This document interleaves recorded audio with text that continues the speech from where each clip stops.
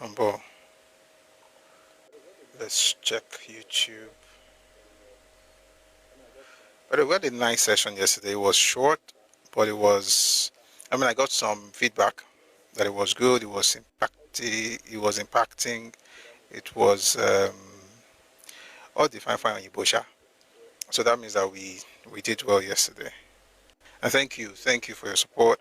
Thank you for being here as well. For today, we really need to power tap, like we've got to. Let's check YouTube. I hope YouTube is working. Oh, good. So we have one like. I'm going to like it as well. If you're on YouTube, please like the live. Thank you very much for being here. I'm doing a number of things at the same time. Ẹkáàbọ. Nobody has clicked on the art icon on TikTok. Oh. Do not forget, please. Let's quickly do that.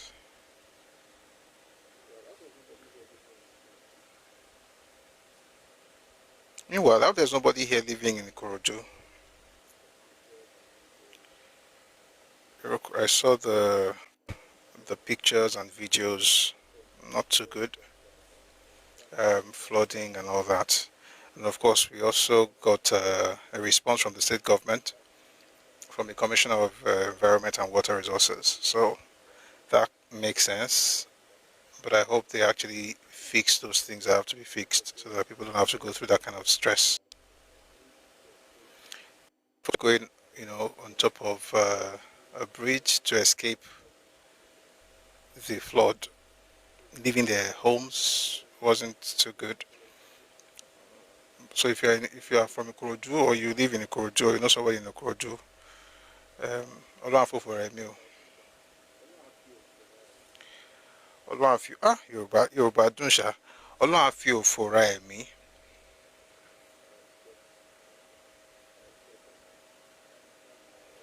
I respect that language. Ọmọ ọ̀rọ̀ sọ.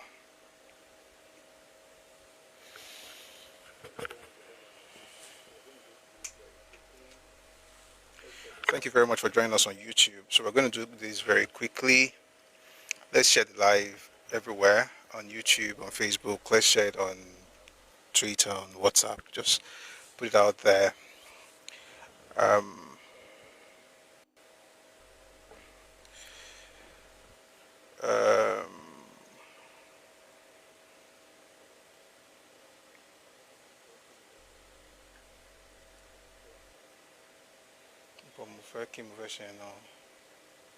WhatsApp.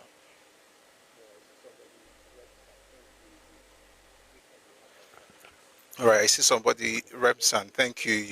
You've clicked on the heart icon. Please, others, let's do the same. Please click on the heart icon if you're on TikTok. Join the team. If you're a member already, just drop a heart me. These little things help the live gain visibility.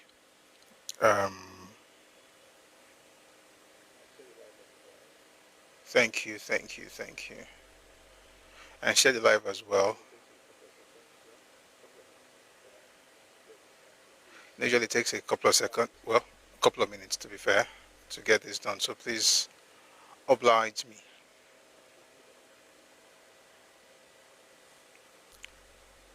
Are we good?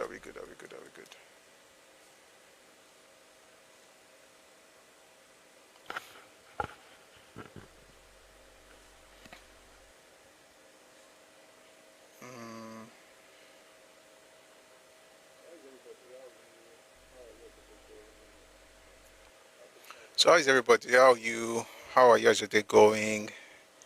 Hope it's not flooding where you are. Anywhere in the world, not just in Lagos. So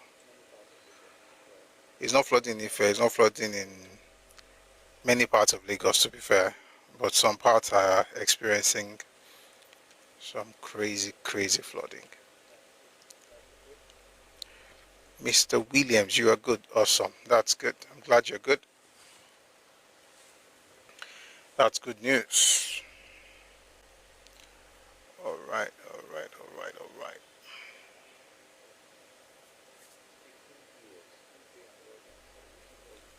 Okay.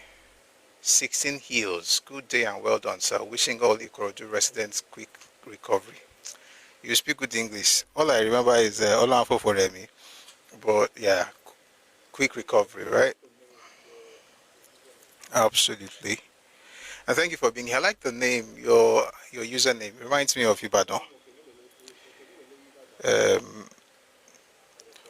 Talomo Okemelo lo Ibadan ka, but they're surrounded by mountains and hills. Some are preparing Kinikon hills. So thank you very much for being here. I'm just trying to share YouTube, but that's gotten that I'm droning, and the reason is because of this device. Ìbàdàn ìlú orí òkè ìlú ìbùkún Olúwa kò wá ṣe ọ ní ìbùkún gbàngbàngbàngbà fún onílé àtàlejò. Ẹ ó ẹyọ ẹ sí ẹ̀rí ọ̀gá Ọlọ́run ìbùkún tí ọba ń gíjì. Sí Ìbàdàn ìlú Ìbàdàn tó gbónílé tó gbàlejò yóò gbé gbogbo wa àmì. That's Ìbàdàn anthem. In case you don't know, let me. How many anthems do I know? A few, but the one I used to like before I learned the one from my hometown, and I still do like it. It's I think Ogun State anthem is the best anthem ever, and I'm not even from there. Ogun State anthem is beautiful. But if your anthem is better than, if your anthem is beautiful too, but I'm talking about the states, so not towns. Of towns, of course, is Ife, but of states, I think it's Ogun State. Oyo State anthem. What's the Oyo State anthem? Aṣíwájú ni wá, aṣíwájú ni wá, aṣíwájú ni wá, aṣíwájú ni wá, ipò aṣíwájú Olódùmarè fún wa nípìnlẹ̀ Ọ̀yọ́. It's good, it's beautiful. But Iṣẹ́yá ọmọ Ògùn, Iṣẹ́yá Olódùmarè, Iṣẹ́ Màyá òwe. No, that song is when I was younger, Amangbo GTV. Oyo State Anthem was not that ubiquitous at the time. It was OGTV, that's Ogun State Television. So we listened to Tomati Shila Gomeri, I'll play Ogun State Anthem. Good afternoon, Mr. Jalili. What's Ogun's? Ogun State is Iṣẹ́yá ọmọ Ògùn, Iṣẹ́yá Elédùmarè, Iṣẹ́ Màyá òwe, Iṣẹ́yá ẹ̀yin ọmọ Ògùn, ẹ ṣe gírí, iṣẹ́ pọ̀ fún wa láti ṣe. Ọmọ rere kì í ṣaṣẹ́, ọmọ Ògùn kì í ṣọ̀lẹ. Ẹ bẹ̀rẹ̀ gbẹ́rù o, Ọlọ́run bẹ fún wa, ẹ tẹra mọ́ṣẹ́ o. Iṣẹ́yá ọmọ Ògùn, Iṣẹ́yá. The horns will now come in. Man, people are good, man. Abeokuta anthem is good, but Ife anthem, in terms of towns, of course, is Ife. But in terms of states, I think Ogun State just has this beautiful, and all the states are good. Though I'm not saying Osun State anthem is the same anthem as Southwest anthem.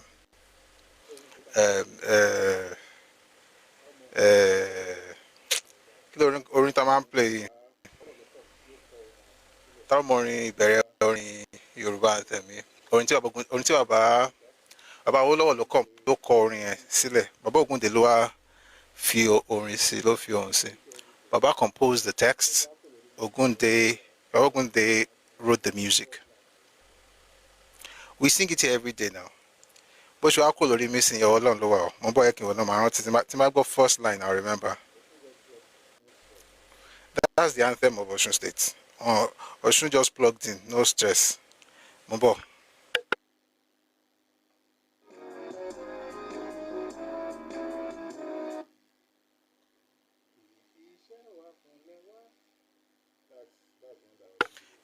Iṣẹ́ wa fúnlẹ̀ wá. That's one that Osun uses. Fún ilẹ̀ iṣẹ́ wa fúnlẹ̀ wá, fún ilẹ̀ ibi wá, kagbega fayeri. That's the one that Papa wrote. For they were it was the UPN days that he composed it, and then Papa Ogunde wrote the music, which is what we sing here every day.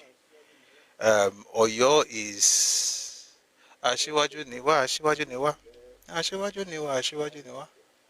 But Ogun State is just, and I'm not from there, but I like it. It's beautiful. I think everybody should. I mean, you have to give it to Ogun State. You have to give it to them. When you look at the works of people like Reverend Ransom Kuti, that's Fela's grandfather. I mean, I don't want to call Tegba. Máyò lórí Olúmọ lórí òkè òun pẹ̀tẹ́lẹ̀ níbẹ̀ la gbé bí mi sí o níbẹ̀ la gbé tọ́ mi dàgbà o ilẹ̀ òmìnira sọ̀nà dẹ̀. Máyò lórí Olúmọ. That's orin Ẹ̀gbá nìyẹn, Abẹ́òkúta nìyẹn. Which is also very good, but Ifẹ̀ wà náà ìbẹ̀rẹ̀ orin Ifẹ̀ yẹn náà. Ifẹ̀ òye ẹjíkìrì kẹgbẹ́ Ifẹ̀ ga. In my own anthem, wọ́n tún fi chromatic scales, wọ́n tún fi notes, half notes. Ẹjíkìrì kẹgbẹ́ Ifẹ̀ ga. Olórí ayé nífẹ̀ẹ́ òye ká múra láti tẹ̀síwájú. Ọ̀rá ń fẹ́ ó nílé iná, Oòduà awẹ̀wìrìn jagun. Ọ̀kan léríwó irúnmọlẹ̀, ẹgbẹ́fẹ́ lékè ìṣòro gbogbo. But what I like about that anthem, right now I'm actually feeling goosebumps. I like that anthem. What I like about it is I like everything about it, but I like the way they depicted Oòduà. Oòduà awẹ̀wìrìn jagun. He used to wear a coat of mail, a big shea coat mail, where what is it coat mail or coat of mail? 1 second, I don't want to speak bad English.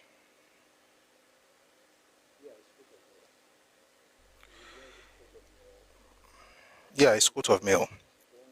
We will wear this coat of mail and go into war. So on wearing.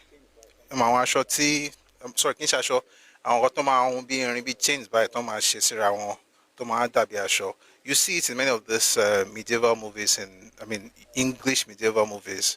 I think you see it, for instance, in Arthur. You see it in Merlin. Yeah. So nínú kíní Ifẹ̀, Odùduwà máa ń wẹ̀ wírin jagun. So it shows him as a warrior, and of course, it's just beautiful, right? To have what we have not armor. Coat of mail is not armor. Armor is, it's also armor, but there's coat of mail and there's armor. Coat of mail, no matter that be armor náà ni ṣá, armor náà la lè pè, bí armor náà ni. But ìgbà mi ó lè máa, ó máa wà interlinked, right? Ó máa wà interlinked. Armor, other types of armor would just be, bold, or what's the word now? Just plain plates, right? But for coat of mail, you have like interlinking of chains, that kind of thing. So yeah, that's so it's an armor. At the end of the day. So you're right. You're actually right. At a coat of mail, at only plate in your armor gbogbo. Coat of mail man share but the man share plates in me more. But I shall know that used to have armor. Used to wear a wearing jagun. And that's in Oriki Oduduwa. So gbogbo alórin yẹn tọ́ sí ṣá, gbogbo Yorùbá lórin yẹn tọ́ sí. Ifẹ̀ òye ẹjíkìrì kẹgbẹ́ Ifẹ̀ ga. Olórí ayé nífẹ̀ẹ́ òye ká múra láti tẹ̀síwájú. Ọ̀rá ń fẹ́ ó nílé iná, Oòduà awẹ̀wìrìn jagun. Ọ̀kan léríwó irúnmọlẹ̀, ẹgbẹ́fẹ́ lékè ìṣòro gbogbo. Anyway, it's good to know that we have that kind of creativity, towns and states and cities have anthems. That's beautiful. And you should learn as many as possible. You also, ó ní bó ṣe máa ń ṣèyàn gẹ́gẹ́ bí Yorùbá. Tó bá kọ àwọn orin, bí orin orílẹ̀ náà ní ṣá. Ẹ̀wọ̀n kan sọ pé it's from the, okay, 16 Hills is from the Oríkì Ìgbẹ́tì.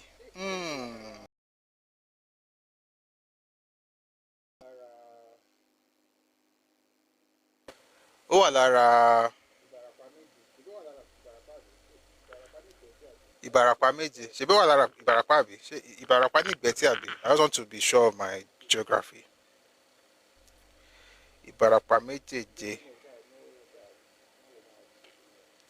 Please let me know so I'll know what Maloma shaking you. Daniel Go Carter on TikTok. Good afternoon. Hope you're good. Thank you for joining us. I'm waiting for my Igbeti teacher on YouTube. Ife oye ntakonoto. Ejaji Greek abosenuse.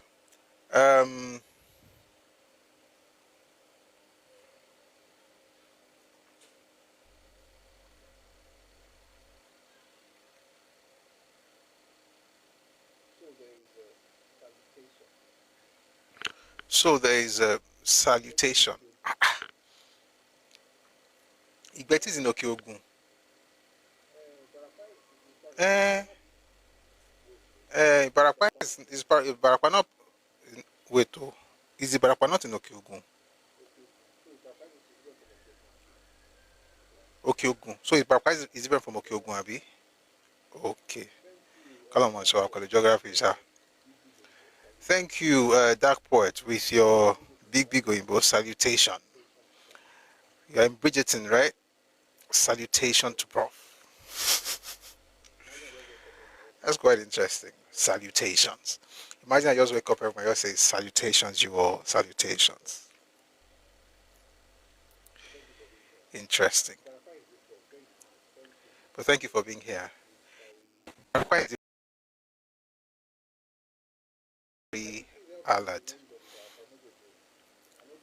Can you please help me with the names of Ibarakwa Mejeje? I know there is Ruwa, there's Nalate. Oh, somebody's writing Igbora. Okay, I know those three as part of Ibarakwa. Ruwa, Lanlate, Igbora.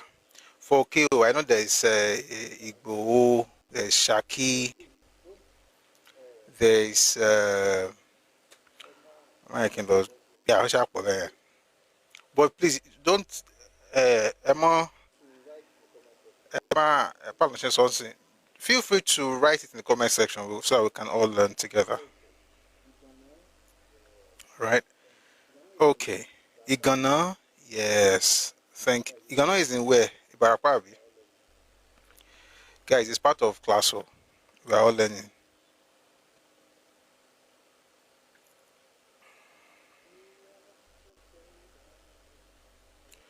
You are the great I am, oh Lord.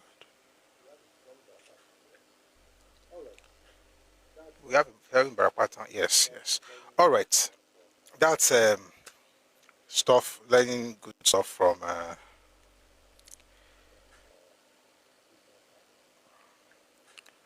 our different towns. Who was and who is, and he is to come. You are worthy of our praise, oh Lord.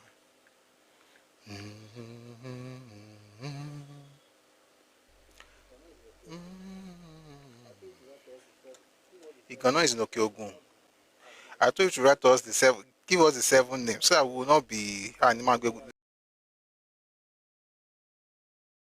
Olúwo ló wà ní Ìbàràpá, a ti sọ Ìrúwà, a ti sọ Làǹlátẹ̀, a ti sọ Gbọ́ra. Èwo ló tún wà ní Ìbàràpá. Ẹ ṣàánú àwa tá à ń kọ́ ẹ̀kọ́ díẹ̀díẹ̀. All right, while they're providing us with that because they're going to teach us some geography today, the Ìbàràpá town is Igangan. Somebody say Igangan. Oh, Igana versus Igangan. Okay. Igangan is in Ibarakpa. Igana is in Okeogun. Oye Ọlọ́run. Oye Ọlọ́run. Oye Ọlọ́run. Go kan lo Oye Ọlọ́run.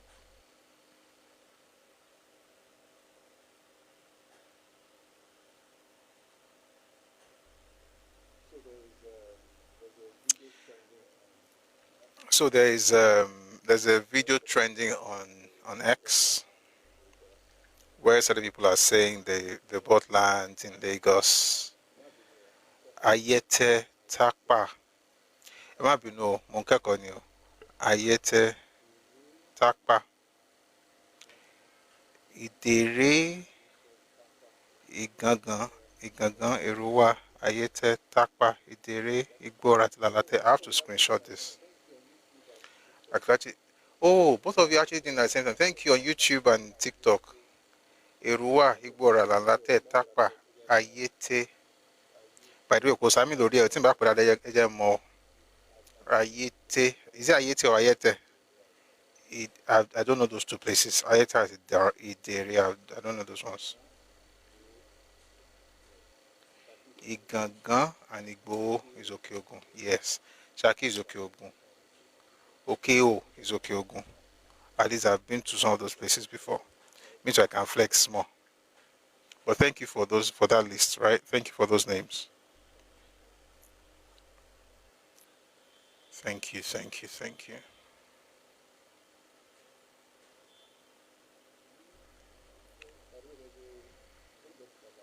You are the great. By the way, I'm going to get to that land thing.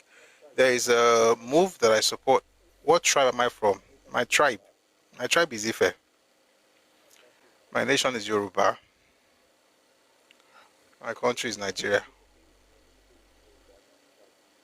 So if you need my ethnicity will be Yoruba, not tribe. Yoruba is not a tribe.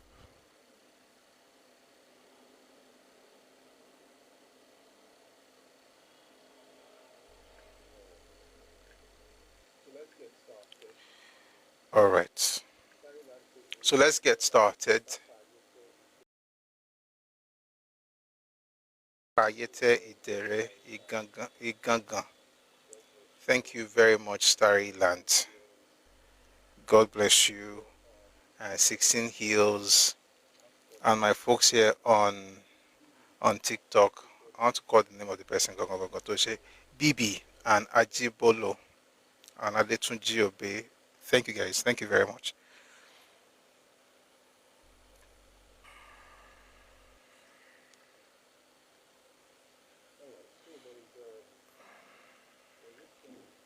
All right. So there's this thing going on these days. I mean, in the last few weeks. Oh, thank you. Thank you very much. Duro Timi, thank you for the galaxy. Everybody be like Duro Timi, eh? Thank you very much. Thank you for your support. All right.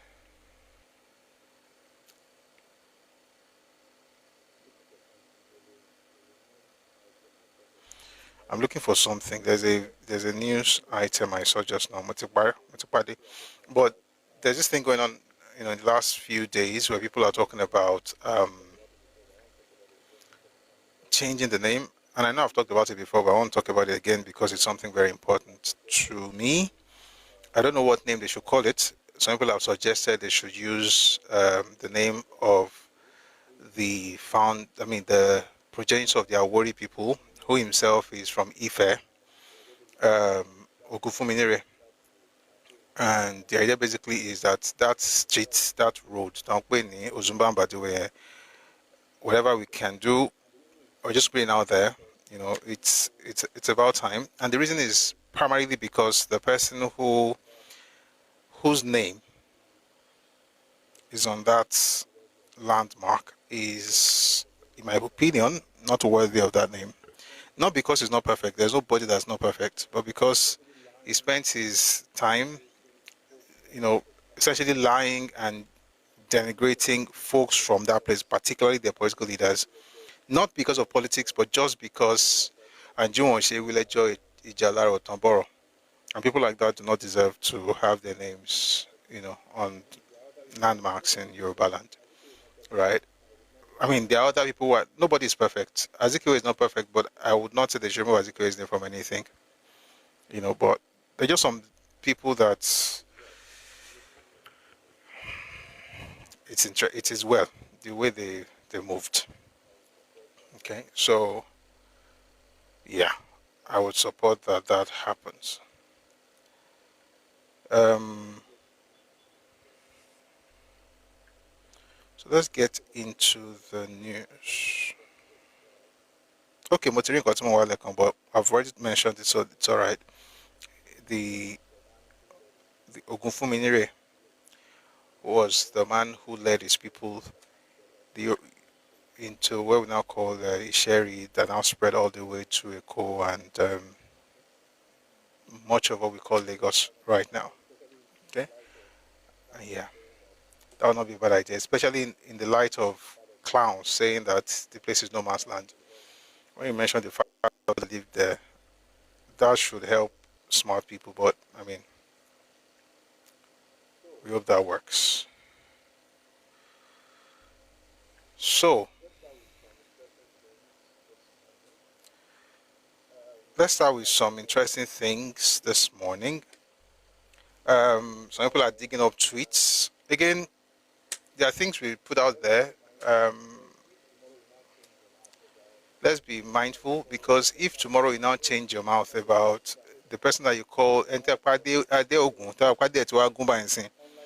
will ask you what happened. So, unlike any other election, I see this next one being very crazy. And the reason is because 2 years before the election, voting campaign is so bad that now the Electoral Commission, INEC had to speak up that what they're doing is not right, that people are campaigning, years before election proper.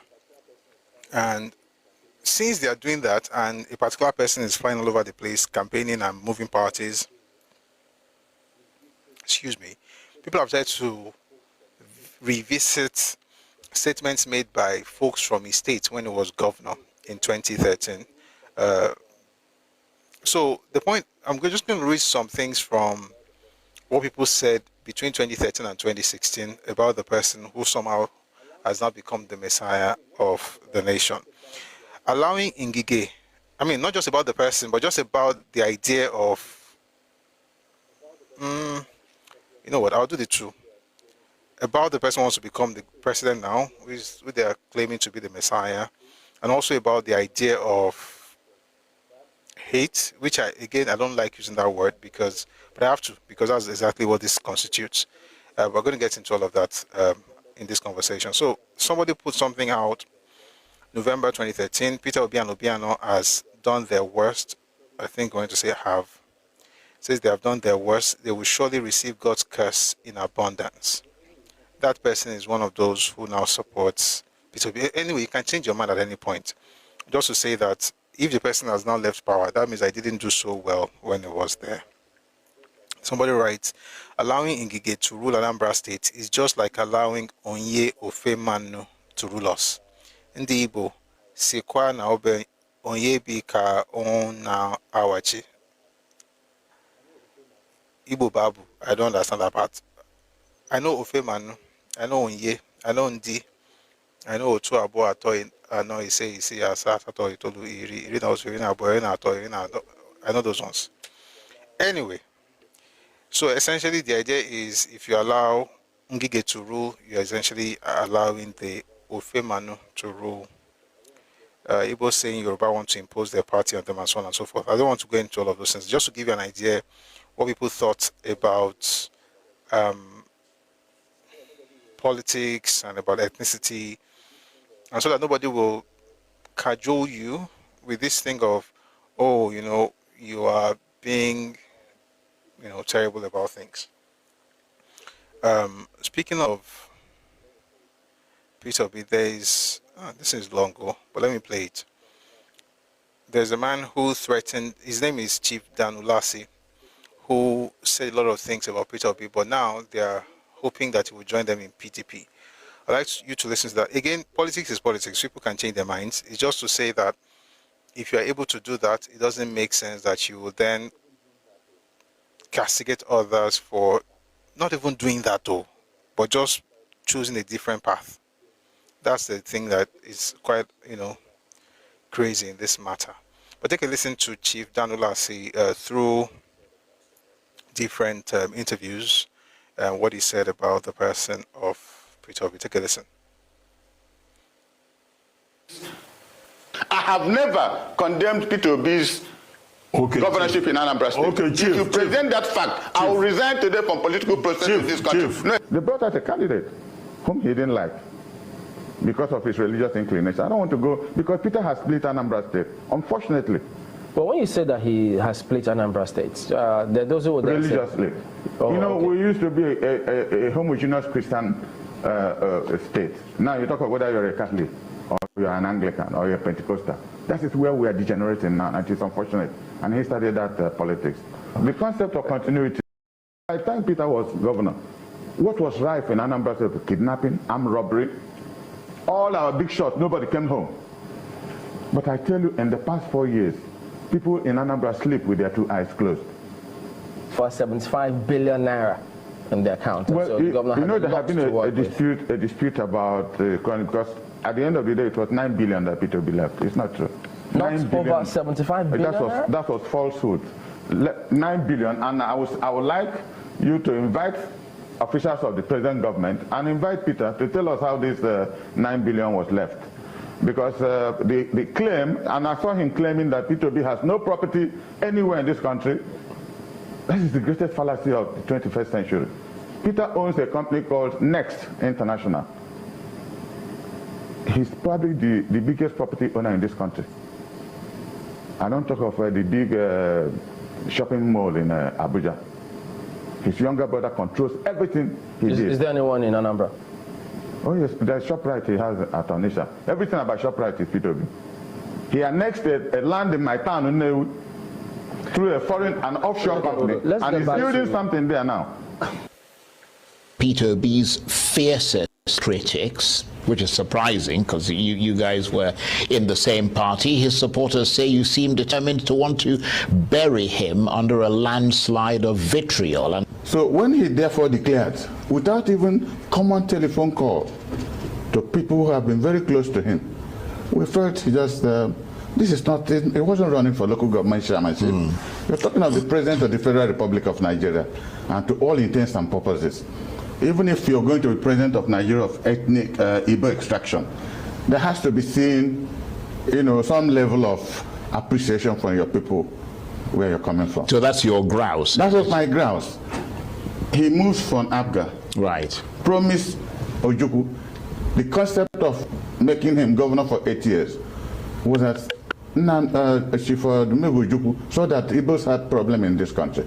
And he said, can we do what Yorubas did for a very long time under Awolowo? Let's put our place in one, piece. And use our 5 governors to develop our place. That was the mandate given to him. And he promised Ojukwu that he would do just that. No sooner did Ojukwu die, that he ran from Abga into PDP. Under 6 months, he managed to put himself as vice presidential candidate of PDP. And because of that singular act of not consulting his brother governors, they had only 3.something million votes. And that was why Atiku failed. And he came out again and started organizing.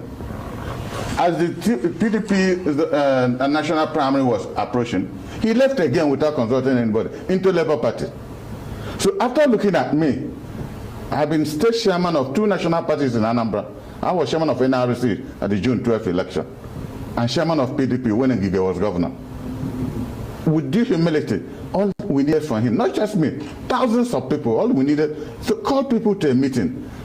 Gentlemen, this is why I am leaving. So we now run from Abga to PDP, PDP to Labour. Who knows where again we're going tomorrow? That is not leadership. Right. I have never All right, the person who said all these fantastic things in separate and different interviews is some of the people now clamoring for Peter Obi to, essentially return to the party, PDP, to clinch the ticket. Again, we all know what we are doing, like some people say. A few more things before we move away from this particular topic. So we'll listen to some videos. First of all, let's listen to Peter Obi himself in one of his throwback videos, and also we'll then go to what happened in PDP, Southwest PDP, and what they are doing about the presidential election, the coming one. So take a listen to this before we move on. The church must be at the forefront. Our children cannot continue like this. There's no offense they committed by being Nigerians. Nigerians are the best we can get in the world. And we have the energy to change this world. All we lack is that we have criminals who have hijacked this country, stealing everything away. Please, the church, wake up. Take back your country. God bless you. All right. Just in case you're a Christian here, let me tell you that what just happened right now, it has nothing to do with religion.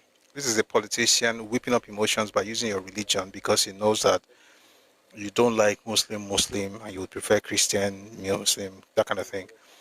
The church is not taking back anything because the church did not lose anything. Okay? And I've said it several times. I want to take this opportunity to explain. If you read the Bible, Isaiah 45, the prophet Isaiah mentioned somebody by name, Cyrus, right? It turns out to be one of the people, the king, who helped resettle Jerusalem. The truth of the matter is I was not even a Jew. So there's something in my face. All right, it wasn't even a Jew, right? The idea that, and I would love to have Christian president. We had Jonathan now. Nobody I say we never get Christian before. We had Olusegun Obasanjo. His Hebrew name is Hebrew name is Matthew. Is he Hebrew or Greek? It's Matthew. I think it's Hebrew. So the idea that we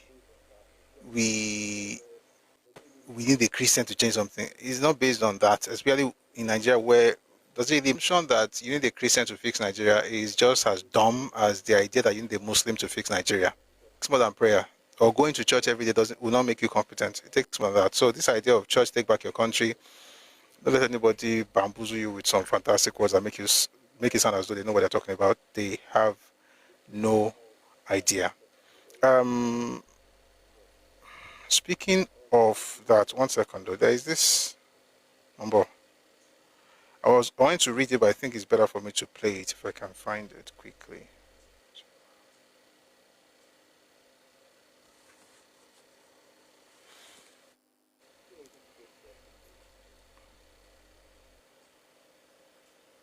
Take a listen to this person, please. Most inspiring Nigerian leader. Yes, the most inspiring Nigerian leader. Yes,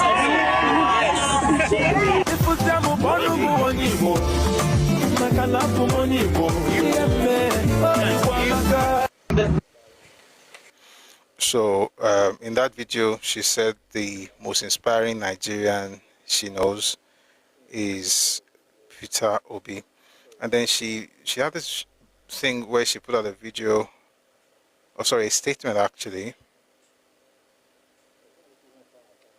Number one. Let me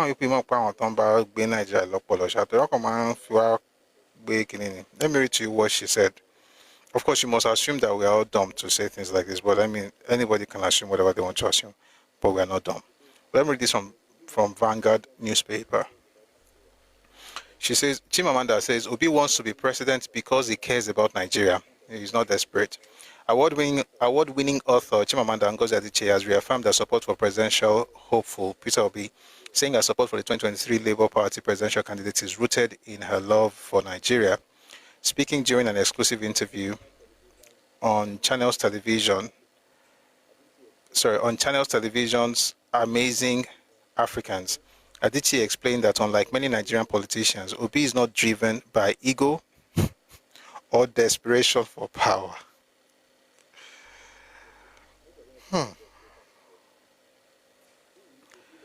Okay, maybe I don't know what desperation means, but it's fine. Obi, doesn't need to be president. He wants to be because he cares about Nigeria, but he doesn't need to be. And that is a very important distinction. Adichie said, there are people who are desperate to become president, not because they have any good intentions for the country, but because of their egos. The celebrated author said her support for the former Anambra governor who ran for president in 2023 and has declared his interest in the 2027 elections stems from both personal conviction and what do you mean both personal conviction? Anyway, that's what they wrote there, whether it makes sense or not. Now waiting and they read be that. I'll probably find that interview so you can listen to it. Again, they need to be respecting us in this Nigeria because I go back no.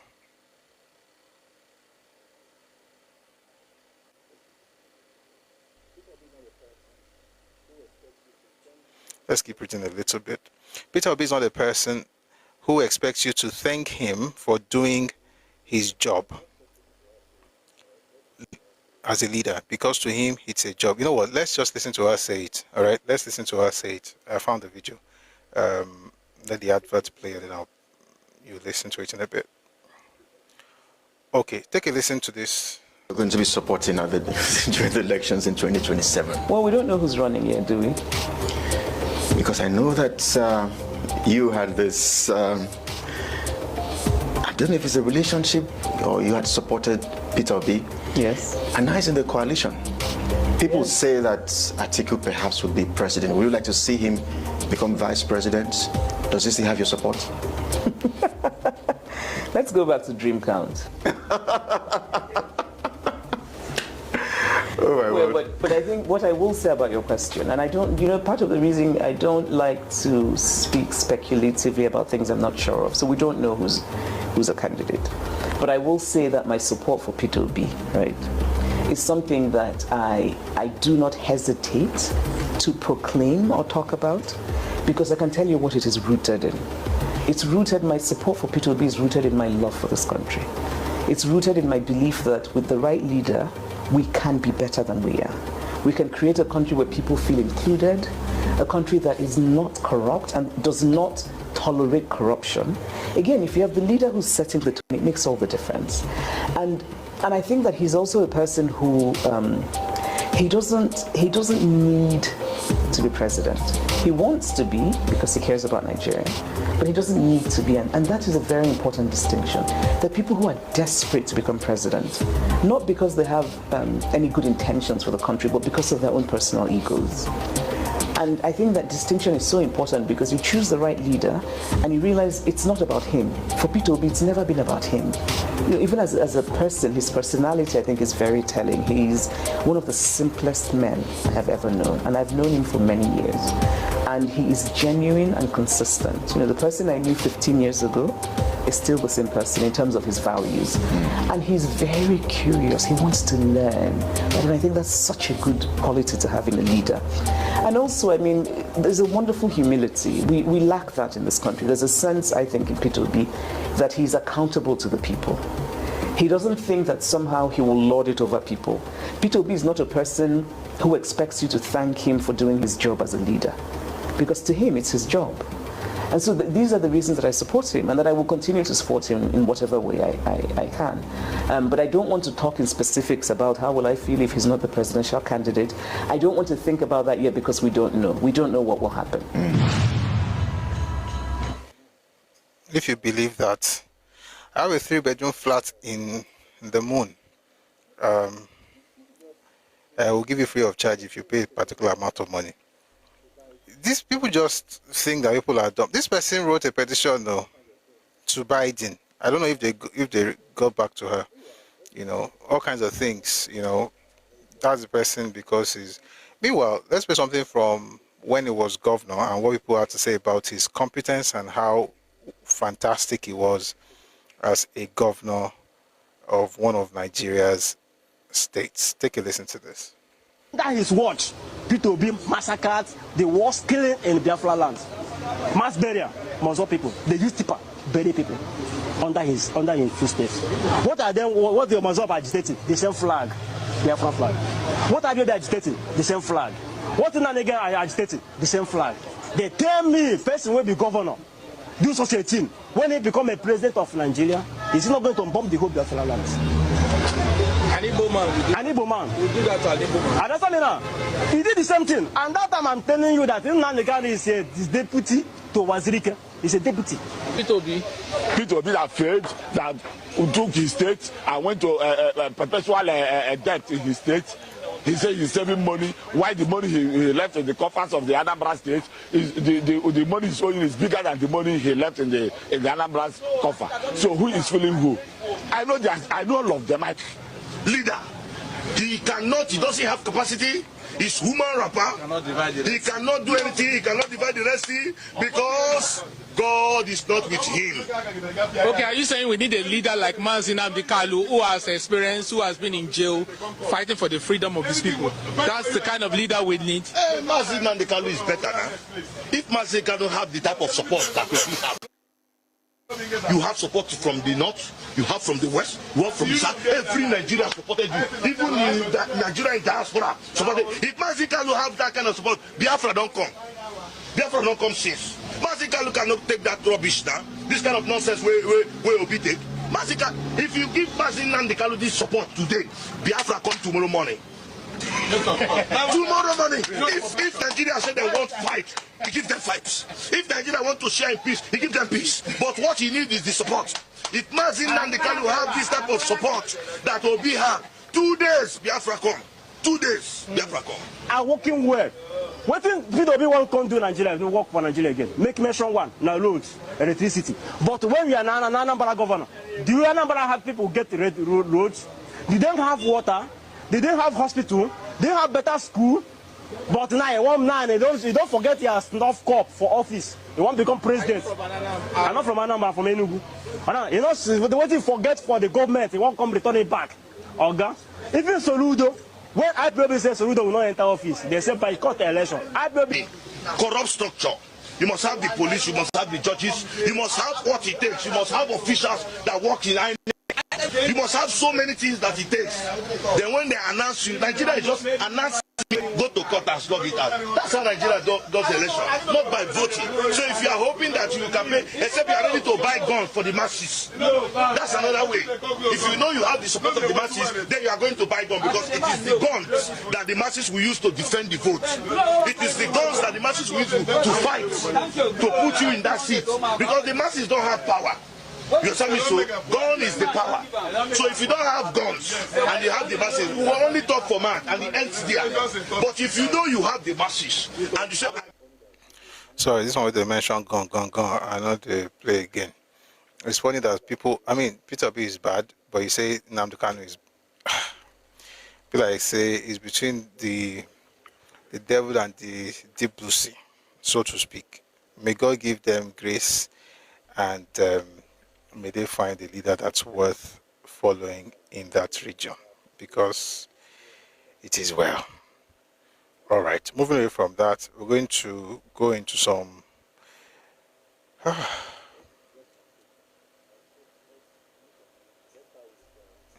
let's get some good news, right?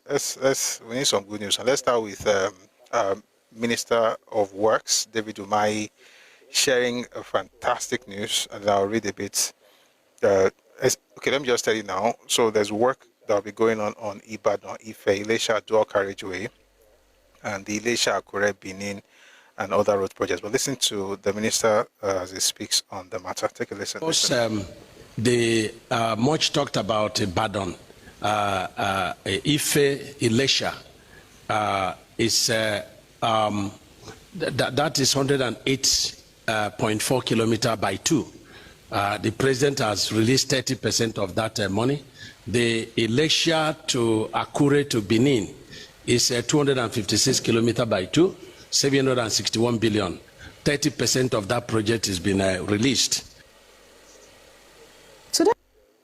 All right, so that's good news, and we're looking forward to, because Ibadan, if a road, that road is terrible, you know. So we're looking forward to some good things happening in that part of the nation. Another good news, this time from the Minister of Aviation, explaining the need for the, should I say, renovation of the Murtala Mohammed Airport. Take a listen to this. Without an aviation sector and the gateway to the country, you will not attract anybody to your country. It is the face of the country. Aviation is the face of the country. And any government that does not prioritize that, you want to destroy every single, foreign investment that is coming into the country. And that's why I said, I'm going to come to them, but we have not started. This ADC. You can see, I know you are playing devil's advocate. You are a fine journalist. I've known you for years. You are just trying to play the devil's advocate for me to get the answers for the opposition. So fine, it's good. But we will start telling Nigerians who these people are very soon, and I'm coming to that. So these issues, Nigerians who are listening to us are more intelligent than most of us. They understand the issues involved here. They understand the priority we have given to the airport, the Lagos airport, which is the face of the nation, virtually the face of the nation. And guess what? It's going to have a multiplier effect on tourism. Look at Dirty December. Are you not proud of Dirty December? That Lagos is now known for Dirty December. Is that airport, that old airport, you want to bring people in all over the world to do Dirty December in Lagos? When they land, they see the heat at the airport. When they land, they go to airport they go to toilet that is smelling. You are presenting your case, fine. Are you not proud of this thing you are saying? Look at it, they are showing it. It's not about, Minister, you're presenting your case, fine. But do you know you've not really answered the question? That's to you. On priority. But that's to you. Not to Nigeria. I say you are doing it 15. You are asking the same. I've told you about priority. You are coming back to the same thing I've answered 100 times. Okay, next question. Well, let's go to some other things. Let Nigerians judge whether it is good or not. All right. Some developments that we're looking forward to in Nigeria would be the renovation of the airport, the Lagos airport, in the coming days. There's an interview I would like to play because I want to stay on good news now. There's a lot of funny news I don't want to get into yet. But let me first read this one. I think you should listen to it. It's really for Yoruba because it's also Yoruba. No, that's why I'm not saying it's only for Yoruba people, but Yoruba then talk inside the videos. But take a listen to this. It's the announcement of the kingmakers in Ibadan. Take a listen. Sintorati Oba Abdulrasheed Adewolu Ladloja. I was seconded by the new Otun Olubadan, who is leaving the post of Osi Olubadan. That's Oba Edi Oyewole. He seconded me in the motion. That's him, me. After that, we put the resolution to the whole house, and we unanimously decide and resolve that His Imperial Majesty Oba Abdulrasheed Adewolu Ladloja should be the Olubadan of Badala for the fourth one.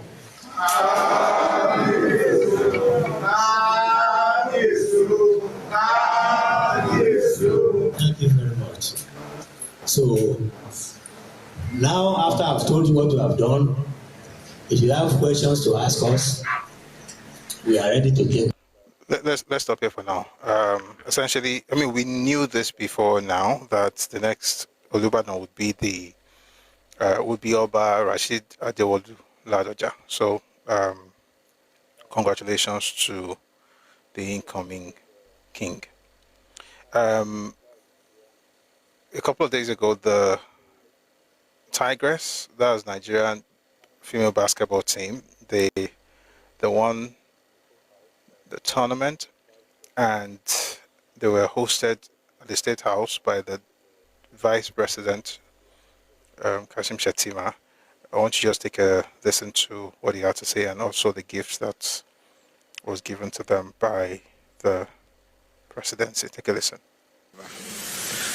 To make the following pronouncements on behalf of President Bola Ahmed Tinubu.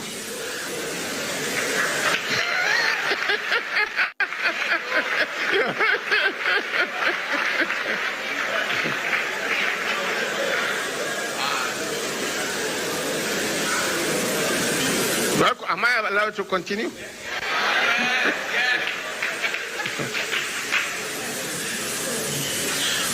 OON National Honors for Team.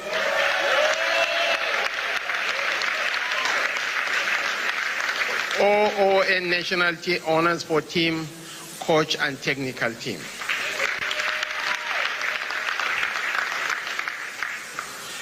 $100,000 for each player.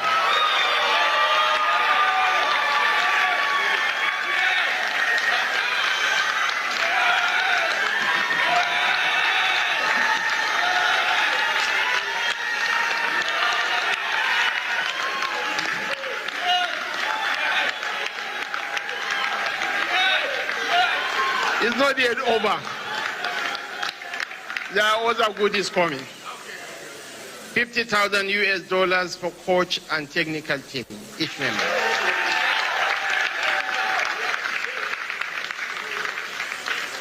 And wait for the final icing on the cake. 1 plat each for players, coach, and technical team.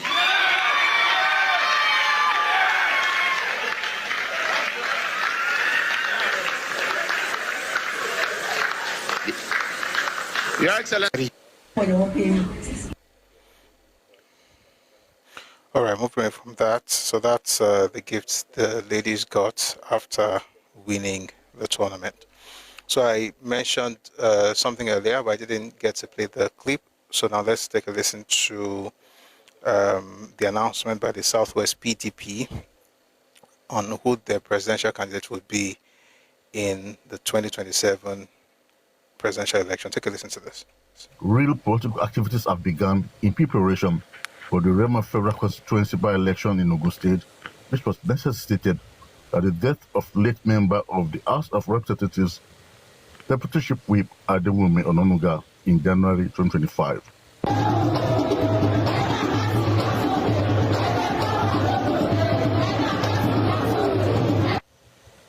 The by-election has sparked a political chess game between the major political parties, the All Progressive Congress APC and the PDP, with the PDP demanding a free and fair election from the authorities. President Ahmed Bola Tinubu can return to power in 2027 without 90% of the total vote from the Southwest. And we are ready to give him. So, if we are ready to give him, what do we need from him? We don't need money, we don't need anything. We need fairness. We need level playing ground for all political parties. May Ijaya's soul continue to rest in peace.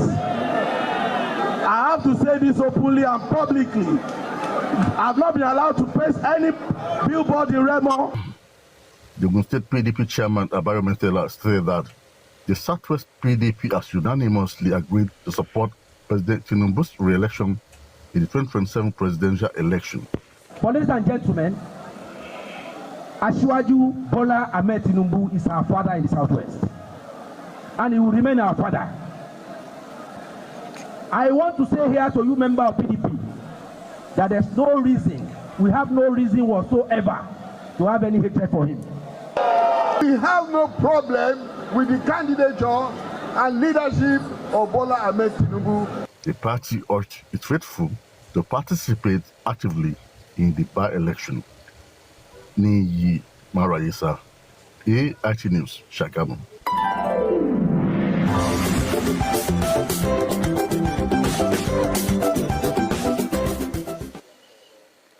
All right, Tinubu signs Insurance Reform Act to boost $1 trillion economic vision. President Bola Ahmed Tinubu has signed into law the Nigerian Insurance Industry Reform Act, NIIRA 2025, a transformative piece of legislation aimed at modernizing Nigeria's insurance sector and accelerating the country's journey towards a $1 trillion economy. The Act introduces sweeping reforms in the form of stringent capital requirements, compulsory insurance enforcement, and digitization mandates. This development reaffirms the administration's commitment to financial stability, Economic Development and Inclusive Growth, said Bayo Ononuga, Special Advisor to the President on Information and Strategy. All right.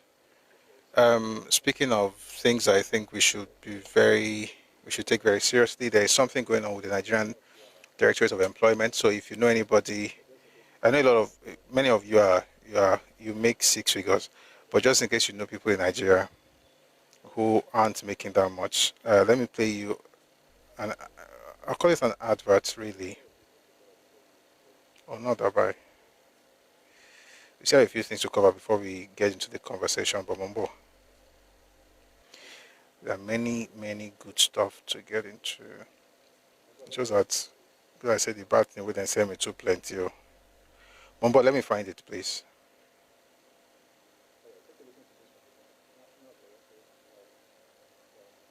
All right, take a listen to this from the National Directorate of Employment. The Directorate of Employment has launched an application portal to kickstart the second phase of the Renewed Hope Employment Initiative. Director General Salas Agara says application is strictly online and warns applicants not to fall prey to scammers by paying money to be captured. 16,000 of the 27,000 eligible applications that will be considered for training in about 800 training centers across the country will be empowered with starter packs. The second phase of the federal government employment opportunity is targeted at only the unskilled and unemployed, aged between 18 and 45 years. The registration portal will be open for 2 weeks, effective from Monday 28 July 2025 to Monday 11th of August 2025. And thereafter we will process the applications from 12th August to 22nd of August 2025. The national. All right, so if you're aged 18 to 45, you can take advantage of that. Phase 1 was 18 to 35, but now they've expanded it to 45. And they're going to ask you where you live, because they're going to be dealing with you based on residence, your NIN. If you're graduates, non-graduates, including school dropouts or technical passouts, are eligible.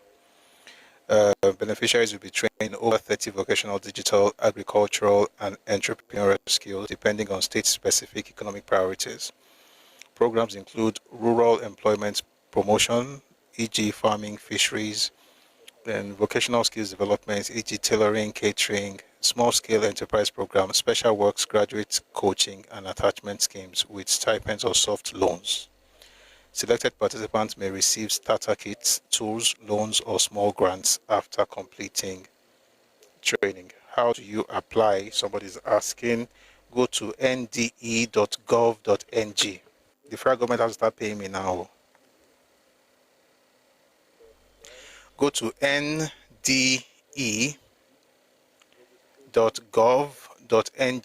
or NDE registrationportal.ng. I'll take it again. Go to nde.gov, that's .gov.ng, or NDE registrationportal.ng. Registration closes on Monday, 11th August 2025. So please take advantage of that. I'm sure it's going to help somebody. And if you don't need it, like I said, some of you are making 6 figures in dollars. But please, if you know anybody in Nigeria who needs that information, kindly share it with them. All right. We're going to move very quickly to something from an interview with Inyolu Aboeji, and of course you know him as a co-founder of Andela and Flutterwave, and those two, of course, are unicorns in the tech sector in Nigeria. I had this interview on Channels TV, and I'd like to play it. I'm sure it's going to give us an idea of what's happening right now in the Nigerian economy. I like what he said, and I feel it's something that we should all listen to. Take a listen, please.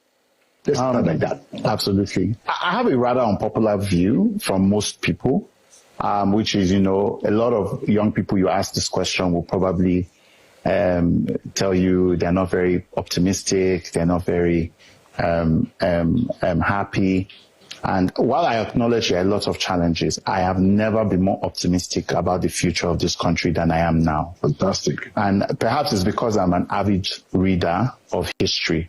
I remember in 1971, again, I wasn't born then, I was born in 1991, maybe 20 years later. But from the history, in 1971, the US unpegged from the gold standard. And that was a very tumultuous time for the US, right? Because ultimately, currencies need to float, things need to be priced in real time, and so on and so forth. But unfortunately, the US economy was sort of weighted to the gold at that time. Yes, yeah. And had to be unhitched from that. And it was done by a very unpopular president that we know today as Nixon. Yeah, the guy that was impeached. It was impeached. Yeah. But if you look at America since 1971, shortly after you had the internet come up, started in 1968, the internet became a real thing sort of 20 years later. You looked at the rise of personal computers. I think Microsoft was established in 1975. You think about technological advancements since 1971 till today, right? And you see where it has taken the economy. You will realize that was the single unlock for an extremely deflationary trend that meant that productivity ballooned, and today, the America of today versus the America of 1971 is far from the same. It's probably been the longest run of 50 years of prosperity. And that was just 50 years ago. I feel like we're in a 1971 moment in Nigeria. Wow. Two big shifts. First of all, our currency is cheaper. We're one of the cheapest currencies in the world for the first time. And a lot of young people may not understand the significance. But the truth is, prior to now, what we called prosperity was really just us, fueling incredible amounts of debt and cheating our children, right? Because we're living in an unsustainable economy, an economy where, 10 years ago, or maybe more like 15 years ago, an entry-level employee of a bank could book a ticket to Paris. That is unsustainable, right? An economy where we weren't paying the full price of energy, right? And government was taking our oil wealth and subsidizing essentially consumption. Now we have created this we have built an economy, or we are rebuilding an economy on fundamentals. First of all, now our currency is cheap, which means our labor is actually more priced everywhere in the world, right? The minimum wage today is about $40, right, a month, right? Which means that there are a lot of jobs that our young people before would have considered not worth their time, that today, especially in the digital economy, are now finally worth their time. Okay. And I know a lot of smarter entrepreneurs will take advantage of it. Well, it won't be 70,000 monthly. No, it wouldn't be. It wouldn't be. It would be more than that, right? But the idea is that's a benchmark. Yeah. And think about exports as well. Now our exports are some of the cheapest in the world. Now it actually makes sense to produce in Nigeria, even with the high cost of energy, because labor is fairly cheap, right? True. With energy costs, we are finally getting rid of a subsidy regime, which means Nigerians have been extremely wasteful when it comes to their energy usage. I see why you said that your views may not be popular. They are not popular. We're a wasteful country. People put on the lights. People drive SUVs like it's pure water. The minister said this and he got into trouble. Well, I'm not the minister, so I can say this very, very boldly.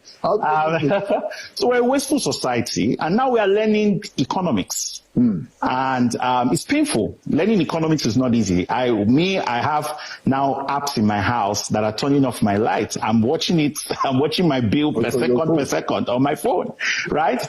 I'm thinking about changing my cars now, because I can't afford the gas guzzling. It's too much on me. I'm looking at changing out my car. You are a owner of a unicorn. Come on, stop talking like that. If I spend all the money, I won't have any more, and I'll be begging on the streets. Of course. So this is an opportunity for young people. Maybe for the old people who are set in their ways, that is the end. This signals the end of many empires, right? And I'm very happy about that. But this signals a new beginning for Nigeria's youth. And if they have the right perspectives and they take advantage of the emerging opportunities, 20 years from now, we'll be talking about a different set of people from Dangote and so on. And that is exactly the desire, I believe, of that. All right, that's fantastic. And I just like that he had that opinion to share. And I hope that people take advantage of, the changes that we are having in the economy at the moment. Speaking of changes, I'd like to quickly read out some figures about the budget performance of Southwest states. Okay, let's start with the IGR for Q1 of this year. Then I'm going to talk about the H1. That's the first half of the year. But let's start with the first quarter. According to the Q1 2025 budget performance report, Lagos had 402.92 billion naira in terms of IGR. Ogun had 53.52, Oyo had 22.8, Osun 18.35, Ekiti 14.48, Ondo 10.35 billion naira. And this is a very quick breakdown of the IGR of the second quarter. Lagos State had 894 billion, 470 million, 790,636 naira and 28 kobo. Ogun State had 106 billion, 982 million, 757,917 naira, 23 kobo, followed by Oyo State with 47 billion, 406 million, 315,350 naira and 29 kobo. Osun State 30 billion, 504 million, 456,404 naira and 2 kobo. And Ekiti State generated 27 billion, 511 million, 106,177 naira, 89 kobo. And lastly, Ondo State with 22 billion, 483 million, 369,409 naira and 97 kobo. I like what's happening between Oyo and Ogun State. Like I said, then they compete, and now Ogun is pushing ahead. I hope everybody will get more serious. But yeah, this is the kind of competition we want to see in our space. So this is the first half of the year. That's the Q1 and Q2. And there's a report on the budget performance, how much each state, has spent, original budget, Q1 performance, and then percentage of performance, and then the balance against original budget. I'll see if I can send it to the group, but just to tell you that the governors, they have a lot more they can do, but it's important not to just castigate them without understanding, the process of what it is that they're actually putting out there. And with what's going on right now, it's very possible that Lagos will surpass 1 trillion this year. So if for first quarter alone, for second quarter, they made 894 billion. So that means that this third quarter we're in, they might end up making more than 1 trillion. So that's good news from that place. Another good news, this one is from the north, is the crashing price of tomato. If you like tomato, clap your hands. Let me just play that. Do you have a group that I can join? Yes, please. We have a Telegram group. I'm going to write it now. And I know before we used to have people type there and share their thoughts, but we stopped it because we noticed that people are also bringing in propaganda. So I ran away from propaganda to open something. People are now bringing propaganda there. That's why you can't type there, but you can get some information. You can go to the learning and resource section. You find some, things that will help you understand some of the things we're discussing. And if you have anything you'd like to put there, just let me know. Busuyori is on Telegram, but you can also send a message to Redomi Realm on Telegram. Yeah, then they can help you put it there. But this is Redomi Global. About tomato price that crashed, and this is from our 12 yesterday, Tuesday, 5th of March. Sorry, Tuesday, 5th of August, 2025. Take a listen to this. Sarah. As you can see from my face, full of smile, you know that I have a good news to share with you guys. Hello everyone, my name remains Mr. Mubarak, popularly known as Ola of North, the most popular and the most successful foodstuff and livestock vendor on Instagram. For those who are following us on Instagram, knew that price of tomato has been coming down from the beginning of the last month, from 50,000 to 45,000 to 40,000 to 35,000 to now less than 20,000 naira for a crate of tomato. Because this crate of tomato that you are seeing right in front of your screen is going for between 18,000 to 19,000 to the highest grade that is going for 25,000 naira for a crate of tomato. But there is even crate of tomato that is selling for 15,000 naira into the market. Follow us for more price update right here in my 12 international market. Thank you. It's quite interesting. The guy calls himself Ola of North. Maybe he's trying to do a color of Lagos, but this is actually quite nice and it's good news. Things are getting better apparently. Before we go, we have a few more things. There are like 3 different sections, so to speak. But before we get into that, let's start with 3:13. Okay, we still have some time before we get into the news. What time does this space start? 1 p.m. Ife time, West African time, daily, weekdays, Mondays to Fridays. So that's when we start. The only difference between the only difference really is that some days we close early, some other days we stay here until 7 p.m. So this is one of those days where we'll stay till 7. Tuesdays and Thursdays we close around 3 or just a little after 3. But every day it's 1 p.m. All right. So there was an interview that was granted by, well, I don't know if it's called a media pally, with the FCT Minister Nyesom Wike. And he had this to say about ADC. I'm going to tie it to another interview and then we'll move on to something about Yoruba. Yoruba, but from the perspective of Kemi Bednock. But let's take a listen to this particular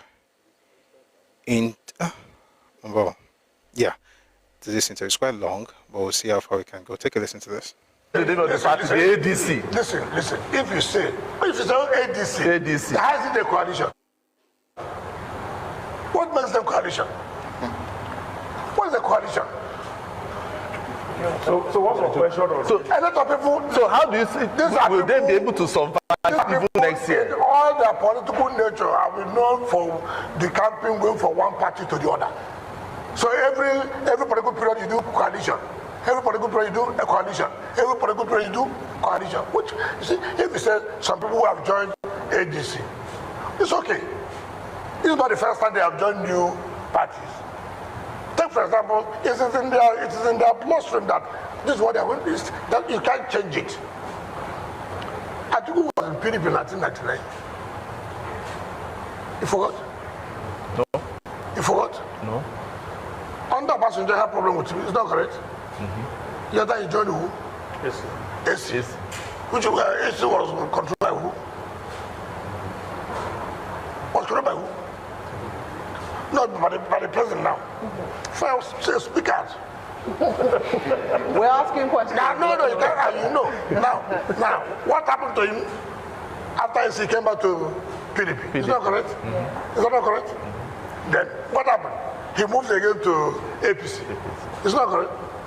From APC again, he came back to PDP. Is that not correct? Is that not correct? Yeah. Just to get presidential ticket every time. Then, from PDP now, he has got to wait again. ADC. Kai.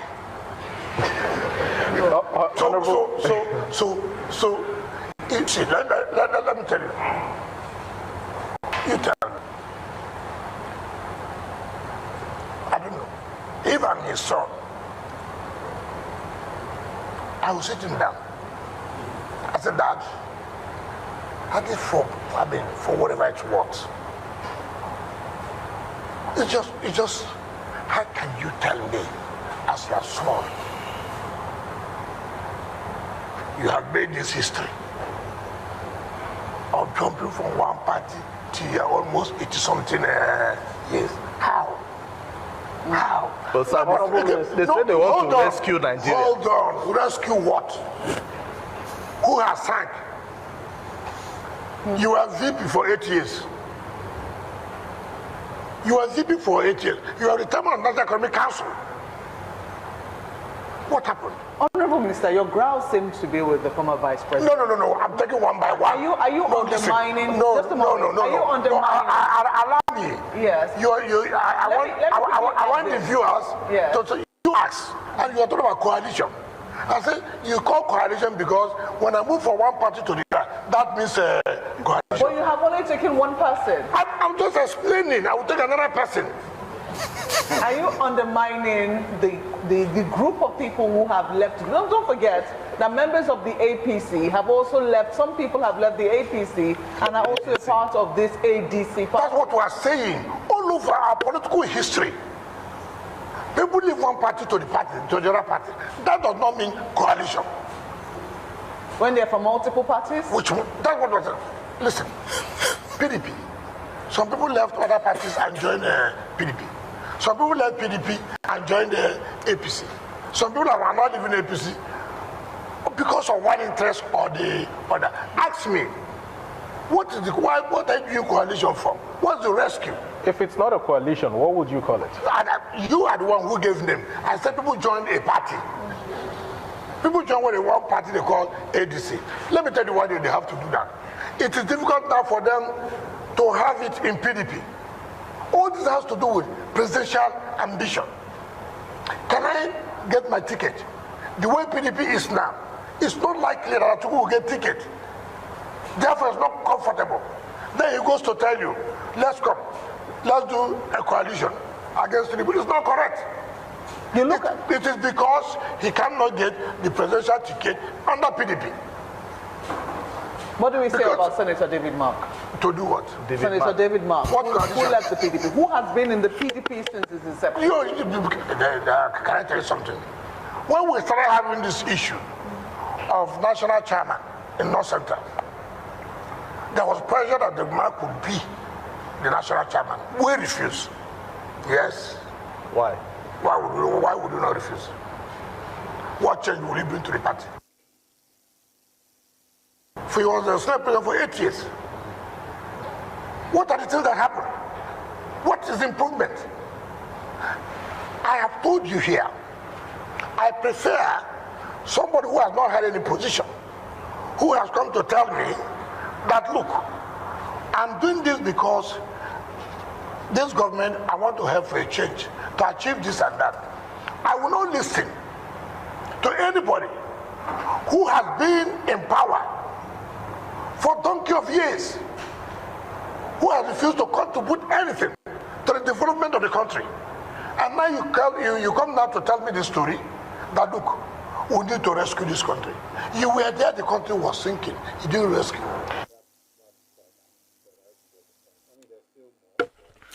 All right, that's quite long, but I hope you got the point. I mean, there's still more, but I'm going to move away from Wiki for a second.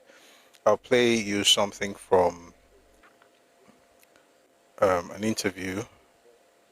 This is from TVC News, by the way. The short clip, I'm looking for the longer one. There's a shorter clip, but the longer one is what will be better. 1 second, please.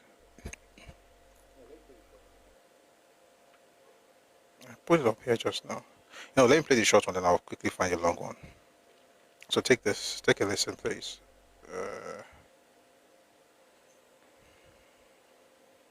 Political force heading into the 2027 elections. And so, but how do you head into an election without a strategy? All the ADC has, Jumoke, is anger. No strategy at all. The ADC as it stands today does not have an Ashwaju of 2014. The ADC as it stands today does not have Muhammad Buhari of 2014. How do you think they can uproot someone like Ashwaju on the throne? How? How? Tell me, who do they want to bring? Do you want us to analyze the contenders? That's because you can't even judge without the opposition having a candidate. But of course, we know the front runners. Maybe not the Peter contenders, Obi, but perhaps you should, Mr. Azam, maybe you may not be able to analyze the contenders, but what about the mercenary? There is Malam El Rufai, there is a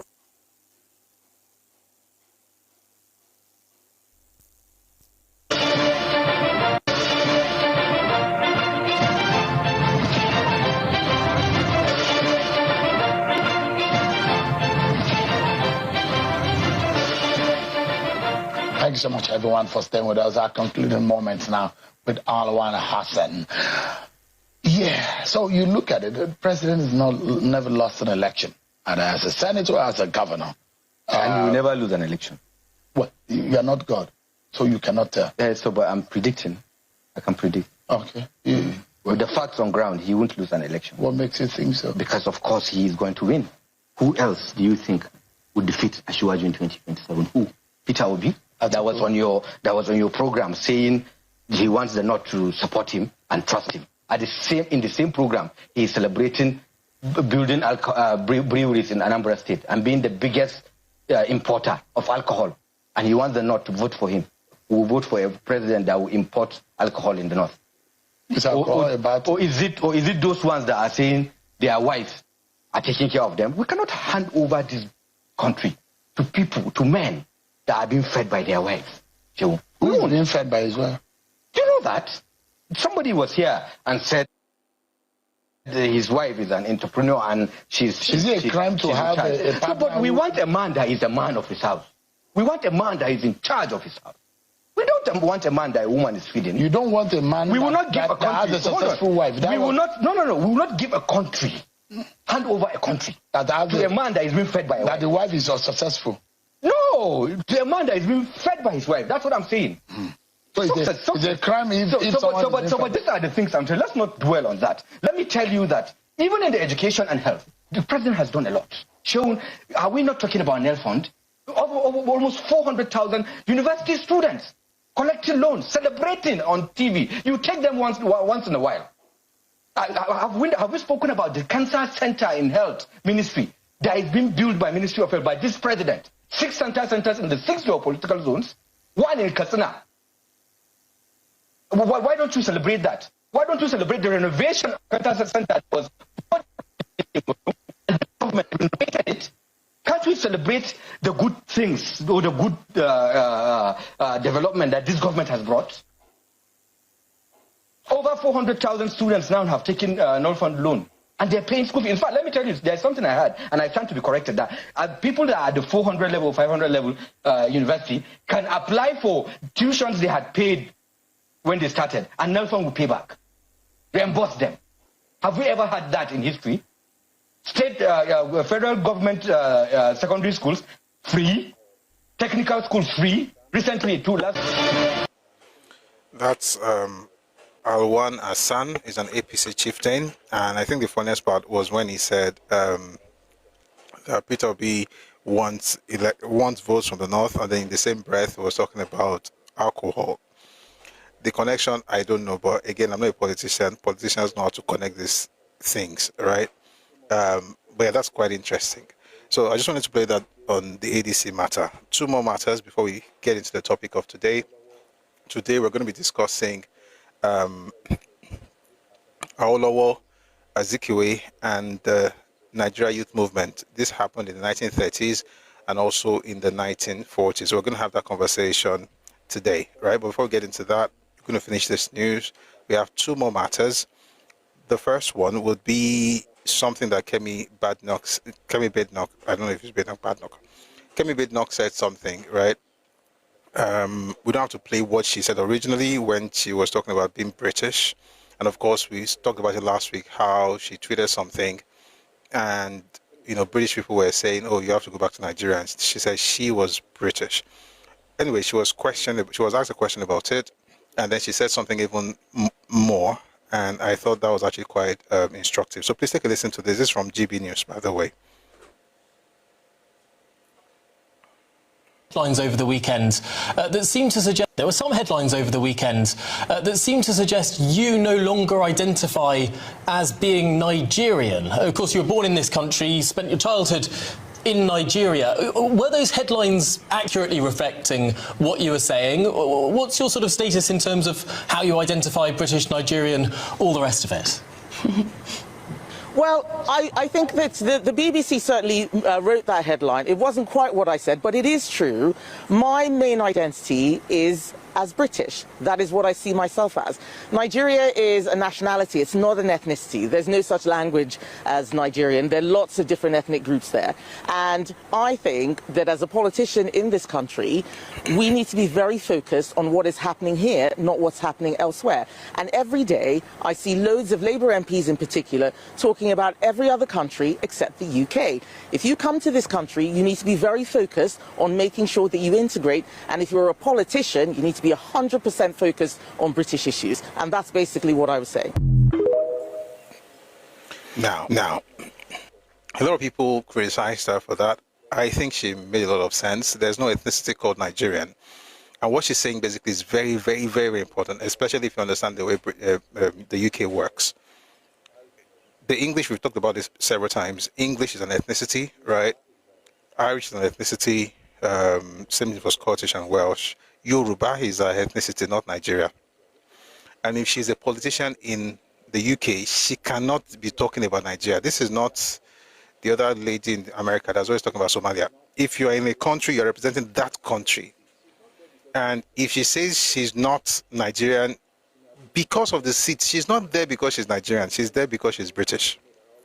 She may have been voted by Nigerians, but there's a statement that she made, and Romeo Black caught that statement, which is what I want us to actually, beyond the old Ulavalue about, why is she saying, why is she that? She talked about integration.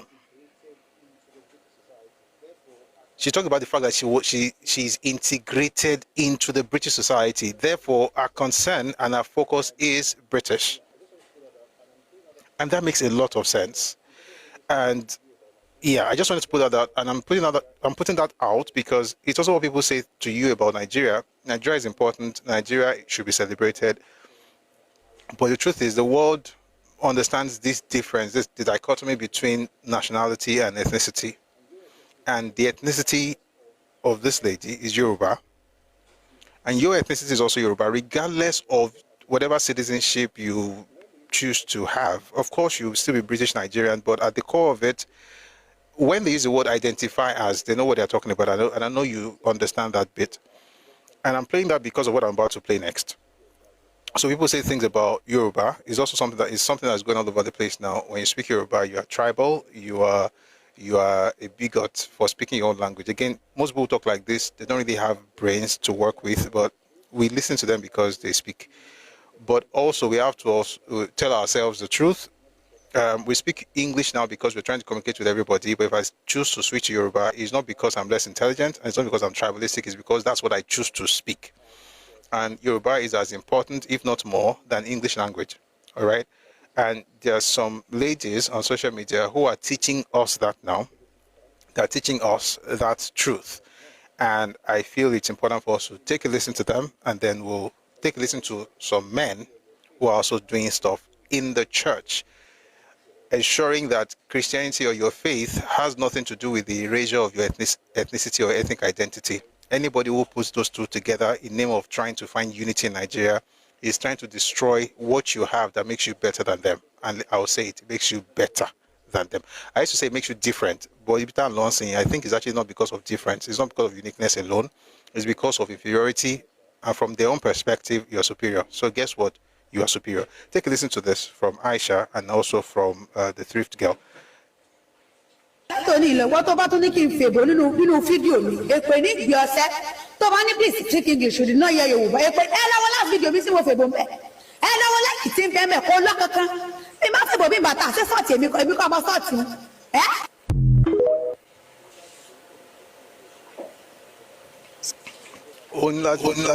Only last video tó ń ṣe èbò kò lọ. Kò sẹ́ni tó rajà lọ́wọ́ òun. Ṣùgbọ́n tó ń sọ Yorùbá ló ń rajà lọ́wọ́ òun. Tó bá ṣe èbò tó bá ṣọ́ọ̀tì, òun náà ni ó forí ko. Which means But to baso Yoruba lo manta. That's the Aisha girl. This other lady, I think you should. She says she does this thrift thing, and then someone had posted something on her page. Now, for you, Yoruba girl, don't you understand English, or is it only Yoruba people that is following you that are but able? Every time Yoruba. Now, wow, what of us that don't understand Yoruba? My job is that you should go and learn Yoruba because it become a share in the Kobe, and essentially that's what she said. But her name is Mina, by the way. She sells clothes on TikTok. Take a listen to her. And please don't say this is petty. This is politics. Trust me. This is politics. This is not petty. That's why I talk about the goosey these days, because I discovered that there's something deeper. So take a listen to this. Is people who are committed to erasing your uniqueness. That's politics. Take a listen. So guys, happy new week. So for the sake of my customers or my followers that don't understand Yoruba, so throughout this week, I'm going to be doing all my content in English. It's only Yoruba people that you want to sell for. It's only Yoruba people that is your followers. Say, Awusha tí wọ́n fi Awusha polówó ọjà wọn.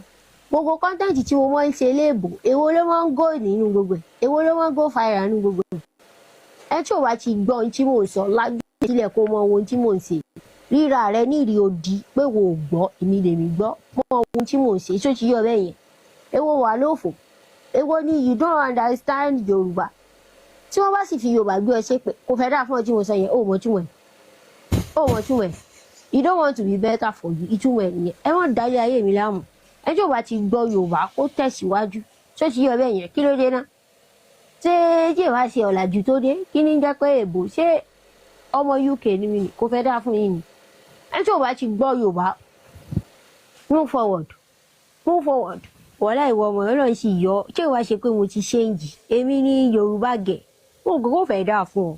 Ó ṣe lè dá fún ọ náà. Irú kwẹ́sọ̀ fún ọmọ mi yọ yìí. Ṣé wọ́n ló rán mi lọ school? Every time Yoruba. What's the first that didn't understand Yoruba? Ìmọ̀ wa ti ń jẹ́ ni. Èmo ni wọ́n gbọ́ Yorùbá ni kò fẹ́ dá fún ọ ni. Anybody wọ́n fò lórí ayé mi o. Anything tí mo bá ti post wo caption fún price. Yín fi price sí caption, yín sì fò kan tó fẹ́ rà sí. Send DM kó place order ẹ̀ ní mọ́ rò lẹ́jọ́ fò. Kí ló kàn pẹ̀lú tí mo sọ? Kí ló kàn? Kí n ṣe pẹ̀lú nǹkan tí mo sọ? Orí mi ṣẹ̀ṣẹ̀ gbóná wà kó fẹ́ dà fún ọ ni. Èmi ni Yorùbá gẹ̀. Olóṣì ọlọ́pọlọ lílo aláyé tàbí àbọ̀ ẹlẹ́sìn mẹ́ta burúkú tí ó ṣe fún lọ́gbà. Ṣé ìwà ṣe pé mo ti rìtáyà? Ó yẹ kí n ṣépè fún ẹni bọ̀. Calm get ẹ̀rà ni mo wà yìí. Mo ti gbọ́.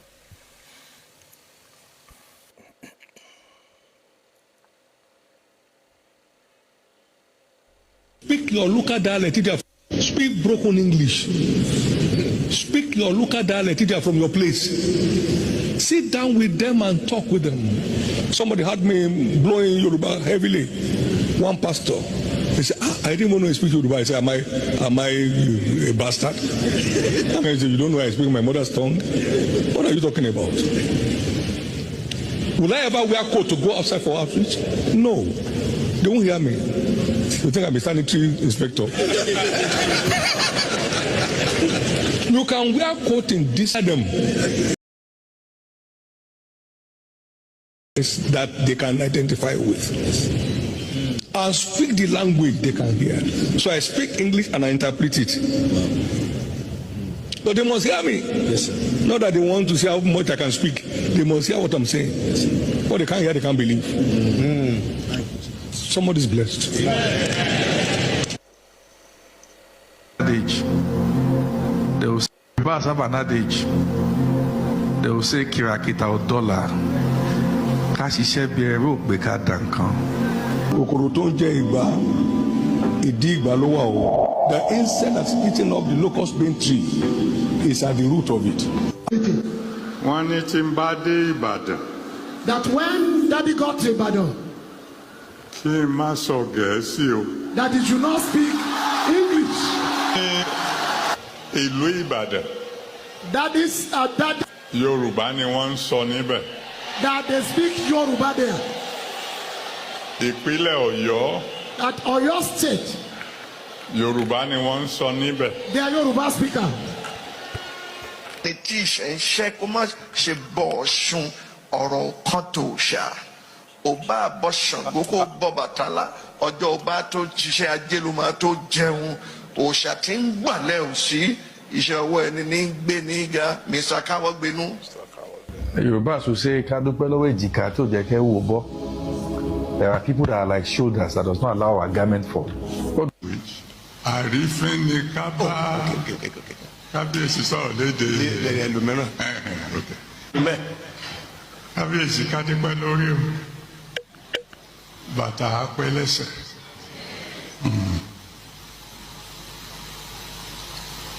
Ẹ̀sìn ọba àjòkó. Ìrùkẹ̀rẹ̀ ọba àdàbẹ́rẹ́. Ní àwọn ọdún bíi mélòó kan sẹ́yìn, ó ti pẹ́ díẹ̀ ò ń sọ̀rọ̀ ìní ìṣẹ̀lẹ̀ kan ṣẹlẹ̀ ní ìlú kan tá à ń pè ní Èjìgbò. Wọ́n kàn dédé rí i pé àwọn ọba wọn àpẹ́ lórí oyè. Wọ́n má ti fi wọ́n jọba ọba ti tó bí ọjọ́ mélòó kan kábíyèsí àtúntẹ̀ wàjà. Eré ni àwàdà ló wá kan ọmọ kékeré kan.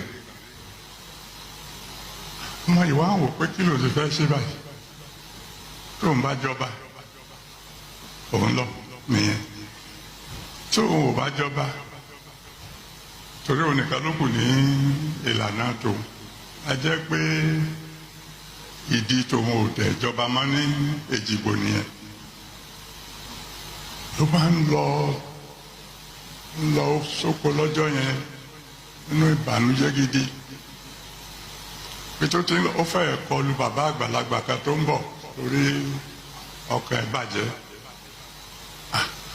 ẹ jọ̀ọ́ bàbá ẹ má bínú o bàbá wa ní ọmọ aládé kí ló dé ó bá ṣàlàyé fún bàbá pé báyìí báyìí ni òun lọ́ba kan òun ò sì fẹ́ kú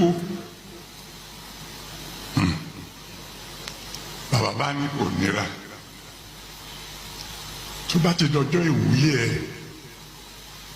sọ fáwọn onílù ẹ ká má lu ìlú bá ṣe ń lù tẹ́lẹ̀ o kán lù lọ́nà ọ̀tọ̀ báyìí ni kí wọ́n lu ìlú tiwọn tó bá dọjọ́ ìwúyè ní ọmọ bá jọba dọjọ́ ìwúyè bó ti bọ́ síta láti máa jó yìí lù ká àwọn àjẹ́ ìlú yẹn tí wọ́n ń pọ̀ bá jẹ wọ́n tó ti péjọpọ̀ lórí igi ọ̀dàn bí táwọn ti máa ń ṣèpàdé wọ́n retí ìlú ní onílù bá fi kọ̀ǹgọ̀ sí ìlú torí bá ṣe ń lù tẹ́lẹ̀tẹ́lẹ̀ ni wípé eléjìgbò ló lè jìgbò èmi nìkan ni mo lè jìgbò eléjìgbò ló lè jìgbò èmi nìkan ni mo lè jìgbò ṣùgbọ́n ń gba àwọn oníṣẹ́ máa lùlù wọ́n bẹ̀rẹ̀ sí lùlù pé eléjìgbò ló lè jìgbò tèmi tìrẹ la lè jìgbò eléjìgbò ló lè jìgbò gbogbo wa la lè jìgbò.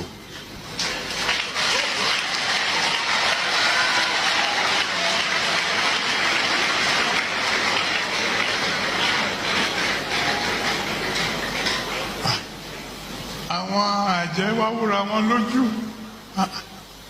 ìlú eléyìí yàtọ̀ ta ló kọ́ ọmọ ìlọ́gbọ́n yìí gbogbo ìgbà tó bá ṣáàjò yìí lù ká máa kọrin mìíràn jù yẹn lọ eléjìgbò ló lè jìgbò tèmi ìsìlẹ̀ la lè jìgbò eléjìgbò ló lè jìgbò gbogbo wa la lè jìgbò ọmọjọba ó pẹ́ lórí oyè kábíyèsí àbọ̀rọ̀ la ń sọ fọmọlúwàbí.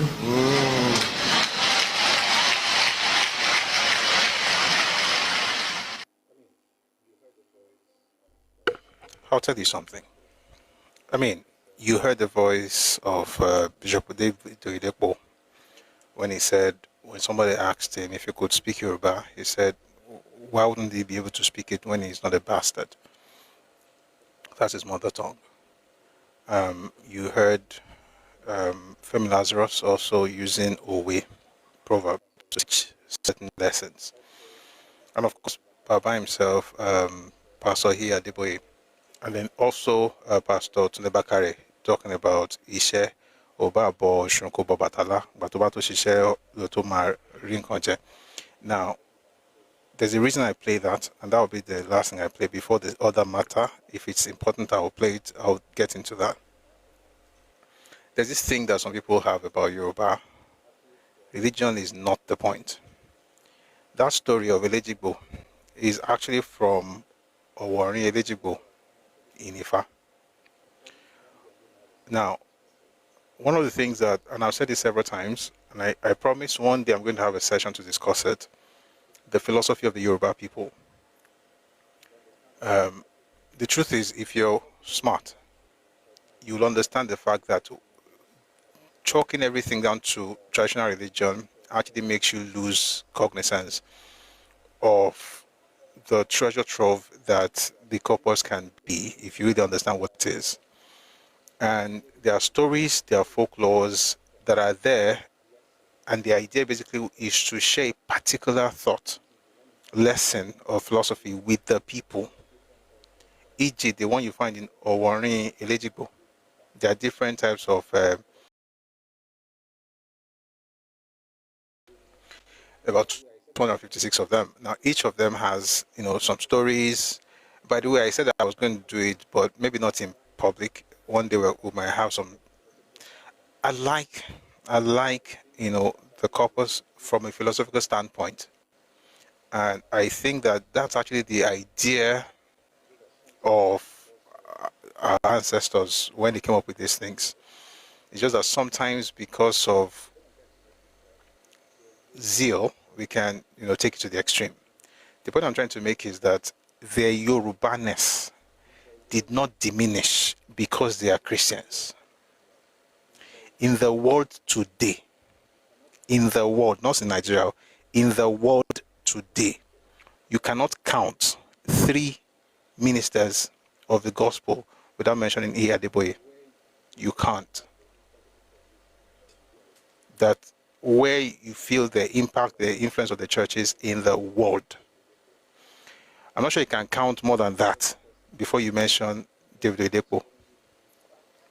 Just because a person is Christian doesn't mean they suddenly lose sight of their ethnic identity.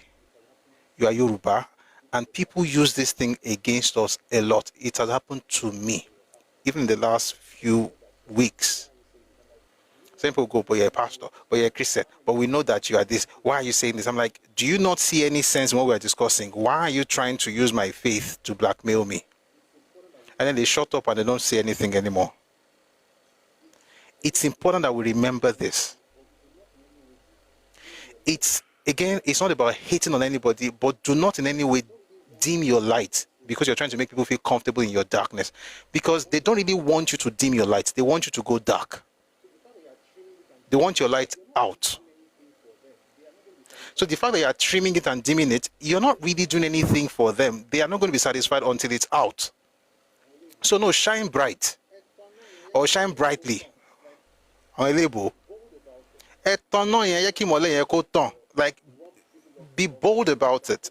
You're not necessarily trying to rub people off the wrong way or try. But the point is, what does it really matter that I'm speaking my language? And by the way, the people who tell Yoruba people that they are tribalistic for speaking Yoruba, they would never say that to a Hausa person. Why? Because everybody knows Egbe ni gbogbo wa. De kin se Egbe. Ojo to ro lo ko elepo mati e.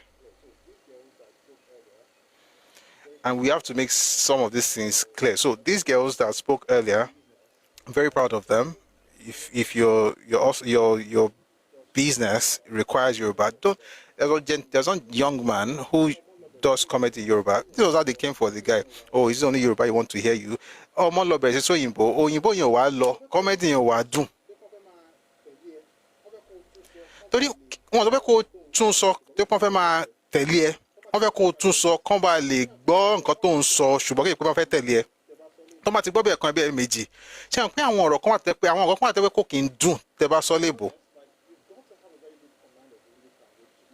I mean, to be honest, like, you've got to have a very good command of the English language to be able to use it in a certain way. If you don't, that one that you, by the way, even if you do, but you discover that the one that you use don't count your body, why do you have to now switch to English? Because you're thinking of you're going to have a bigger market. You're not having a bigger market, you're having a smaller market. You know why? The other people who can understand you, they don't care to follow you. The ones who understand you, who understood you before you let them go, they are the ones following you, but now you have lost them because you're trying to please a group that doesn't really care about your existence, apart from the fact that they just want you to pander to their egos. And I don't really care about pandering to anybody, to be honest, with all due respect. Pandering makes no sense. I'll end by saying this. It's something that we hear a lot in business. Give people what they want. And it works. But if you're an innovator, it doesn't work. Innovators don't give people what they want. They give people what they need. How many of us in our lifetime ever sat down? You had your walkie-talkie, but you woke up one day and like, I need iPod. I need iPod. Somebody should give us iPod. Who did that campaign? Who asked for iPhone? Sometimes people will have to go deep into themselves and bring something out and make you like it. You don't even know you needed it before. But suddenly, you can't do without it. There's a point where you give people what they want, and there's nothing wrong. I mean, there's something can be wrong with that if you don't know how to manage it. But there's a higher level where you actually give people what they need. And in some cases, regardless of the language you're speaking, they will get it because they can't do without it. And I hope that many of us we have that conversations and we spend time with ourselves, away from the noise, to be able to actually pull things out of ourselves that are innovative, that can meet the needs of people. And when people see it, even though they did not tell you they wanted it, now they can't do without it. Therefore, they must get it. So if what you are doing, regardless of the language, and people come to you and say, this is what we want, it doesn't mean you must change every time people say they want something. I mean, sometimes you listen, but it's not every time. A lot of times, many of the innovators that we know, they only have survey after the innovation, not before. Because if it's before, you will not even do it. They'll tell you that King Bogwele, somebody mentioned Ashake. Yes. Imagine Ashake that got his Grammy and went all that way speaking English, Grammy nomination, went all that way speaking Yoruba language. And someone came and said, do you not want us to understand what you are saying? Why not say it in English language? If you really want to understand it, go learn Yoruba. Because nobody says this to a Chinese person. You don't tell a French singer to change. There's one rapper, it's somewhere, it's on my device, fantastic rapper. One word of what he say I don't understand. It's French. I don't understand Jack, but guess what? I go listen. Why? It is sweet. If I must understand what he's saying, I will type out what he's saying, and then I will go and Google it if it's that important to me. I'm not going to look for a way and say, hello, are you racist? Why must you be speaking French? Why can you not speak the one that we all understand? It's not for me if I don't get it. By the way, music goes beyond the language anyway. So don't let anybody, use all this nonsense and say, oh, are you not one Nigeria? I'm one Nigeria, but I'll speak my language, which is why many languages are going extinct. Many. There are 2 major languages in Nigeria today that it be like say it's sure for them, and even they have to be very, very careful. It's Hausa and Yoruba. And even just because it's solid doesn't mean we can just chill. Like we have lost a lot already. Is it Bunny? I think it's Bunny. I wish I could play it, but YouTube will give us copyright stuff. I think it's Bunny. Yes, it's quite popular on TikTok as well. Sweet music, sweet melody. I don't know, I can't remember his name, but if I find it out, I just like the song. I don't even remember the artist. That's the crazy part. Oh, do you know how many songs that we listen to? All this Cori, Italian, there's this Italian Pavarotti. There is another one. I'm looking for another. I mean, there are a number of them. We just listen to it and we enjoy the music. Don't let anybody tell you if you don't speak English, you are not. If you don't understand Yoruba, that's your business. If I want to speak English, I will speak. If I'm speaking Yoruba and you don't understand it, look for an interpreter. May God bless you. May God keep you. May God cause his face to shine upon you and be gracious to you. Amen. The other part about that, Owini eligible. One day I'm going to have a session on Owini eligible in connection and things like that. And I'll tell you why. Again, if you ever come for that session, if you ever do it, I don't know when, I don't know where, but I don't want it to be in the open. It's not because what I want to say is wrong. Or everything I want to say, I'll even tell you the sources. I'll quote the I'll quote the FIA. I'll now tell you where you can find them without having to go to a Babalawo, because some Babalawos have been so gracious to reduce, no, let me not use the word reduce, they've been so gracious to put those things in books, right? And so we can quote it, we can study it, and we do study it, by the way, from a philosophical standpoint. And the reason I will be talking about it whenever I do talk about it is because there is something from the wisdom of the ancient, which is what you saw with what Baba Adeboye just did when talking to the Shawon of Ogbomoso. So we're not going to lose that because one religion says it's not right, another religion says you must not touch it. Nobody can say anything. It's our heritage as Yoruba people. Ajoni oni. Okay. When that time comes, I'll let you know. Meanwhile, I think it might even happen sooner than later, because these days I like the structure we have right now. Nobody comes up. If you are talking, you're also comfortable. And hopefully we actually learn the lessons, which is the most important thing, regardless of the controversies that people like to put around this stuff. All right, that last thing, I think we'll leave it for another day. It has to do with I'm targeting 4 p.m. It has to do with, I don't know how a person would do this, right? Go on social media, make videos about cannibalism, and talk about his people doing it, and he's proud of it.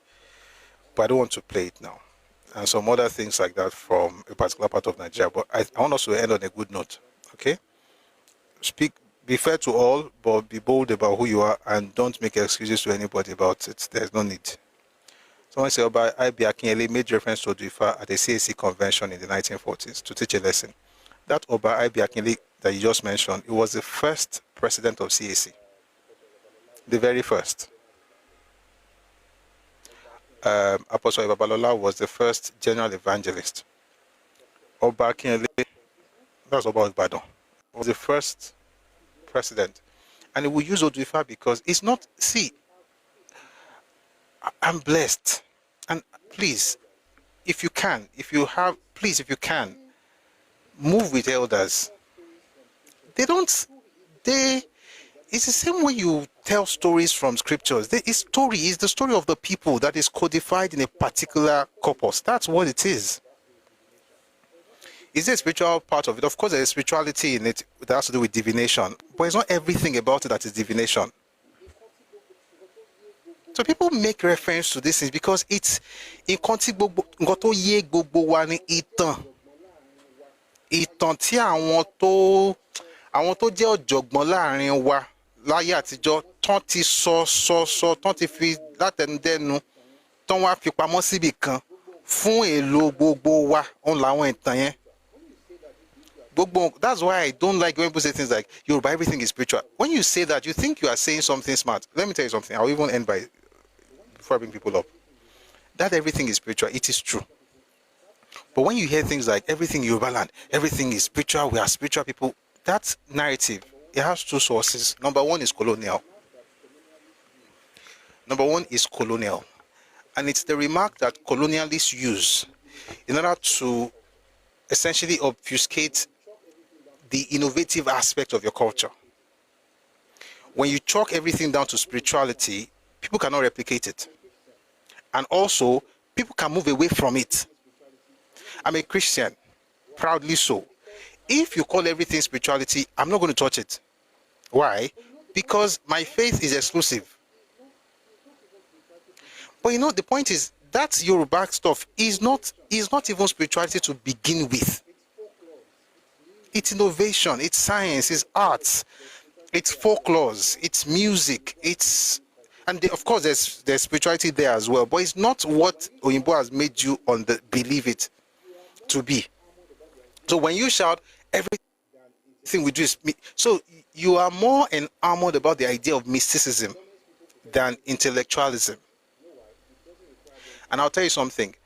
The dumbest people prefer mysticism to intellectualism. You know why? It doesn't require them thinking. Just tell them it's deep, it's spiritual, it's from the other world, and they take it. They don't think deep. People who shout everything is spiritual, they are not deep thinkers. And if you're a deep thinker, you also acknowledge the fact that they're spiritual, but it's not everything. I mean, everything is spiritual, but you can understand things without having to go spiritual, if you get what I mean.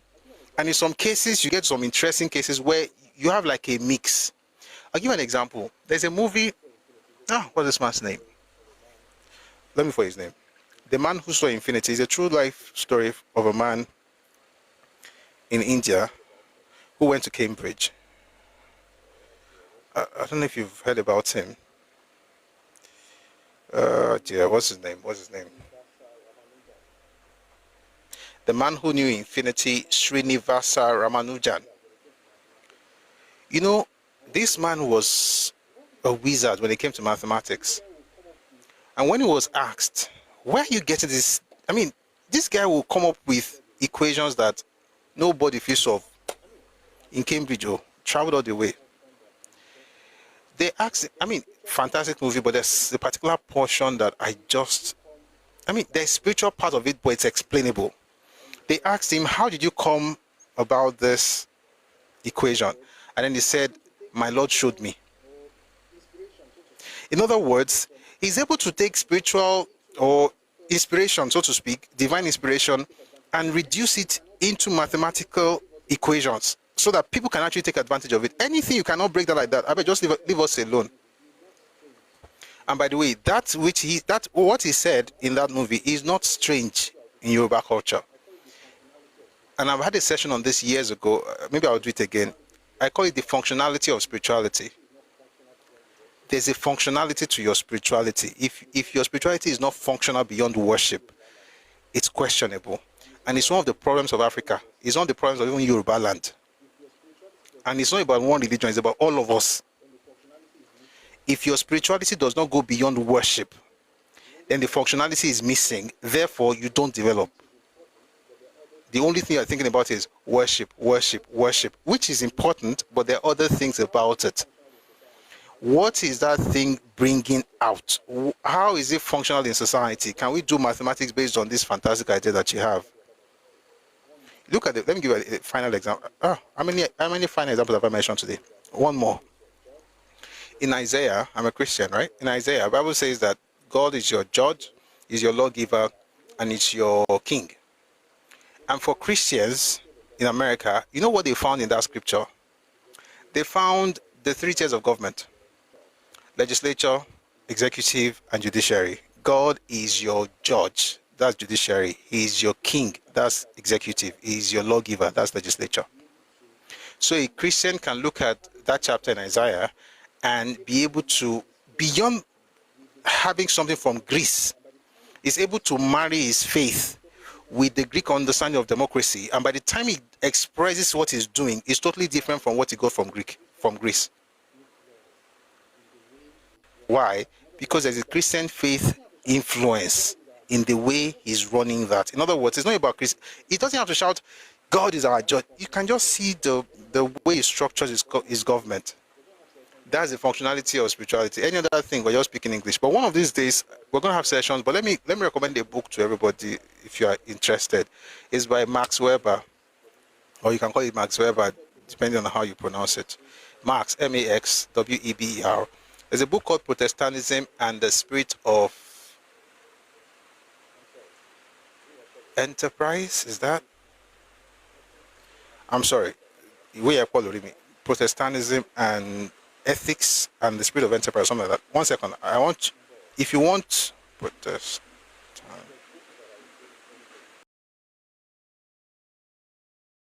A book that I think everybody should have.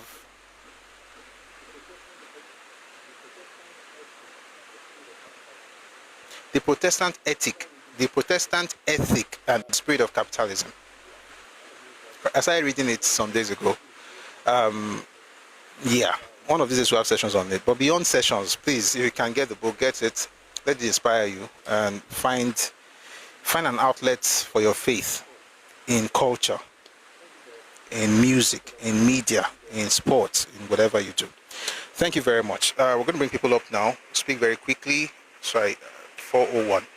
And then we're going to move on from there. All right. We're going to make it very quick so we can get into today's topic. By the way, it's a fantastic topic. You're going to enjoy it. Please mute. You're going to enjoy it, but we're going to make this very quick. So let's have our first speaker. That would be Dark Poet. Good evening, Prof. Good evening, everybody. Prof, I would like to speak about. I'll keep it short today. These people that always talk about why don't you interpret or speak in Yoruba? My problem with most of them is this: they watch Korean movie. They don't ask those Koreans to start speaking English. They watch Indian movie. Those ones, they are deep rooted in their language. They speak their language every time. But when it comes to Yoruba, they'll be telling you, "Oh, do you only have Yoruba? Does India only have Bollywood audience? Don't they show their films all over the world?" The highest they can do, if they want to say, "Okay, let me even try and give people a little bit," is to do so what's this English translation on the for what they call it, subtitle. To do a little subtitle for you. That's the best they can do for you. You won't tell them to speak English. Funny enough, most of those Indian actors, they can speak good English. I know about Shah Rukh Khan. I know about, but they will look at their film. Mostly they try and deviate one time. It doesn't make sense for us because they lost their India market. That particular time, this Priyanka was doing some English in Indian distance. They want to lose the Indian market. They have to go back to the root because they have a market for themselves. Over 1 billion people. So why should I lose a 1 billion market and start scrambling for few millions here and there in the world? It doesn't make sense. That's why when I'm talking to introduce Yoruba, I always could mix a lot. A lot of people need. You don't even hide it. I always could mix a lot because I feel look at Afrobeat, for example. Millions of people all over the world who are not Yoruba are learning Yoruba through Afrobeat, through them Ashake, Burna Boy, Davido, and Olamide and Co. Because when they brought in rappers and songs that they sang in English and Italian and Spanish, and do we tell them, "Oh, why don't you guys start doing this song in Yoruba or doing it in English so that we can hear?" If you want to listen to it, listen to it. If you don't want to listen to it, move. Those ladies, I followed the two ladies that spoke. They already have their markets. And this is what brought them to limelight. Like you said, it is an innovative stuff for them. This is what they know from the beginning. They grow with those innovations, and you're now telling them to leave what gave them the growth to pander to. And the funny part is that they will always come to those ladies the comment section to come and say this rubbish every time. You will just see them there. They will come and, "Oh, why can't you speak this thing? Can't you speak that?" To me, I can speak a bit of 3 or 4 different languages. It's because I believe I want to know those things. I speak Hausa a little bit. I know a bit of French, and it's because I want to. So if somebody speaks those languages, I can pick 1 or 2 things. I can make sense of what they are saying. I might not get it fully. I'm still going to those classes. My aim is to learn like at least 3 or 4 or 5 languages. That is my own personal distance because I want to be able to relate to those people. Not that I'll now see a Chinese person. I'll now okay, why can't you start speaking English because of me? It has never made sense, and it will never make sense. But they won't listen. Every time you tell them, they will tell you, "Oh, why can't you speak it?" And they always come to. They are. I call them provocateur. They always come down. Okay, they always come to the comment section of especially Yoruba people to say this rubbish. And if they are speaking their own and they make their content their own, You won't see Yoruba people there to go be telling them, why don't you speak English? Say, you know that we are also your fans, we are also your destiny. Let me just end with that. Maybe later after the program. All right. Thank you very much. Thank you very much, that poet, for that submission. Thanks a lot. So let's have Banks. Good evening, Prof. Evening, sir. Good evening, everyone. It's been a while. I hope everything is okay. It's been a while, Bao. We were here yesterday. I've not been seeing you lately. I searched for you yesterday. I didn't even see you. Hope No. So I announced that on Tuesdays and Thursdays we'll end by 3. Oh, every other, yes, we end 3 o'clock on Tuesdays and Thursdays, but every other day we'll be here till 6, 7 p.m. Oh, I see. So Mondays, Wednesdays, Fridays will close at the normal time, but every single day we open 1 p.m. every weekday. Oh, okay. That's fantastic. Thanks for what you do. Within the short period of the short time you give me, so I have like 5 points. Hello. I have like 5 points. I want to just squeeze within the 2 minutes. You see, first of all, I would say, Yoruba as a language, actually, because of the tonal nature of our language, allows certain successes that we've recorded, especially in the entertainment industry, in music.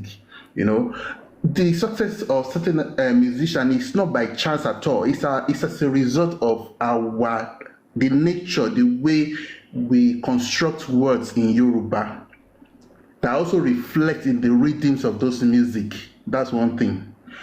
Then another thing is you mentioned in one of the voice notes you played, somebody was talking about the fact that it's like we're back in 1971. It's like the world as it is today is changing, if you recall. You see, there's a book I'm reading. Yeah, talking about America. Okay, correct. There's a book I'm reading now. It's written by Ray Dalio. The title of the book is The Changing World Order. Okay? In that book, I'm still reading it though, and it's a bit voluminous. In that book, it's telling us how empires decline and new empires rise. And the point at which we are today in the world is such that America as an empire is declining, and in place of it, other empire will rise. China is rising. We all can see it. We're all living at a time that is like pivotal in the history of the world. Okay. How does that reflect on us? You see, language, we will also pivot towards new languages. English will also reduce in its popularity and its usage. As a result of that, certain new languages will become relevant and important. And if you look at what has been going on around the world today, certain countries that have never introduced any African languages in their university curriculum, they are introducing languages, and one of those languages happen to be Yoruba. It's not by chance. It's because of the importance of the Yoruba language. They've seen it. They've seen that this language is going to be very relevant in the future. Okay, that's about that. That's my second point. I just want to summarize. Then there's something, I want to talk about influence of cultures. Some of us must have watched some movies about Vikings and their culture, Viking culture. You see, the way we live our lives today, we are very much influenced by the Viking cultures.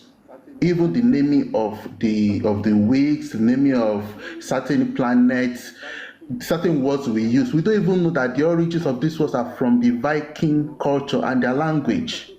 And these same Vikings, they share a lot of things in common with Yoruba people. Their mythology, which I believe they probably stole from Yoruba in the first place. Maybe it's coincidence, maybe I don't know, but I can see certain similarities. You see, our cultures influence the way we think, the way we behave, the way we do things, even to the level of achievement we can have in this world.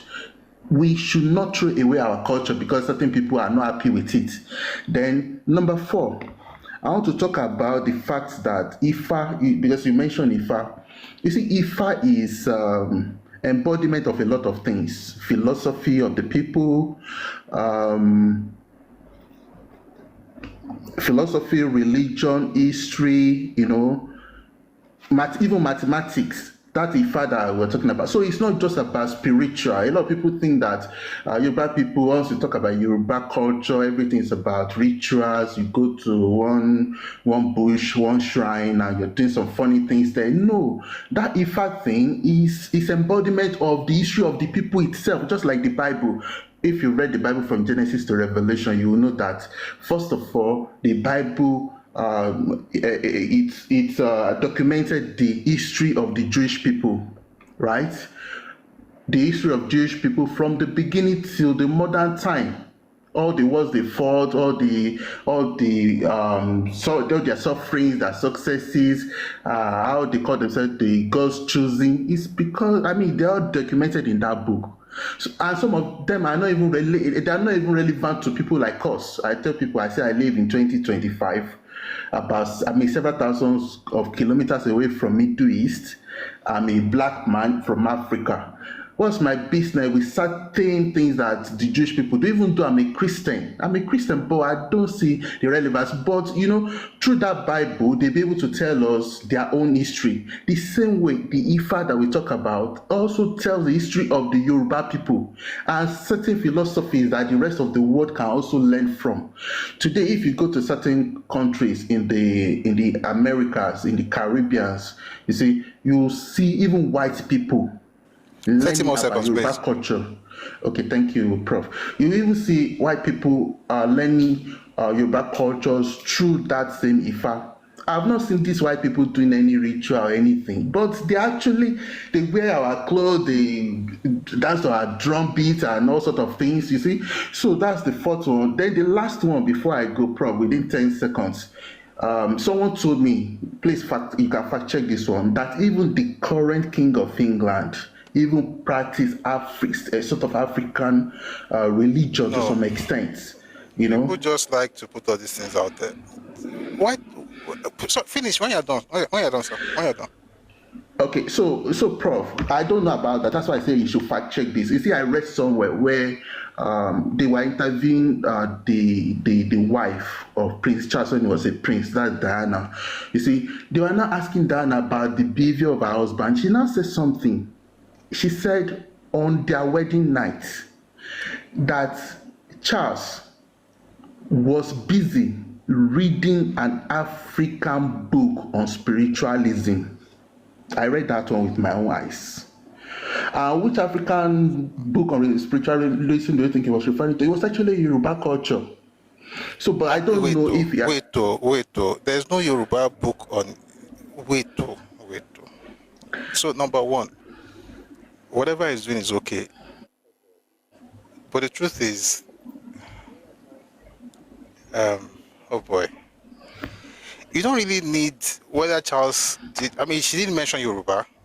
She didn't mention Yoruba specifically. So it's important not to, unless we are sure. But whether he did or not doesn't change the fact that some of the things that, there's a lot I could say, but I'm trying not to go into that topic. Many Oyinbo people that you see, what they are doing, to be honest, is not just the culture. To be honest, is religion. The one who are doing culture, they are doing culture, but they don't need the fact. You don't need the fact to learn Yoruba culture. Let me just quickly explain. You don't need the fact to learn Yoruba culture. You don't need the fact to learn Yoruba, how Yoruba do things. But if you study the philosophical part of it, you would understand more about Yoruba culture. It's also important because I'm not pushing, because I'm also trying to find that balance, which is difficult. Again, yeah, so I just want to put that out there. But to be honest, whether he's read the book or not doesn't change the fact that there's no the book for Yoruba. There are no the book. There are many books on Ifa, and it's okay to study them. Again, I'm a Christian. I'm saying from a philosophical standpoint, not from sorry, I have to meet you, not from a spiritual standpoint. I'm not interested in that personally. Okay, but I also know that sometimes you also, there's so many. I'm trying not to get into that topic. I'm trying not to get into that topic, but if you hear stories, let me just start with stories. Let's start with this easy ones. Stories that is the same thing with what he mentioned, what Banks mentioned about Jewish stories. Jewish stories are still relevant today. They will still be relevant tomorrow, just like Yoruba stories are relevant, and they'll still be relevant. Stories contain morals, contains philosophy, contains ideas. What you're looking for is not really the story. For instance, what by the way told Shaun, it's not about the story, it's about the lesson. So regardless of your cultures, that's why we watch movies. Some of the movies you're watching is based on Chinese Confucianism, but it works because the story, the morals in that story applies to everybody regardless of their culture.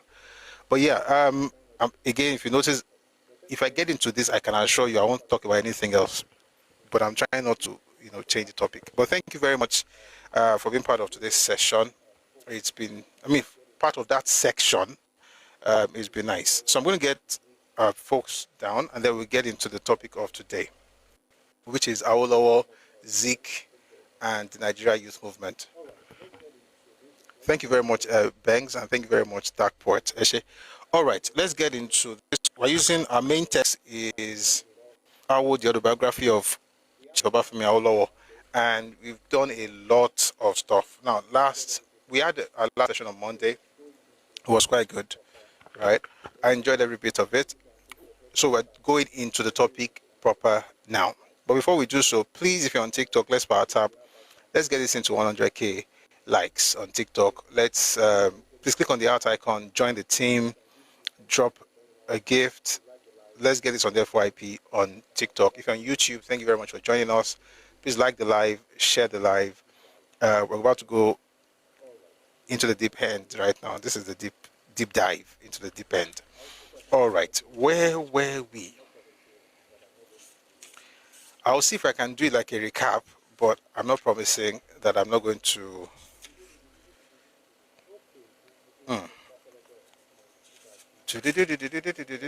Okay, mo ti rí ibi tí mo ti dákẹ́ lọ́jọ́ yẹn, ibi tá a fi àdàgbà ètò rọ̀ sí ní ọjọ́ Ajé. Ibi láti máa bẹ̀rẹ̀ ń bẹ̀ bá máa kó parí, máa padà sẹ́yìn díẹ̀. So let's have some conversations, or a recap, so to speak. But before we do that, please, I really need us to like the live on TikTok. I know a lot of you are busy, you're working, but the way to make this thing continue is to engage, and that's how this app is designed. And I'd like you to please like the live, share the live. Someone on YouTube,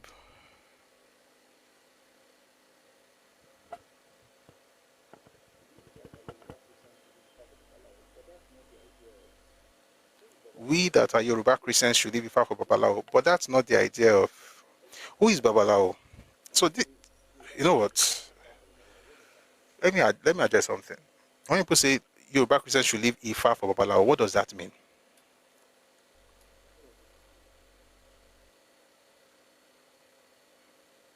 What does it mean?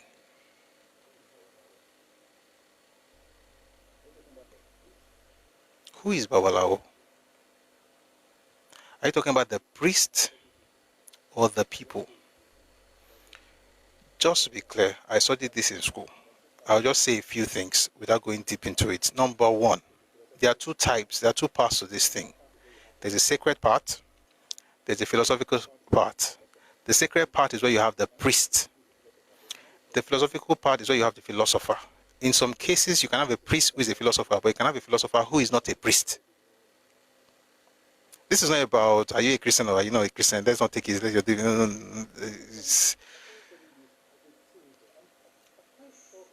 That's the funny thing. I started studying this as a teenager. I'm quite shocked when people think it's such a deep thing, like you cannot come.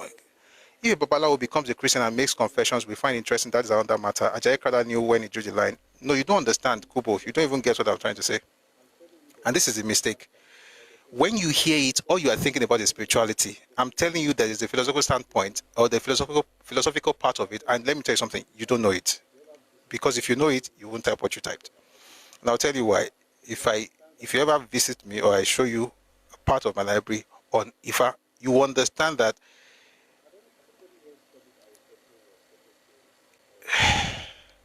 has anybody here studied Aristotle or Socrates or Plato? We did this as young kids in school. We studied Plato. We studied Aristotle. If you can study that, what makes you think you can't study Orunmila? Why do we reduce everything about Yoruba to spirituality?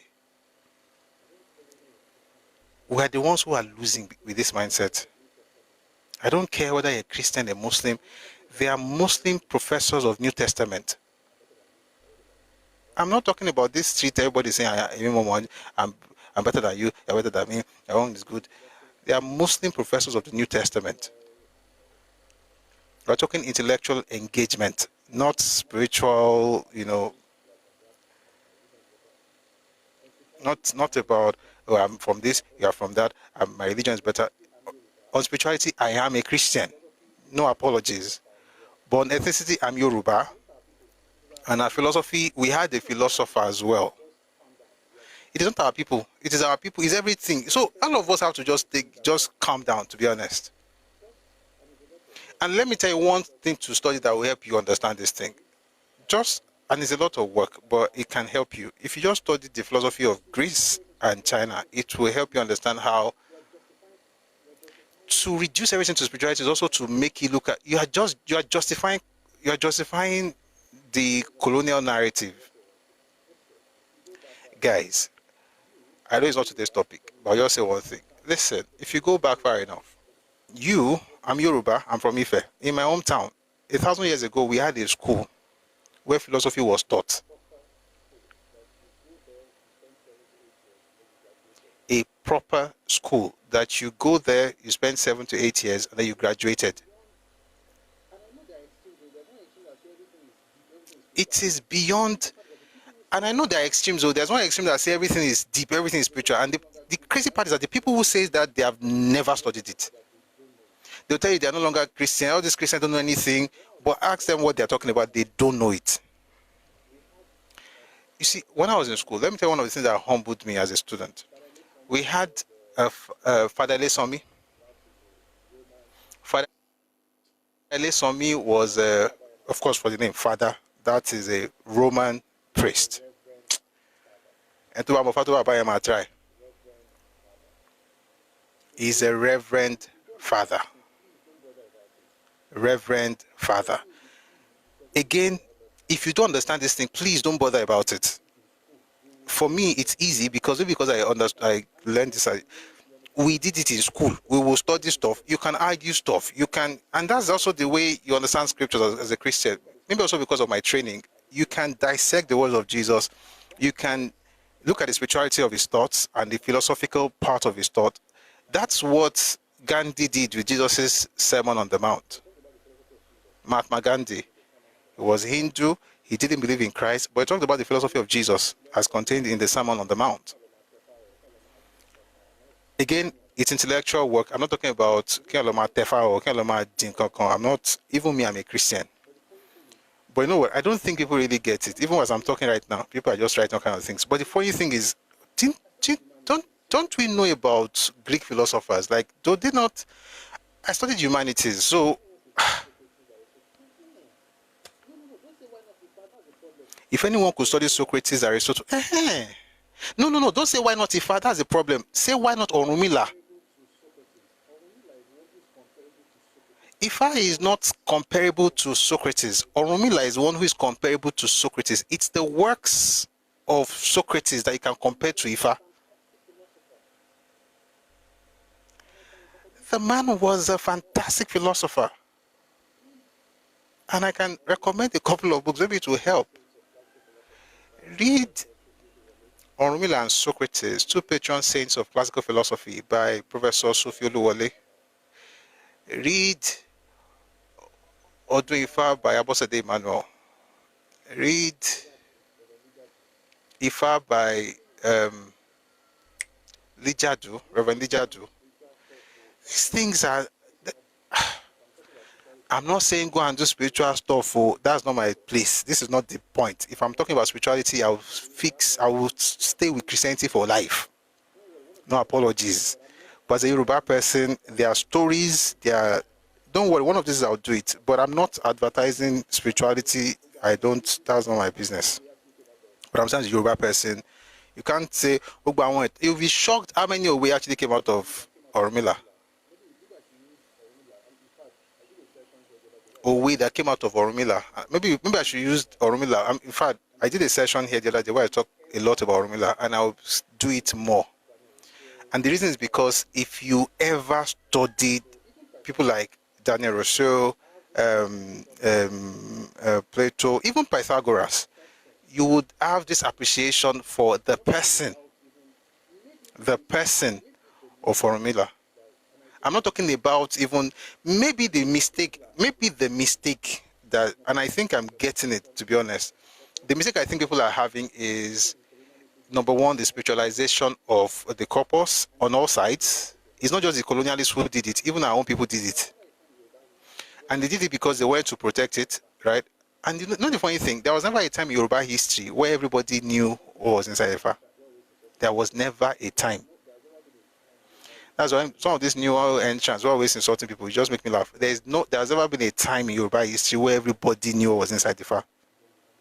You had to go and be taught, and then you rise, right?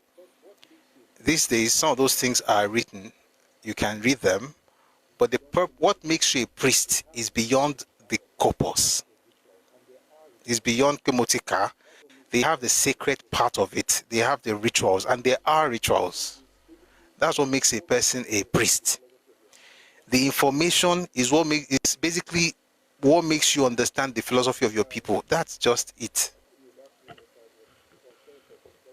So, I think the Yoruba filmmakers were unfair portraying. There's not like Ifa culture. Oh boy, nobody's unfair. If anybody has actually helped Ifa more than any other group, it's actually the Yoruba filmmakers. They have helped. Do you know that some of these filmmakers are actually Babalawo?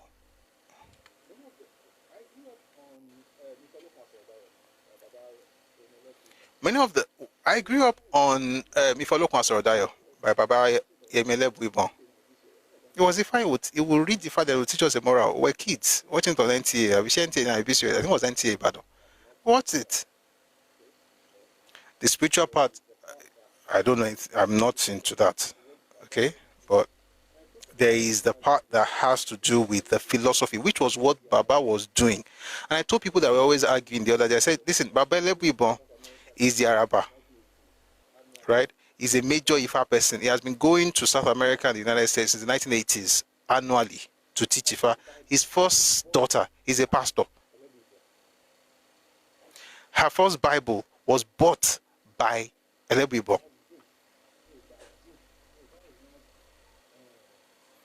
Yoruba Gun, Yoruba Jin. Yoruba is not Girakita, Gidi, or it's deeper. And the funny thing, all the people that talk, there's nobody. Let me tell you something. There are two people I look up to, anybody that knows me, and I've been looking up since the 1980s, since I was very young. When I went to uni, it got deeper. Two people I respect a lot, and I'm sure there are more people, but the two, Baba Wande Abimbola, Baba Yemi Elebuibon, as far as the matter is concerned, and those who don't know as much as they do, personally, I don't really, because everybody just talking. These ones, I have their books, but beyond that, I was listening to them even when I was younger. And again, this is not about the spirituality. This is about the philosophy. But I know a lot of people may not be able to explain it, which is why going forward, I'll be talking more about Oromila as a person rather than the corpus, because the corpus has been spiritualized by everybody, including our own Shegan. But the person of Oromila, and the reason I do that is because when I speak of Aristotle, when we were taught his works in school, nobody was shouting, oh, what's that book? Oh, there's a very popular book by Aristotle. No. By the way, many of these guys did not write anything, no.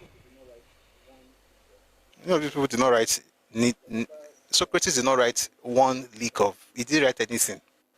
Whatever we are told that he wrote is what his disciples wrote and said he said. Okay, so many of them did not write stuff, but there's a particular work of Aristotle about citizenship. It's actually a very celebrated work, but we don't talk about it. We just talk about Aristotle. Excuse me. Don't worry. This usually, one of the things I discovered, in these live sessions is Indian, Chinese, European, Christian, Muslim. You are making a mistake to Demana.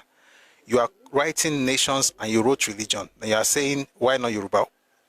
You are making the same mistake. Indian, Chinese, European, Christian is out of that place. Muslim is out of that place. Christianity is a faith. It is not an ethnicity. It is not a nationality. No, you said Indian, Chinese, European, Christian, Muslim choose their spirituality. Why not the Yorubas? No. You can say Indian, Chinese, European choose their spirituality. Why not the Yoruba? Because Christians don't choose their spirituality. That is their spirituality. You know what? To be honest, I think we have different backgrounds.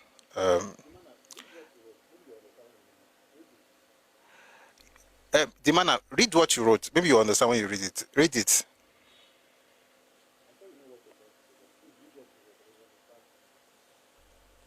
I'm sure you know what you're trying to say, but please read what you wrote and then you understand. Mumbo.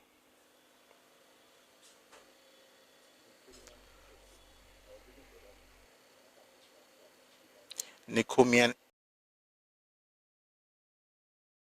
We can go on. Anyway, one day, someone says, which Baba one day? Tolu Wanile Baba one day. How? I say one day Abimbola. One day Abimbola. Baba one day is not his name. The Tolu Wanile film is, Baba is called Karim Adepoju. Baba one day is not his name. It's Alaji Karim Adepoju. I was talking about Professor Wande Abimbola. All right.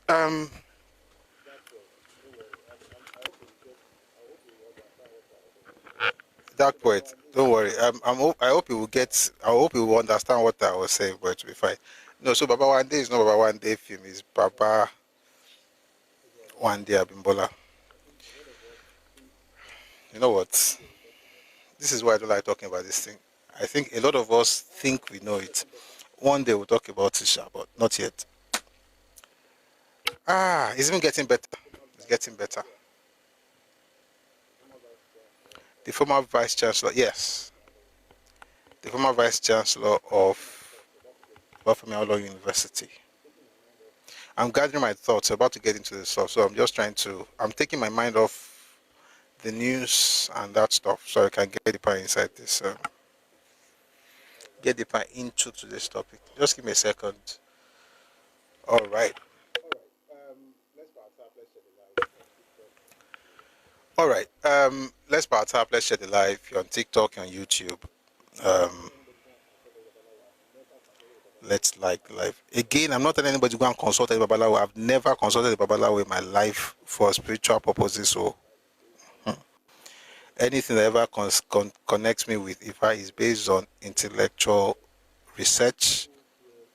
So just to be clear, because people hear things. Great Ife, which matric are you? I'm 96. You are Great Ife. I won't tell my year online. But you went to Ife before me. Gosh. But I met you in school. Let's put it that way. It's a shaman. All right, let's like the live. Cashman, you got into Ife before me. Definitely. But I met you in school. So you are Egbon. You must be Egbon. I can't say you. I was going to say something else, but you must be Egbon.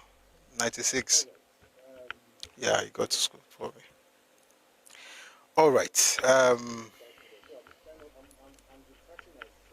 This topic actually excites me, though. So I'm detaching myself forcefully from the whole Ormila thing. I think it's one of the most beautiful topics or not even just topics, just beautiful concepts and persons. All right, we're going to move on now. Interestingly, the chapter title is Twilight of the Gods. As we're trying to run away from one, we're finding another one. You're an Awoist. You're an Awite. I lived in that hall. Year 1, year 2. I moved to Faji year 3 and year 4. Year 1 and year 2. Year 1, exam period. I stay with a friend for exams. Our students are just something else. As a girl that was my cell leader in school, my first year, the fact that she visited me in Awo is one of the reasons I love that lady. She's in the US now. She entered Awo and came to do follow-up. Anybody that knows Awo in Ife is a bunch of, let me not say with the bad thing, the thing I want to talk, now bad thing I want to talk, now bad thing, I tell you now. Then go cry, sing for girls, they enter. People just be acting like absolute morons. Like, you just wake up in the morning and say, then they start insulting themselves. The person who is shouting, let's insult ourselves, that person probably just came back from class, having read all night. He's looking for a way to let off steam. Just crazy stuff. But man, I enjoyed my time in block 2. Then I now moved to extension, which is better because one-on-one was a fun experience for me though. All right, let's get back to the topic. So we're discussing Awolowo, Azikiwe, and the Nigerian youth movement. And this is very important because this forms the basis of Awolowo's political trajectory starting in the 1930s. So we mentioned some things in the past sessions that the Nigerian youth movement started as Lagos Youth Movement in 1934. And it had people like N.S. Koli, H.O. Davis, Amila Kisonya, and the rest of them being part of that movement. And it started because of a particular incident. So the British colonial government, they were forming or establishing what we now know as Yaba Tech. At the time it was called Yaba Higher College. And the idea basically was for them to be able to teach Nigerian students and then of course grant them diplomas. However, the diplomas were designed to be inferior to the ones gotten from England or from the UK. Therefore, it meant that those who possessed that diploma would forever be subservient to the colonial officers in the civil service. And so the Lagos Youth Movement rose up to say that, no, we want to have something similar in Yabatek. We want to have Africanization of the civil service. We don't want to have so many white people working now. This was in the 1930s. By the way, prior to that moment, 11 years earlier, 1923, Herbert Macaulay had founded what was then known as the Nigerian National Democratic Party, NNDP. It was a major political party in Lagos at the time. He was also the editor of Lagos Daily News, and that helped him to push his nationalist agenda, including bashing the white colonialists and their black friends, and he called those ones as imperialist agents. So Herbert Macaulay was very big and very well known in the political circles and social circles of Lagos. And so 11 years after he founded NNDP was when the Lagos Youth Movement was founded in order to drive that point home to say that, listen, this school, Yaba Higher College, should also be able to grant diplomas comparable to the ones that people obtain in the UK. And also that the graduates of that school should not be relegated, right? They shouldn't have to perpetually be subservient to the white colonialists in the civil service. That's all of that.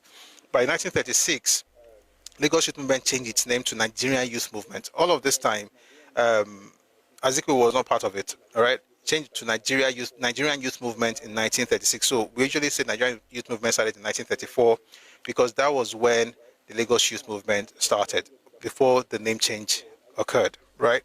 Now, in 1934, let me just go back a little bit. In 1934, Azikiwe had visited Lagos and he gave a number of speeches in some secondary schools in Lagos Island. And the man who was sent to cover that event was none other than Awolowo. Chief Awolowo had gone to the event to cover his speeches, whether it was at Asarudin or the other schools in Lagos Island. And he was considered to be an orator and a very, very powerful speaker. So in 1937, when he returned, talking about Azikiwe, when he returned from Ghana and decided to settle in Lagos, the folks in NYM thought, you know what, we know this person, he's been around for a while. I mean, he comes around, we know him. Let him join, we want him to join NYM. And then as soon as he joined NYM, what I said last time, they made a fundamental mistake by making him a member of the Executive Council. And the lesson to learn from that bit of history is that just because a person is talented does not mean you should make them a leader. Talented person don't necessarily make great leaders, because it takes more than talent to lead. You have to have character. You have to have other traits beyond just being able to do something. All right. I consider that to be a major mistake that they made, because before then, there are 4 major people in the NYM. It was J.C. Vaughan, H.O. Davis, N.S. Sikoli, and Samuel Akisonya, who eventually became an Oba in Ijebu-Remo. Now, these people had an idea what they wanted to do, and top of their priorities, there are many things. They had their charter broken into 3. There was a political charter, the economic charter, and then the social and cultural charter of the Nigerian youth movement, which according to Papa Awo, it actually would compete with any political party document or policy document, at the time in 1960. So they wrote this this charter in the 1930s, and the idea basically, of these 3 things that they were trying to do, I'll just mention 2 things that are very, very paramount. Number 1 was the Africanization of the civil service. Why do I keep repeating this? Because it was one major thing that they were about, and it was one thing that was flouted by Zik that made people realize the fact that this man didn't really care about the movement. They wanted to Africanize the civil service. In other words, when you went to if you had the opportunity if you had gone to, let's say, any of the secretariats or something, all you will see will be white people. The black people will be folks cleaning and doing the menial jobs. But the Oga, or maybe clerks, when you're talking about the directors or the big boys, it will always be whites. They wanted that to change. Why? Because a lot of them had gone to the UK. A lot of them had schooled abroad. They knew that there was nothing special about the white man as far as you're comparing them to, say, black people, Yoruba, or Nigerians generally. And so one of the things, of course, that HM, Herbert Macaulay, pushed at the time was the idea of indigenization, or not even, they didn't use the word indigenization, they used the word Africanization. I'm going to see why it's important as we go on in this conversation. Right now, I'm doing a recap. It's going to be long, but it's going to be worth it. So they had this Africanization agenda. The second thing, of course, was that they wanted independence, right? And that was one of the reasons when in the 1930s, I'll find the exact date, when, one second, when, look at my, give me a second, let me find that. I don't want to misquote.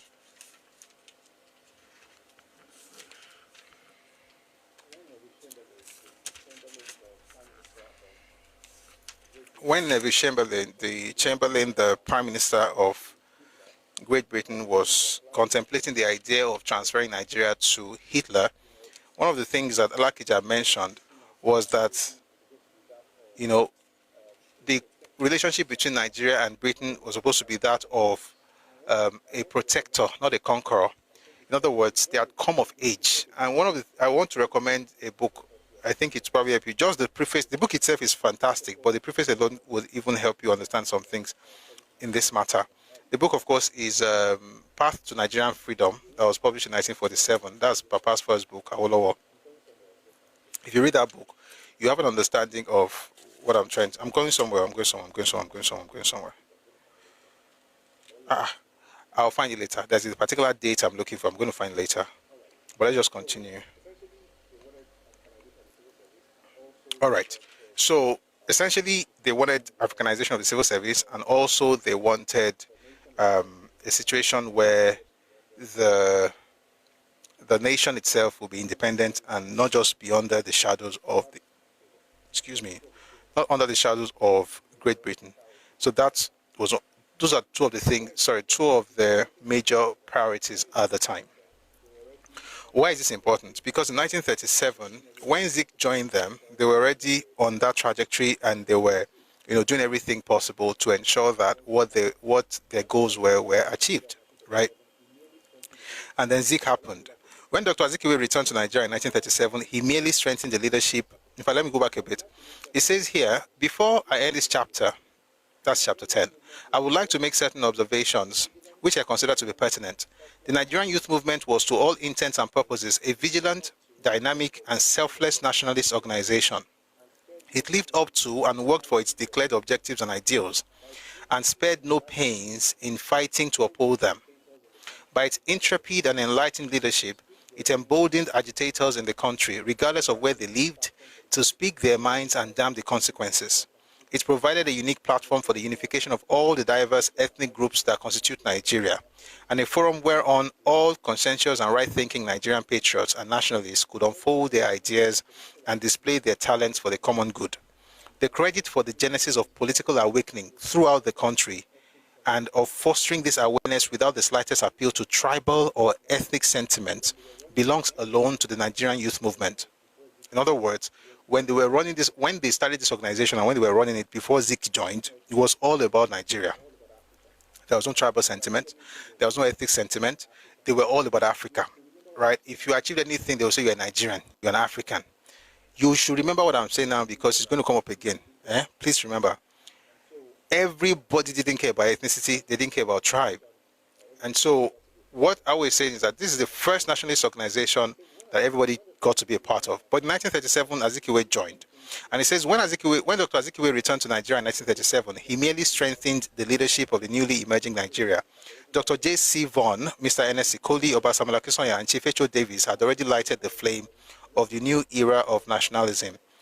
Now, the line, I noticed this stuff, I had to underline it. They took Nigeria for granted, and so did those of us that faithfully followed them. All organizations with which the Nigerian youth movement or its supporters were connected, no matter where founded and no matter what the composition of its membership, bore the nationalist stamp Nigerian. In other words, everything they did, they used Nigerian, Nigerian, Nigerian, or sometimes Africa, Africa. All right. Then it says, with his West African pilots better produced and better run, and enjoying more wider circulation than its forerunners, the Nigerian Daily Telegraph and the Lagos Daily News, the anti-imperialist campaign which Herbert Macaulay had begun years before, and the new nationalism which the Nigerian youth movement had initiated in 1934 were conveyed in code print to all the literate sections of the public throughout the country. What is he saying here?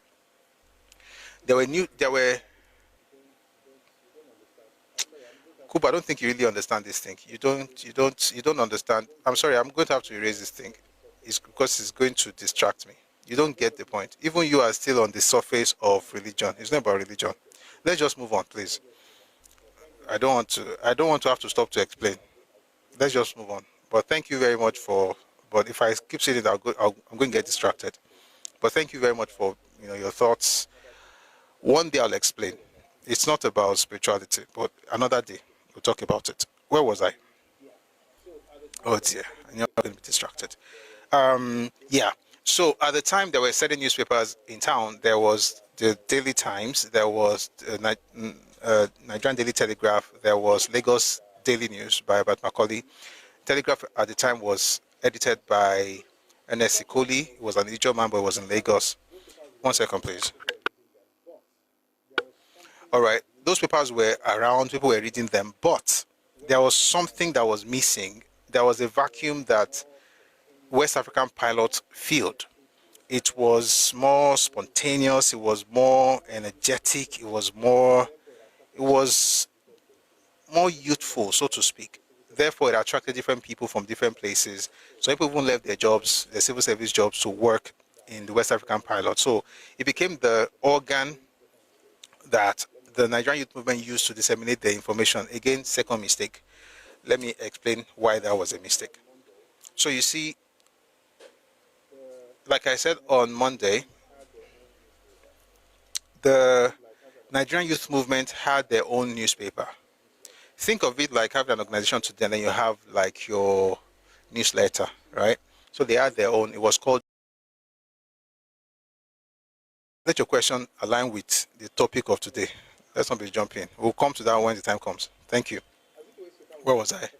Now you have. Azikiwe's paper was the most popular. People read it more. Therefore, the movement, having made Azikiwe one of the members of the executive council, then chose to use his newspaper to disseminate information about the organization. Again, second problem. Why? Because they shelved the service, which was their own paper, and decided to use an individual or a private firm or a private paper to push the narrative, which would not have been a problem, to be honest, until, of course, they had to change and said, you know what, at this point, we've been doing this for a while. It's important for us to have our own paper. We've always had it anyway, but let's just have this thing and concentrate on it and use it for, the organization. And then Zik took offense. He was a member of the executive council at the time, but he took offense. We're going to get to that much later in this, in this recap. But let's go back just a bit before we run ahead of ourselves. We're in chapter 11 now. It says, when Dr. Azikiwe returned to Nigeria in 1937, he had three options. He could join the Nigerian National Democratic Party, the one founded by Abat Macaulay. He could join the Nigerian Youth Movement, which was the group that I was talking about earlier, or he could found his own, right? He could decide to start his own organization. But he chose to join NYM. And as soon as he joined NYM, he was at once elected into the Central Executive Committee of the movement. And like I keep saying, that was a mistake. For a while, a very short while indeed, he proved to be an asset to the Nigerian youth movement. He was one of the famous volcanic nationalist quartet, Mr. Ikoli, Obasanjo Akíntóyè, Chief H.O. Davis, and Dr. Azikiwe. Whenever these four were billed to speak at any public meeting in Lagos, and it was always in Lagos, there was a tumultuous stampede to get a seat or a vantage place. We have to pause now at this juncture. If you're on TikTok, you are not helping me. 54K doesn't cut it, please. Because if this thing goes off right now, where tomorrow you're also in here. So please, if you're on TikTok, like the live, please. Let's get this into 100K. We can't do 54K at 453. And you know why? Because once this thing starts showing amber over and over again, and it has happened here before, you remember, it will just go off. So please help me. Please help me. Like the live, share the live, click on the heart icon here, drop a heart to me. Those little things help. And I said something last week, when you hear people come around and say, I was just scrolling and I stumbled upon it. That stumbling that they're stumbling is because you tapped. So your tapping is it's almost as important as what I'm doing, to be honest, because if you're not tapping and I'm just talking, so it doesn't really matter the information I'm sharing. So please, let's work together. Thank you very much for your support. All right. And again, if you have not joined the team, please click on the heart icon. If you've joined the team, again, click on that heart icon, drop a gift. Let's put this thing on the FYP, please. Thank you very much. And let's also get more people to be part of the show. All right. Eshego, let's continue. So it says here, that Azikiwe was one of the quartet, and that they would, whenever they were built to speak in Lagos, everywhere would be packed. A lot of people would want to see them. Again, like I said, one thing you can't or you would not be able to take away from Azikiwe would be that he was a fantastic orator. He could speak. He was a great speaker. And so that helped the movement. And so it says here, the Nigerian youth movement was already popular with the masses before Dr. Azikiwe's return. But he brought with him a propaganda technique which was new in politics and journalism in Nigeria, and which further boosted the popularity of the Nigerian youth movement and disarrayed its opponents. Little wonder, therefore, that in opposition to the veteran NNDP, the NYM won in 1938, and in a resounding manner, all the 3 Lagos seats in the Legislative Council and all but one of the elective seats in the Lagos Town Council. Just quickly explain that as well. NYM was a youth movement, but it was beyond the youth movement. It was also a political party of some sort. So they presented candidates for elective positions in Lagos. At the time in Nigeria in the 1930s, you could only vote in 2 places, Lagos and Calabar. All right? And even then, they had all these criteria for that, which was also one of the things that NYM wanted to remove. And one of those things, of course, was that in order to vote, you had to be a property owner, and you had to be earning a particular, amount of money per month and above. That was what qualified you to be able to vote. NYM was one of the organizations that moved for universal suffrage, where people could just vote regardless of building a house in a place or not. If they were living there, that's good enough. That came much later. But in the 20s and the 30s, you had to have a house and you had to make a certain amount of money. All right. Now, NYM also presented candidates just like NNDP, but in the 1938 elections, NYM won all 3 seats in the Lagos Legislative Council, and they also won every seat in Lagos Town Council but 1. Now, apart from the role which he played in these 2 electoral battles, it was Dr. Azikiwe who delivered a succession of blows, now subtle, then hard and heavy. I'll take that again. It was Dr. Azikiwe, I'll take that from the beginning. But apart from the role which he played in these 2 electoral battles, it was Dr. Azikiwe who delivered a succession of blows, now subtle, then hard and heavy, but always accurate and harmful, which, aggravated by a series of bungling and mismanagement on the part of some of its leaders, brought about the fall and the ruin of the NYM. In other words, because Azikiwe had a way with words, he could deliver serious punches, right, and blows, and deal with the deal with what's the word? Deal with even his own people. The things he did. So, in other words, the only thing we can credit Azikiwe for doing, and by the way, I'm staying with this book because there are many books that confirm these things, right? You can read Between the Ethnic and the National by Remi Adekoya. You'll find all these things there as well. But I want to read just one book for this session, unless, of course, we want to buttress some points using other books. I don't want us to be distracted so much. That's why I'm reading only one book. But we're not just taking this because Hawo said it. Other books also report the same, the same event or the same thing.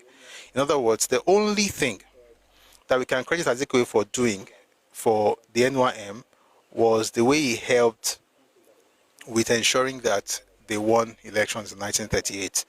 And you can't take that away from him. He spoke, he did all of that and all that.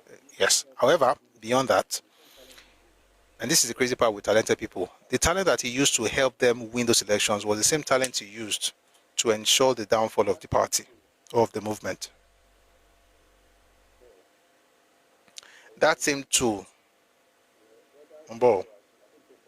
Orenu, whether those so I've been to Kosile, the things he said, the things he wrote, they were the things that eventually led, not the only thing, of course, there was mismanagement on the part of some of the leaders of the NYM, but coupled with his own things, his own, Papa called it jabs, or called it blows, succession of blows, coupled with the mismanagement on the part of some of the leaders of NYM. Those 2 things eventually led to the fall and the ruin of NYM.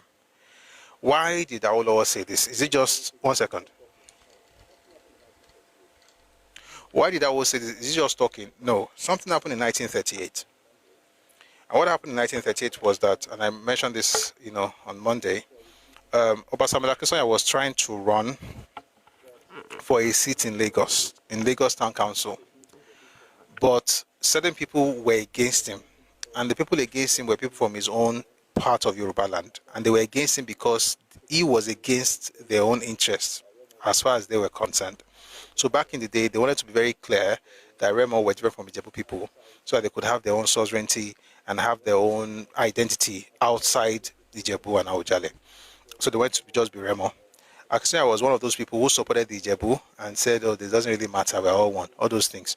So when it was time for him to run in Lagos, again, this was in Lagos, the Remo people living in Lagos did not vote for him. And so he lost. So let me just read part of that and then we'll continue. Dr. Azikiwe caused many ears to prick up at the discordant note which he sounded when the campaign for the Lagos Town Council election in 1938 was at its peak. Obasanjo Akíntóyè was one of the NYM candidates and the only one who lost among them. Most of the Jebu Remo people resident in Lagos were opposed to his candidature because the Odemo had sided with Jebu Ode when the people of Jebu Remo had demanded separation from the latter. The Remo opponents of Oba Akíntóyè used the Nigerian Daily Times as their medium of attack. 2 or 3 letters to the editor had been published in the paper. Stay with me. This is the first thing that Azikiwe did in 1938. Again, remember the date, 1938. Why is that date important? Because you can't even understand history if you don't get the concept of timelines. Timelines help you to put things in perspective. That's one. Number 2, you also have this thing, in recent times, people tell you about, oh, this last election has destroyed Nigeria. We're never, tribal or ethnic, or tribalism. It was Tinubu. It was this APC. I'm not APC, but I don't like lies. It was APC that brought it. It was Yoruba people. That's the one. I'm Yoruba, so I can speak. It was Yoruba that brought it. Guess what?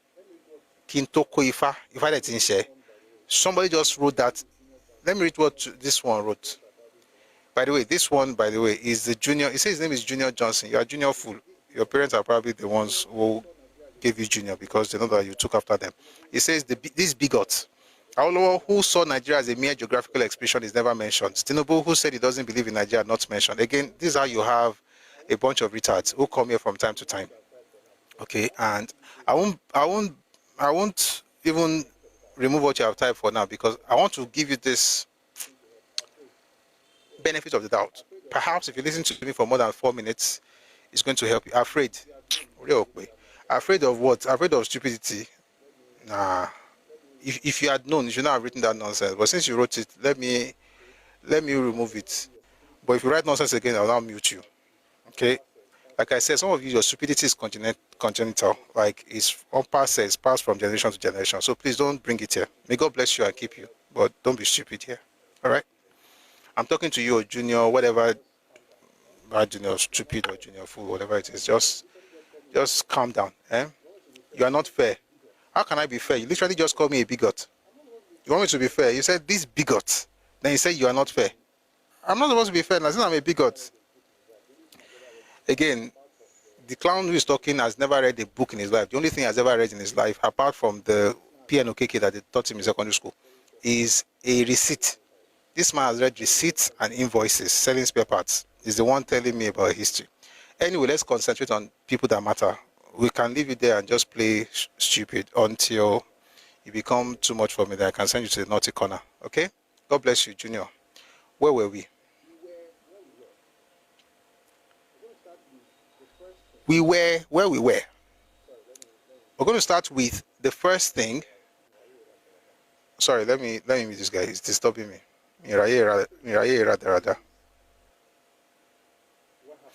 The first thing we notice is what happened in 1930. Now remember, 1934 was when the Nigerian youth movement was formed as Lagos Youth Movement. 1936 was when the name was changed. 1937 was when Zik returned from Ghana and joined the NYM. 1937 was when Zik helped the NYM to canvass for votes, and campaign and do all of those things. And it's important to mention those things. Those were the good things that Zik did in Nigerian youth movement. It was very, very useful. But it was also included in the Central Executive Committee as soon as he joined. All right?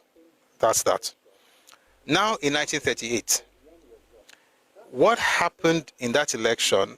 I mean, every seat was won, but one was lost. That one, I said that 3 seats in the Lagos Legislative Council, all 3 seats were won by NYM. Then in the Lagos Town Council, all the seats in the Lagos Town Council was won, all the seats were won except one. That one seat that was lost was actually the one that Oba Samuel Akinsoya was intending to occupy. Now, Oba Akinsoya was, I've already mentioned, I want to just go back into it because it's going to help me with my thoughts since this person disturbed me earlier. Oba Samuel Akinsoya was a Yoruba man living in Lagos Island, right? Living in Lagos, but it was Remo. Now, being a Remo man, the Remo people, they wanted to no longer be under Ijebu. So, in case you don't know, there's Ijebu. Ijebu is a subgroup of the Yoruba people. In Ijebu, the capital of Ijebu is Ijebu Ode. All right, you have many Ijebu towns. So you have Ijebu Ode, of course, Ijebu Igbo, Ijebu Mushin, Odogbolu. Many of those towns, Ijebu Ife, and so on and so forth. There's another subgroup, which was now like a subgroup of the subgroup. So Ijebu is the subgroup of Yoruba people. There's another group that traced their own journey to a place called Iremo Quarters in Ile-Ife. That group is called the Remo people. Those Remo people are now become like the subgroup of the Ijebu subgroup. So at some point in their history, they of course also have their own capital in Shagam, where you have their Caribou. They then said, you know what, we don't want to be a subgroup of a subgroup. We're actually a subgroup in our own right, right? So we're going to just be Remo. Now those Remo people that want you, people like places like Shagamu, Ilishan, Ikperu, Ikene, those are Remo towns, and so on and so forth.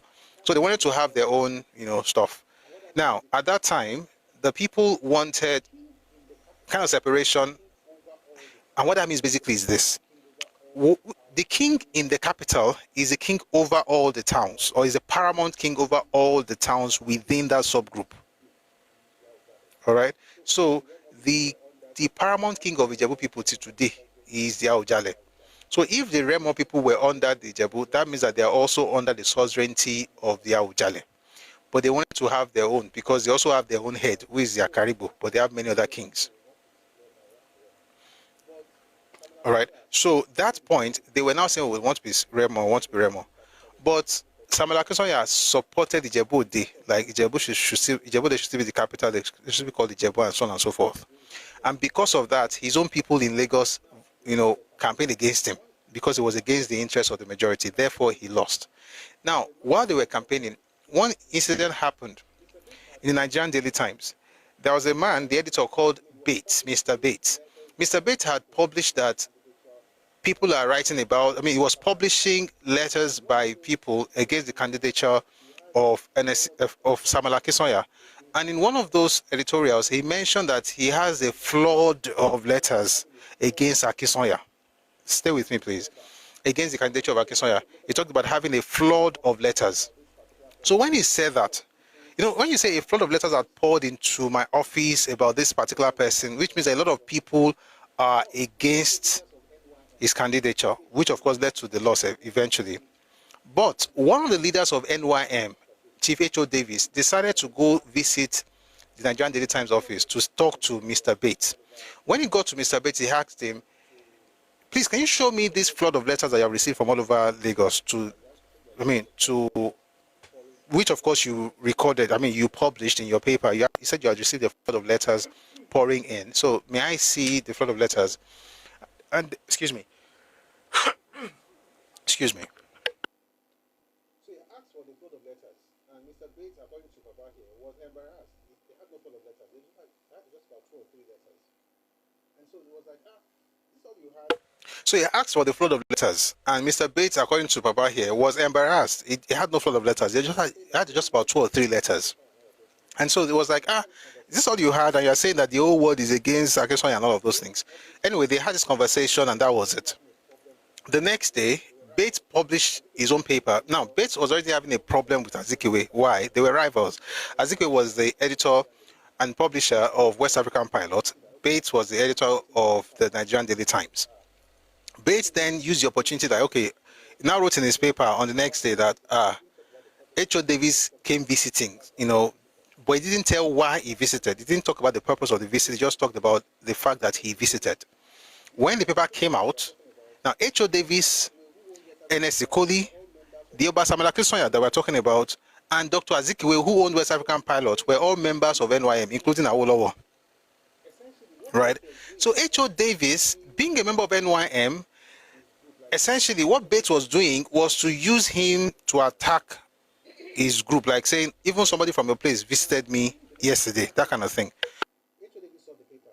All right? Now, when the paper came out, H.O. Davis saw the paper and then decided to,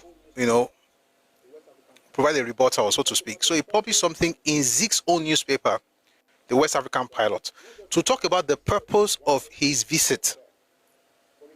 Right? Not just the fact that he visited, but why he was there. But regardless of what he did, this is what happened after his own statement was published in Zeke's paper. This is what Zeke did. It says here, in fact, let me read just a bit. Mr. Bates, who because of his conflict with Dr. Azikiwe was an object of detestation in Nigerian circles, tried to exploit Chief H.O. Davis's visit in his own favor. He carried a news item the day after Davis's visit, simply mentioning the fact, but omitting the purpose of the visit. Chief H.O. Davis promptly explained the purpose in a statement published in the West African Pilot. Nevertheless, Dr. Azikiwe wrote an editorial in his paper in which he referred with disapprobation to this visit and described Chief H.O. Davis as a simpleton. That was his comrade. He referred to him as a simpleton. To me, this is Papa now, this is Awolowo. To me, this open abuse and rebuke of a worthy colleague and compare cut very much against the grain. It was quite out of tune with the spirit of comradeship and mutual respect, which was expected to dominate the leadership as well as the followership of the NYM. That was the first thing that he did in 1938 that made people start wondering, are you for us or against us? The next thing he did, I'll say it now. Remember I mentioned how Africanization of the civil service was a major priority for NYM? Do you remember? I'm sure you do. Anyway, the British colonial government balked. And they were like, you know what? You guys have been talking about this thing for so long. Let's do this. We're going to appoint a magistrate who is Nigerian. That name, of course, is Adetokunbo Ademola. We're going to appoint him. Since you guys want Africanization, you want Yoruba people to have, you want black people to be in the civil service, not just, white. Let's have Africans. Okay, we're going to have a new magistrate. The magistrate will be Adetokunbo Ademola. Guess what Zik did in his paper? Now, Adetokunbo Ademola was a member of NYM. NYM was the first nationalist organization. It was an organization that brought everybody together, regardless of their ethnicity or tribes. They didn't think about where they're from. They didn't think about all of those things. They just focused on the goal of one Nigeria, like we always say, number one Nigeria, one Nigeria, one Nigeria, one Africa. Anyway, a member of that group, Zik, decided to write against another member of the group. That's Adetokunbo Ademola, saying that they should not appoint him because he didn't have the prerequisite experience. Let me read to you how it's detailed, how it's written here. It says here, at another time, Azikiwe created more than a tremor throughout the rank and file of the movement when he wrote editorials in the Pilot calling upon the government not to appoint Sir Adetokunbo and then Mr. Ademola a magistrate, as was then strongly rumored. His ground for this action was that Sir Adetokunbo had not had the statutory post-call experience. But guess what? Regardless of the fact that he used his paper to go against his own comrade, the British government still appointed Adetokunbo Ademola as a magistrate. But guess what Zik did? He wrote against that again. Let me read that to you. When the appointment was in fact made, he criticized it on the same ground. This act of his was in diametric opposition to the movement's policy of Africanization of the civil service and the judiciary. In other words, you're talking to a man who doesn't really care about the goal of the organization. Let me pause to say something here. The folks who insult Azikiwe whenever I speak about the good things he did and tell us that he's a terrible person, they should cancel him and everything, are suddenly insulting me for highlighting the terrible things he did because he's Igbo. In other words, when I talk about the good that he did, they will tell me that he didn't do anything good. And the reason they say this is not because he didn't do anything good, it's because he stopped believing in Biafra. Azikiwe actually supported Biafra in the beginning before he changed his mind. So whenever I talk about the good, which I have done here, by the way, whenever I talk about the good that Azikiwe has done, these people counter me by mentioning that they hate him, they don't want him, and the reason, of course, is not because he was a bad person. It's essentially because he stopped believing in Biafra. Now that I'm talking about the historical antecedent, they come here to tell you that he's such a great man. Why? Because he's Igbo. It tells you how dumb certain people are, and I'm not going to say more than that. And you guys know exactly who you are, and you have been disturbing me. You're not very smart. You're not dumb, but you're not very smart. Take your pick your choose your choice. Let's go on. By the end of August, this is a very important paragraph, by the way, I'm about to read. Again, I'm reading Awo, the autobiography of Chief Obafemi Awolowo. You can find this book on Redomi Books on Telegram. By the way, if you get into Redomi Books, you have these sections, right? There's politics, there's history, there's Yoruba, there's Chief Obafemi Awolowo, there's children's section, there are different sections, so you can go into any one, and then you see how you can get the books in the general section as well. Thank you. Let's go back into this. So this is a very, very important portion, so please pay attention.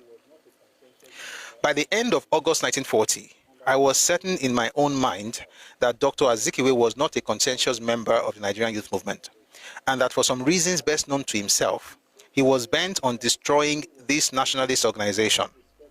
At the same time, it seemed clear to me that his policy was to corrode the self-respect of the Yoruba people as a group, to build up the Igbos as a master race, to magnify his own vaunted contributions to the nationalist struggles, to dwarf and misrepresent the achievements of his contemporaries, and to discount and nullify the humble but sterling quota which older politicians had made to the country's progress. Other incidents which happened thereafter merely went to strengthen my beliefs. Is Awo right or wrong here? Why would Awo say this? This is quite strong. This is strongly worded. He's saying, number one, he's not a conscientious member of the Nigerian youth movement. Why would you say that? For obvious reasons. If you're a real serious member of a movement, you will not be going against the objectives of that same movement.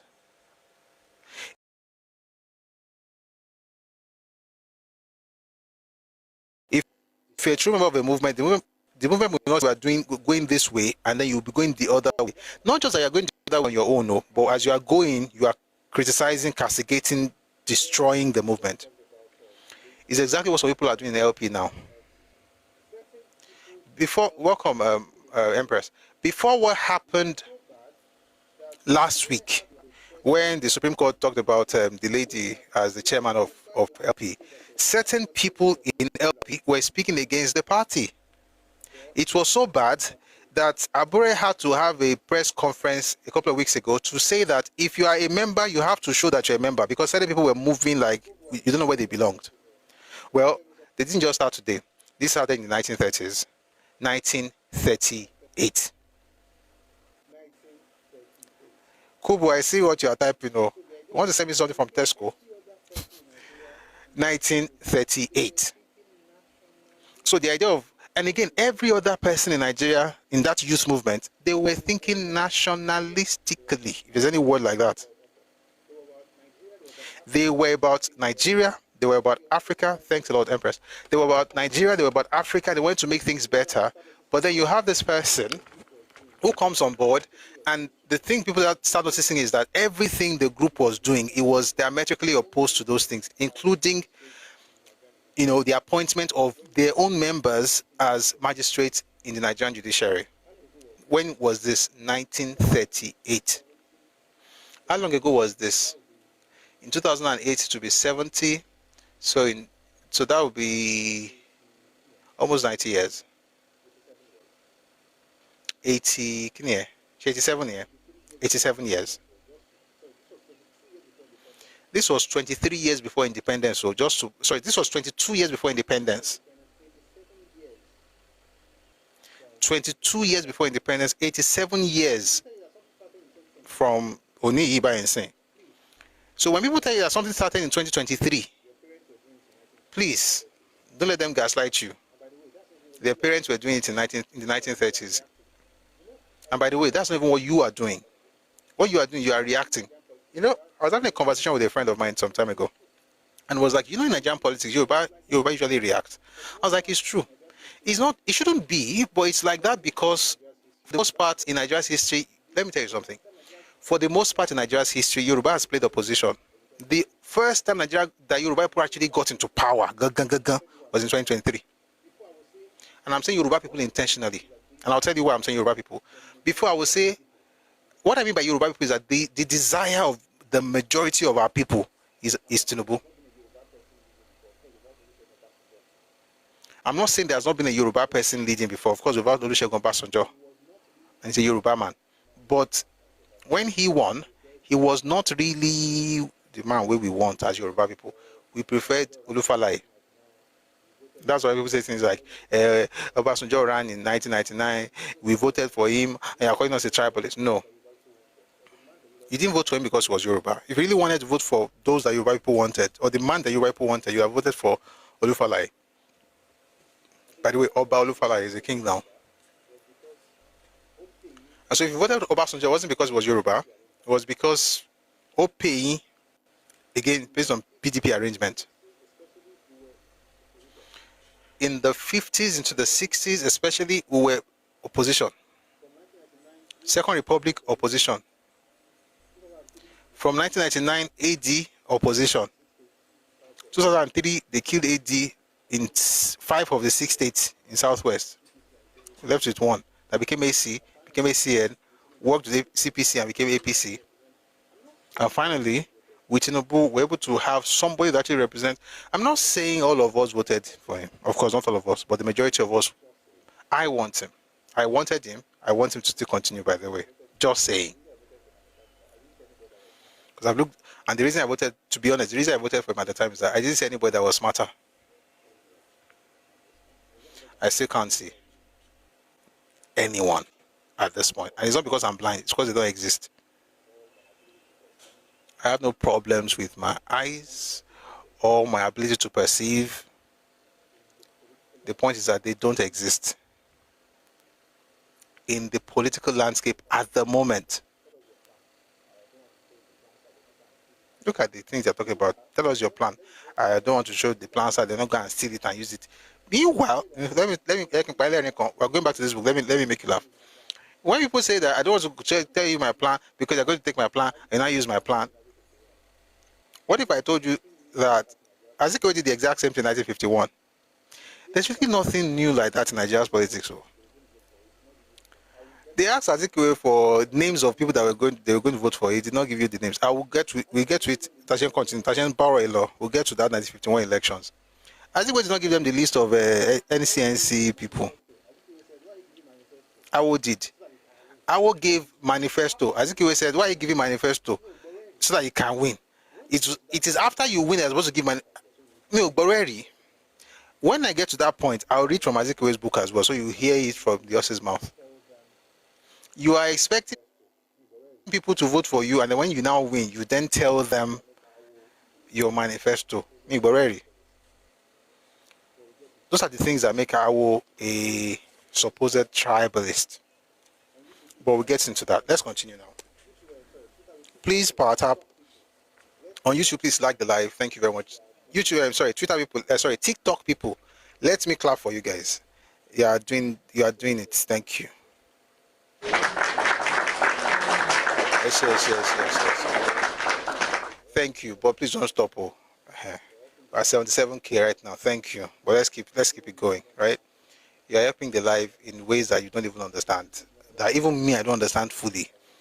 But the beauty is when other people come in and say, "Oh, I was scrolling and I stumbled." I got a call this morning. So people are stumbling on the live. This is good stumble, right? So please, let's keep liking. I really appreciate it. Thank you very much. All right, let's go back to this. So what have we talked about? Number one, we've talked about what he did with Chief H.O. Davis, calling him a simpleton. We've talked about what he did with Adetokunbo Ademola to go against him when the British were talking about the possibility of actually appointing him as magistrate. But is that all? I mean, why would you just see this small thing and say, oh, he's against the movement? No, that's not all. What other thing happened? Let's discuss 1938 elections again. After that election,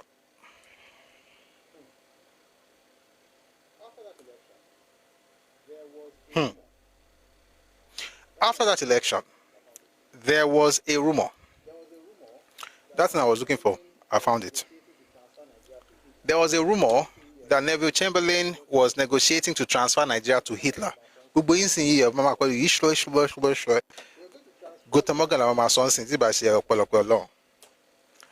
going to transfer you, and all of you will be speaking German now, to Hitler. So, Alakija, decided to, you're laughing, it's true now, all of us will be speaking German. And that language, I don't understand. Well, it's good I've not learned it. If all of us learn it, we'll know. But I'm glad where I am. Anyway, Alakija rose against that stuff that Neville Chamberlain was thinking of doing. And this is what he said. He said that Nigerians had accepted Britain not as a conqueror, but as a protector. If she was no longer capable of performing that role, she should quit. And Nigerians would then either protect themselves or invite some other nation to protect them until they were able to stand on their feet. All of this was happening around the time of the war. Again, when we talk about the war, we're talking about the 1930s. This has nothing to do with Nigerian civil war. Remy guy, kilo day now. Kilo day. Kilo day. Why are you oppressing and terrorizing us in the comment section with your German Ich sprich Deutsch? Ever worry. Hey, voila. Use Google, Ich sprich Deutsch. Ewo, you daf mogwa.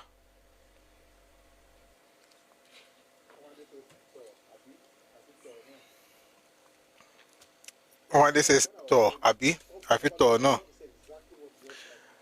There's one when I was growing up. God bless Obalufon. I was about to say exactly what you just typed now.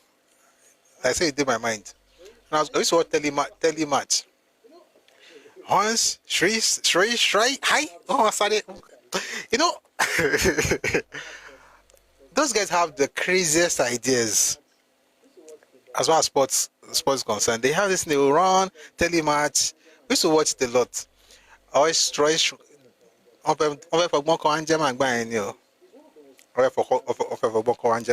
I think it's one of the most powerful languages, or maybe it's because I listened to Hitler.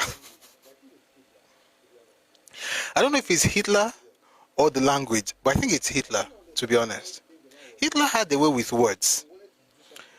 I didn't understand one thing the man was saying, but you wanted to do something. Shine, high, tie, like kilo day, you know, but it's not like I think he was an orator. He was a fantastic speaker. He could rouse you to action, even if you didn't understand what he was saying.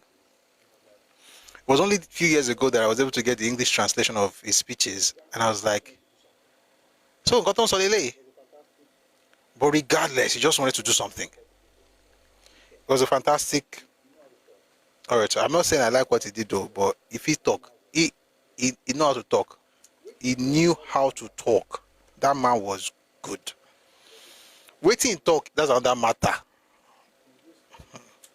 But the ability to do it, conduce for him.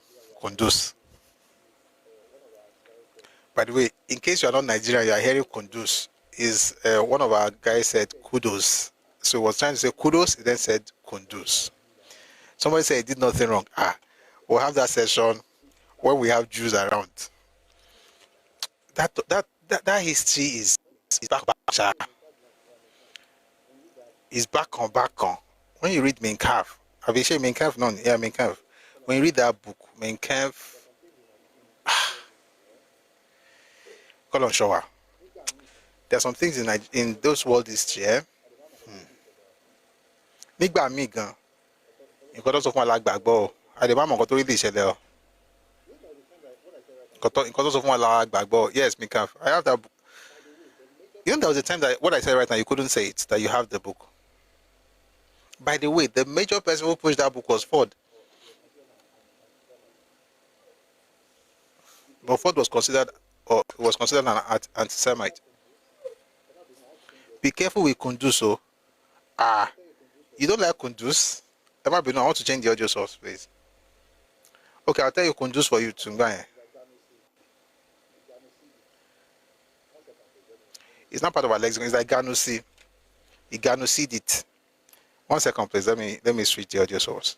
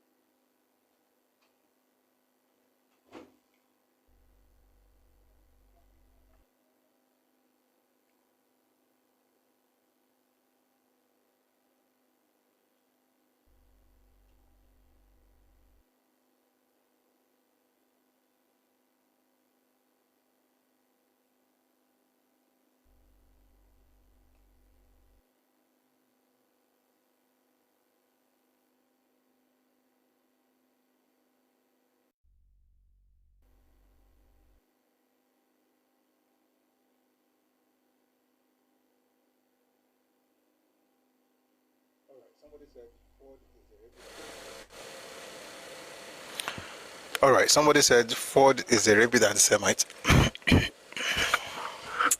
Let's just leave that matter. The point I'm trying to make is that German is an interesting language. And we got into this because we're talking about what happened in the 1930s when David Chamberlain talked about transferring ownership of Nigeria to Germany. Again, this was during the war. This was before independence, right? Now, Alakija wrote an article where he spoke vehemently, I should say, against that idea, and then he said the relationship between Nigeria and Britain was a relationship of a protector, not conqueror, and that if Britain couldn't protect Nigeria, Nigeria would look for protection elsewhere or protect itself. Now, when he said that, the colonial government took umbrage to that. They didn't like what he said, so they invited him and had a conversation with him. Again, remember, he was a member of the Nigerian youth movement. So the government considered the article offensive and inflammatory, and so they invited him, Alakija, and also Sir Kofa Bayomi, to have conversations with them. You think if German had won, would have been German? It is well. Some people will look at it now as a good thing, going by what the descendants of those folks are. Hey, let's leave Germany. One day we'll have all this. We'll have World History. World History Day. We'll talk. I like Vikings, sir. I'll take Vikings. You can take German. Meanwhile, you know Vikings are Germanic peoples too. Germany reminds you of Yoruba alone. Germans are all over Europe.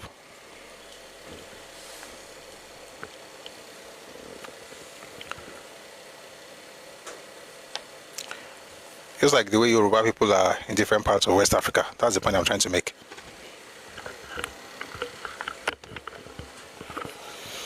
Yeah, Scandinavians are Germanic people, the Danes, you know, all of those guys in Sweden, in Denmark, in Iceland, in Finland. They were all, it's like, look at Yoruba. So imagine Egba will go somewhere. Ijebu went, so you have Ijebu in one place, Egba in another place. You know, in different, that's how they are. So they are also Germanic tribes. So you have Yoruba tribes, Egba, Ijebu, Yewa, Awori, and so on and so forth. That's why you have Danes and Jutes and the Angles and the Saxons and spread all over, you know, Europe. So that's why I say if you want to compare yourself with people, compare yourself with someone. Is Finland not German? Are you sure? Is Finland not? No, Finland has Germanic people. Finland has Germanic people. I'm sure of that. Maybe they are not all Germanic like you are saying, but they do have. Are you sure? I might be no. Since we are talking, this is why I don't like, but I like it too. It also helps us engage. Somebody said even some English, Irish, French, and Russians are Viking lineage. Absolutely. Even some of the Russians are Germanic.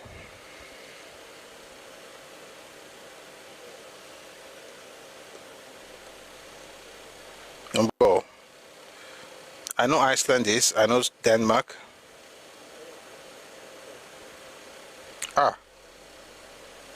He's correct though. Remiga is correct. They are not related to the people I was talking about. So Remiga is correct. Finland is not. Finland has a totally different language. Thank you. Thank you for bringing that up. But how about Iceland? Remiga, please help us now. How about Iceland? I won't even go. I won't check now. Let's talk to you. How about Iceland and Sweden and Denmark and Norway? Norway. Sorry, Norway. Norway is what I was. Norway. Iceland, no. Norway, yes. No, there are people in Iceland. I'm not talking about the language family. No. That one, I can die on that hill.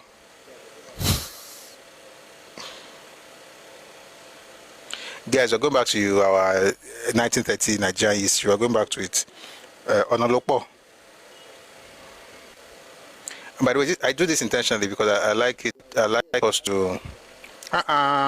Remy guy, don't shame me now. There is here now. Iceland is Germanic. both linguistically and ethnically. I'm not going to say I don't know anything like that now. Abba. Yes, even the language family is Germanic. It's Germanic. Icelandic is closely related to Norwegian, Danish, Swedish, and more distantly to English and German. But it's a North Germanic language. Don't fall my hand like that. Don't. Moving and all. You get the point. But yeah, thank you for that one on Finland, by the way. So we do this intentionally so that we can also engage beyond just reading on. Kamashi Asoro Magbesi. Scandinavian languages are almost the same but different to German. Viking gods sort of imitate. You said that in the other day, Viking, see, I won't use the word imitate. I will say there's correlation. But you see, one of the things we're taught in philosophy is correlation is not necessarily causation. Ojora doesn't necessarily mean that in Kankana. But what I say is that they may have shared the same source, but I don't think they are imitating Yoruba people. I don't think so. I think there are certain parallels you find in different cultures all over the world, and I think I mentioned it here before when I said in many ancient cultures they have stories about tortoise, and you wonder who came first. They have tortoise stories in different cultures. We have parallels, that much I would say, but I can't say, for instance, that Thor is a copy of Shango. The truth of the matter is that Thor actually existed before him. If we are really keeping it a buck, I know people will be very angry with what I'm just saying right now, but it's the truth. Norse mythology is actually older than Shango the Obakoso. Or Zeus. We have parallels. So we have Loki, for instance, in Norse mythology is similar to Eshu in Yoruba mythology. We have, some Ojora, but I'm very careful not to say things like one call peer. People say those things that is not, we can't say that. But that do not mean they are before Yoruba. That's not the point. It's not about comparison of the people. It's about comparison of was Shango spirit god or human? I'm not talking about the people. We're talking about mythology, the manner, not the people. Mythology. You cannot say they copied Yoruba mythology. You can't say that. You can say we have similar deities or even similar mythology. But we cannot say this Shango is different from Shango. I hear it. Some of these things are just, they are new revisions. Oh, let me not talk. Let me not talk. Let me not talk. Let me not talk. Let me not talk. Can we say the Greek copied the Egyptians? That one is possible. It's possible. The Greek definitely, most likely would have. But again, Greek mythology is different from Norse mythology. Norse is not Southern European. Greek is Southern European or Western European. I don't know how to put it. What's the geography? South. Down south. The Greeks were. The Greeks were heavily influenced by Egyptians. That much is true. But we have similarities. Let me just put it that way. We have similarities. Yeah, south. We have similarities. So even amongst deities in Europe, you have similarities. But you can't really say that your copy, especially because we don't have dates. Again, is a myth. They're all myth. Somebody says Oranfe Onile is the first Shango reincarnation. How can it be a reincarnation of somebody that came after him? Hey, can you respect Oranfe? Hey, respect Oranfe. Do you know when Oranfe lived? I'm not even making things up. Oranfe lived thousands of years before Shango. Not 1,000, not 2, not 3, not 4, not 5,000 years old. No, sorry, no. Hundreds of years I meant. Hundreds, not thousands. Hundreds of years before Shango, not 100, not 200, not 300. some would argue that that Oramfe lived 500 BC. I've read in some books. Akinade, I have heard what you are saying. I'm saying that there is nothing to prove it. It's a new thing that people started putting out in the last few years. What you just typed now, I've heard it for years. But I'm telling you that it's not the original thing that we were taught. It was something that came out recently, not too long ago, that there was one spirit before the man. But I don't want to go into it, because everybody's going to get into a fit. Oramfe is from another generation, not same as Shango. Of course. Oramfe is even before Udua. Oramfe is way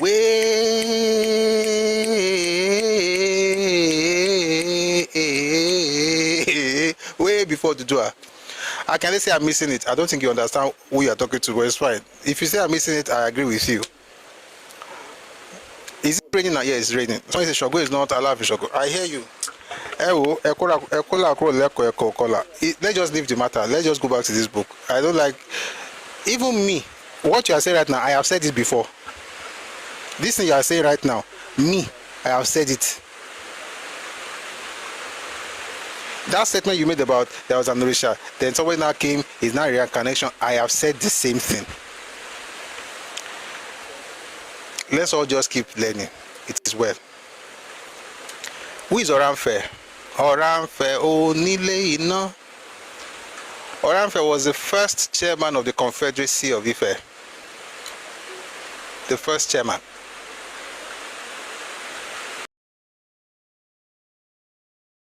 You understand what I say? It's not a reincarnation. Oramfe is a Dawa deity. It's a deity to Dawa. There is no connection with Shango. All this. Stop forcing this thing. It's not true. It's not true. Please. It's not true. And the funny thing about this platform is that we take the comments are as important as what I'm saying, so I'm always trying to respond to it. And all these things I say, oh, there was one Orisha, that was somebody, that was now the reincarnation. Do you even know the timing? Oh, it's not Shango, it's actually Telako, that's what his real name. They did the same thing for Ududua, they did the same thing for Rumila, they did it for all the deities. I'm like, Kilon Shell Legon. I have to go back to class. Let me recommend the book. Maybe it's going to help you. And yes, I'll be recommending books, because even the books are the let me tell you why I like these books. These books were written based on research from our Agbagba before some people started changing things. So when I tell you about the book, it's not that I'm saying the books are superior. I'm telling you that the book contained the mindset, the thoughts of the elders before the revision started. So for me, it's not about book is more important. No, the book is a compilation of the thoughts of the aged, of the ancient before this revision started. So no, I don't. All those things of, and you know the day I started noticing, and I had to go and read. Like, wait, to she call me that call me. Almost all the deities they say, this one existed before. The spirit now came back. This one is, I'm like, kilo shele. And I went to read. I'm like, want to give me ni go. Want to give me handicap. Like, some of our deities are dated, and there's nothing wrong with it. Some of them are not eternal, and some are eternal. Yoruba people did not even have all this spirit worship that you're talking about. Nigba Washe. They worshipped elements. Oh, I don't want to get into this thing. Anytime I'm ready, I will let you know. And that day, I'll be telling you what our Agbagba says. I will not just say, I should go to consort. I'll let you know what they ask. Nigba Washe. The Yorubas did not have all these spirits and Kinikon name. The spirit existed in reincarnation. That was not what Yoruba people did. They worshipped the elements. It was the body of water, and most importantly for many, it was, let me tell you, the three major things they worshipped. 4 if you count Oramfe, but 3 major things they worshipped. It was water, it was earth, and it was rocks or mountains. Water, earth, mountains. The one that joined it later was fire. I'm talking of serious research, not they told me. Water, earth. Where do you think the word Imole came from? Not Imole, Imole, water, earth, rocks, mountains. The idea of Orisha, okay, was from the hills. Today, we say it's Obatala, and it's okay to say it now. But I'm talking about going back before Obatala, go. God bless you, educated stream. Let me read what he said. Hence, why we associate our Orishas to these elements. What did Ifa say about Orisha? Only in your Londo Orisha. The fact that they were worshipping nature, they've been doing that for, when you say Igbawashe, that's the original Igbawashe. It was elements they worshipped. And when they started having heroes and strong men and strong women, what did they do? They connected those people to the elements. In actual fact, today we say, oh, we are worshipping or they are venerating that Orisha. But originally, what they were actually about was the elements turned name after Orisha. For instance, Obatala was named after Mosoleko, Orishanla. It was not originally Orishanla. Orishanla was actually the Orisha that Oranfe himself worshipped. Sorry, I'm going to have to mute you. I'm sorry. I don't mind people talking, but you are repeating things that are not true, and I don't care for just talking. You are giving me talking points. Talking points don't help in these conversations. Oranfe himself venerated or worshipped Orishanla, Ounfunare, and he himself is now Orisha. And Orisha, at the time we're talking, they were looking specifically at, they will look up, you know what the Bible says, I'll look up to the hills when cometh my help. They look up to the hills and found God. Again, they knew that there was Olodumare, there was a supreme deity, but then there's something they could feel, they could touch, they could sense. Not someone they could feel, touch, or sense. Something they could feel, touch, or sense. And that's where the elements came in. They could feel the breeze, they could see the mountains, they could touch the earth, they could touch the water. That is it. All these other things, again, we're going to have that session one day, but this thing is more than, if you, and I say this a lot because of Christians as well. See, as a Christian, let me tell you something. Our Orishas, originally, the idea was that they are, in fact, the real idea of Orisha is not so spiritual as it is heroes. Just like Zeus, not Hercules in Greece, it's the same thing. Just like you say Hercules, is how we also say, I don't want to mention him, if I'll mention the one because it's my own father, Odudua. Odudua is like our own version of Zeus, for instance. Listen, our people are not dull, just looking up and want to worship. They found the way to immortalize their heroes. That's the point. And I'm saying it because of Yoruba Christians or Muslims who think that one Borisha. And I get the point, because at that level we're talking about, again, when it gets to spirituality, I know they're there, because I don't mess with guys. I've seen small things, and even me, I know that thing day where thing day. I'm not going to talk past that one. So spirituality or thought, but it's the idea of immortalizing heroes. Immortalizing heroes. So and I do this intentionally with my children, Odudua is your ancestor. You have to see him connect. You have to see that connection for you to even take anything from him in terms of lessons. It's what we'd say, but it's the same thing I say about Awo. Politically in Nigeria, Awo is our ancestor. Therefore, if you want to understand how to play politics in Nigeria, you've got to link up with his ideology. That's the whole thing. So if Awo had lived in the 15th century or 14th century, we would have had a shrine. You would have been mistaken thinking that it's just that spiritual thing. We could have added, let's see, we could look for an element and attach it to him. For instance, it could be his rim glasses, wear rim glasses. I'll put a cap there.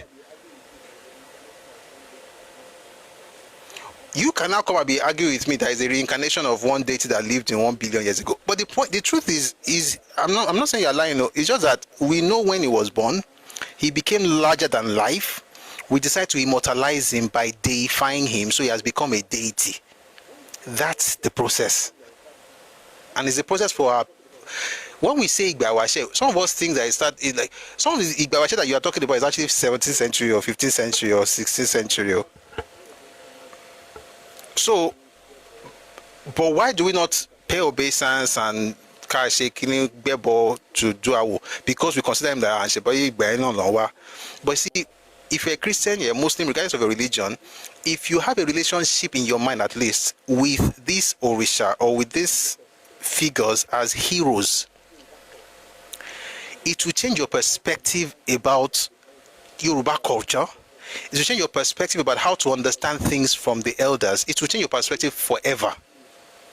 One day I sat my kids down and I said, listen guys, when you see these images, in fact, they asked me the question, we're watching something. I don't have to go into the details. We're watching something. So I'm like, oh, this is an idol. That's an idol. So I said, no, that's an image. It is not necessarily an object of worship. It's just a picture. In other words, I can take a phone and take selfie. Back then, they couldn't take selfies. So what did they do? They either have the bronze cast, or they have Ife heads. One day, maybe I've done this before. Ife heads were essentially images of the kings of Ife. It's not an idol. It's a photo. It's like you're capturing that person in that moment forever, so that generation after generation can see that and say, oh, that's what it is. You cannot decide to take my picture, frame it like some Christians do, put one white man from Europe and say it's Jesus. That's your problem. But we know it's not Jesus. That's a picture. You can idolize an image, but it doesn't mean that that image on its own is an idol. God bless you. It's just a visual representation of the person. Am I going to follow you to bow to it? If you are turning it into something like you are venerating it, you're not turning it into something else, I'm like, okay, God bless you, bye-bye. But the truth of the matter is that, I don't know about you. Have you ever read those books? There's I don't know how to explain it, sincerely. You can have almost spiritual, but it's not spiritual. I don't make go deep. It's just feel that connect. And the reason you can appreciate it is because you have come to the point where this man is my hero. Just look at him as a deity, but not as, look at him as a hero rather than a deity, that you get it. Transpose that. I'm not talking to people that are traditional worshippers. I cannot tell you what to do. I'm talking to Christians and Muslims intentionally, because we are also missing out on something fundamental because of all this misunderstanding.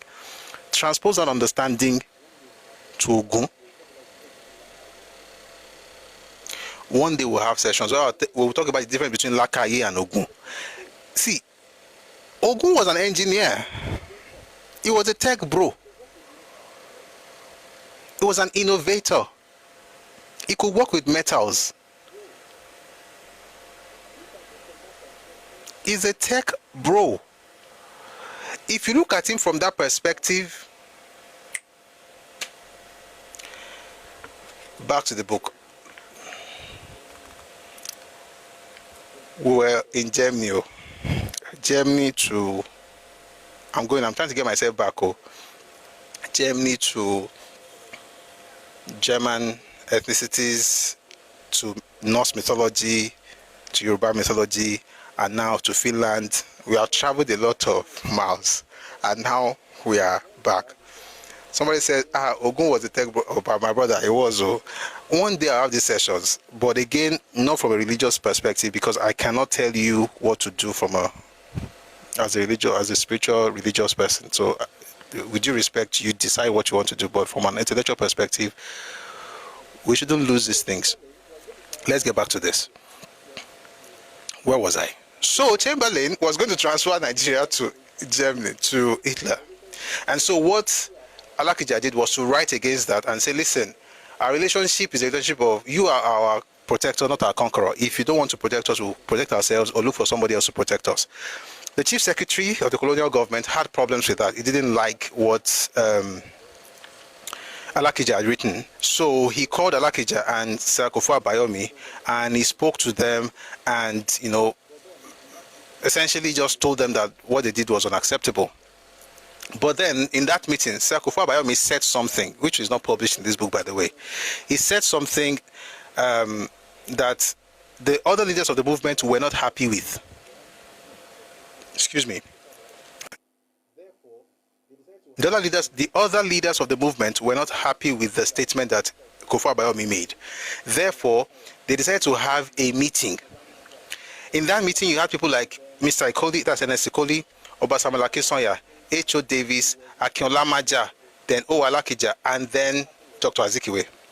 They had that meeting, and it was not something that anybody was supposed to hear about.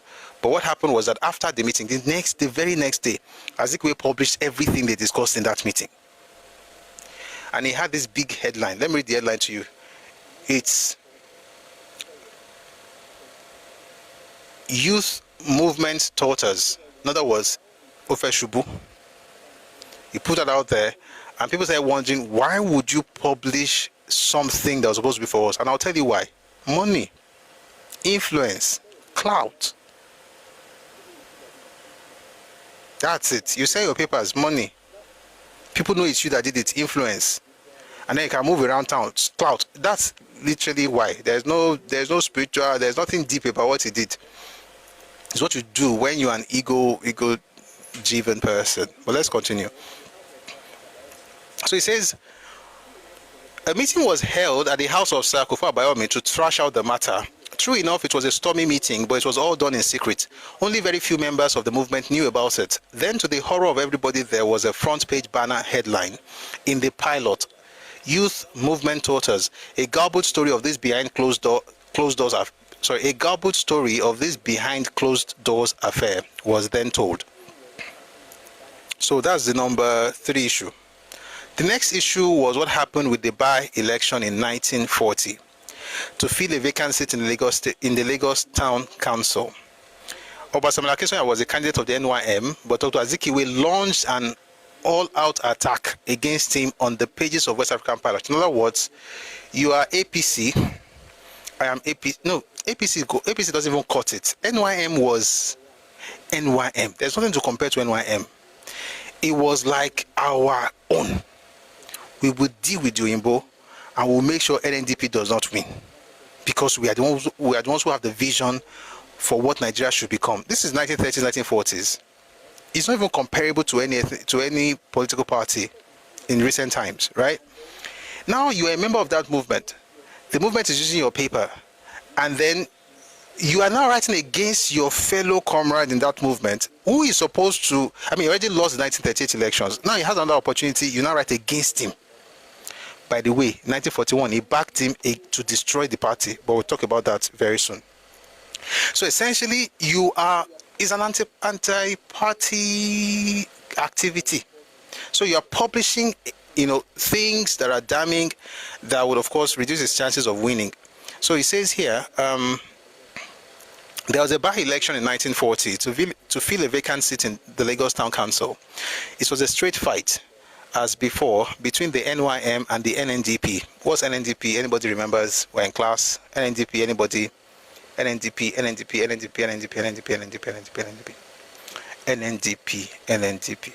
Please, who knows the full meaning of NNDP and who founded it? The second one, I know people will easily get that one. So, HM, Herbert Macaulay, yes. What does it mean? Nigerian National Democratic Party. Let's move very fast. So it says here, it was a straight fight as before between the NYM and NNDP. Obasanjo Akínṣányà was the candidate of the NYM, but Dr. Azikiwe, guys, please, this is showing no activity. I have to pause, please, because I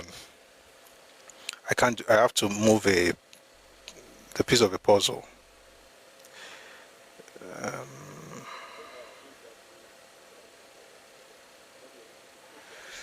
I was going to actually recommend the book earlier. I forgot. Let me just quickly, in case you are looking for the book or you thought about it. Olodumare, God in Yoruba Belief by Bolaji Idowu. There are others, but let me just put that one out there for now. Let's go back to this. It was a straight fight as before between the NYM and the NNDP. Obasanjo Akínṣányà was a candidate of the NYM, But Dr. Azikiwe launched an all-out attack against him on the pages of the West African Pilot. The things that were written about Oba Kisonya are too crude for reproduction here. Another thing that he did, when NYM was founded, it published, okay, I already mentioned this, that NYM published they used to publish a quarterly journal. So they would do it once every 3 months, right? It was called Service. After Azikiwe got into Nigeria and he started his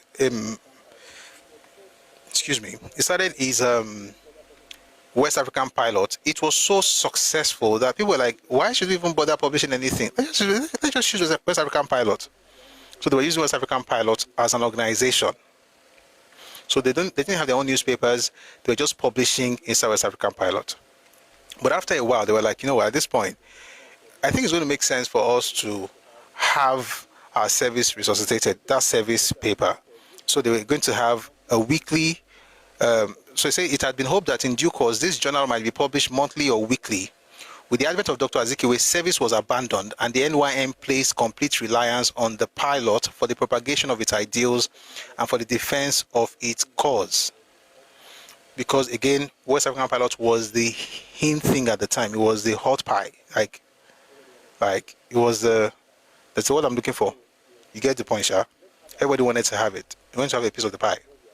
So it was good. Then he said, let's have our own. Let's resuscitate what we have abandoned, and then we'll make it weekly. We'll call it, or even daily. We'll call it daily service.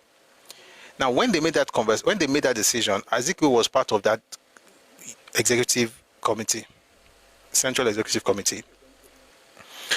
And when they did it, when eventually they decided to start publishing daily service, Azikiwe lost no time in criticizing it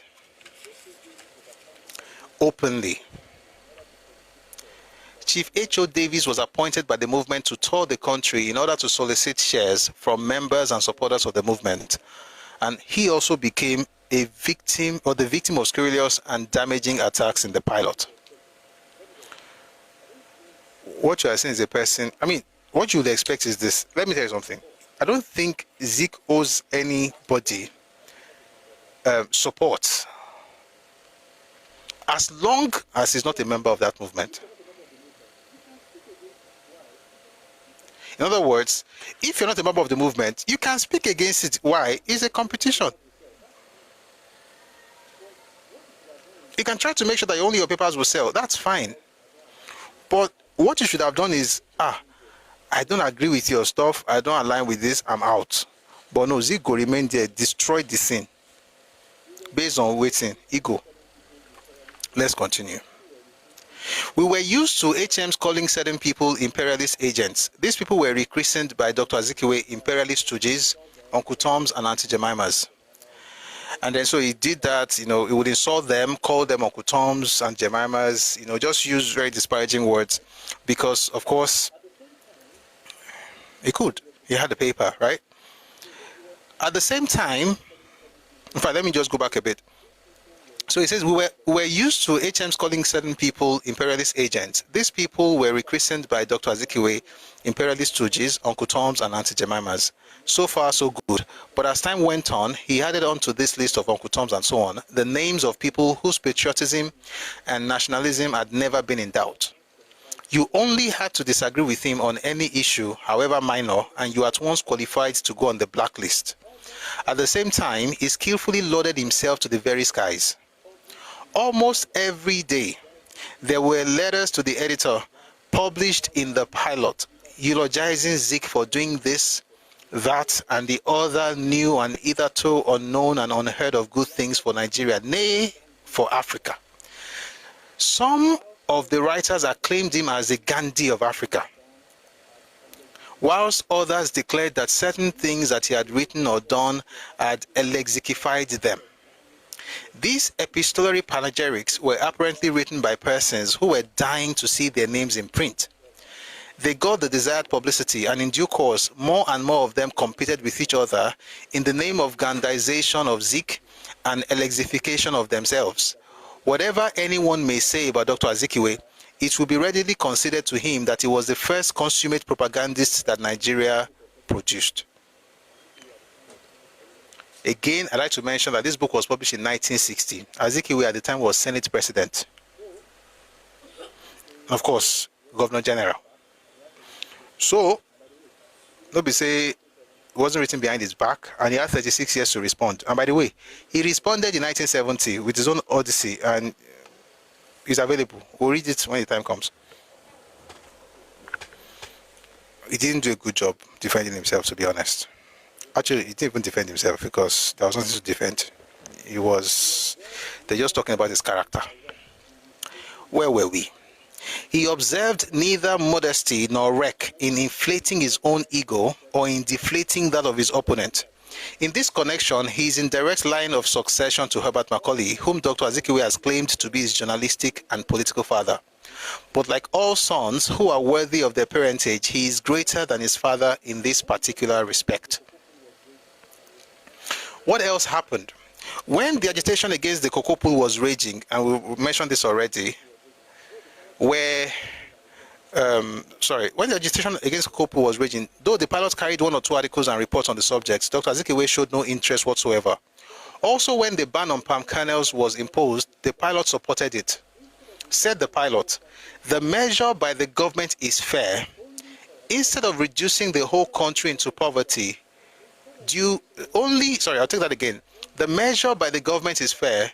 Instead of reducing the whole country into poverty, only the western provinces will be affected and they can switch over to other avenues to make body and soul live." What's the context of Koto Shelemi? Let me quickly explain. You see, Sir Bernard Bodilion had made that Bodilion, the street not named after the president's house, the street.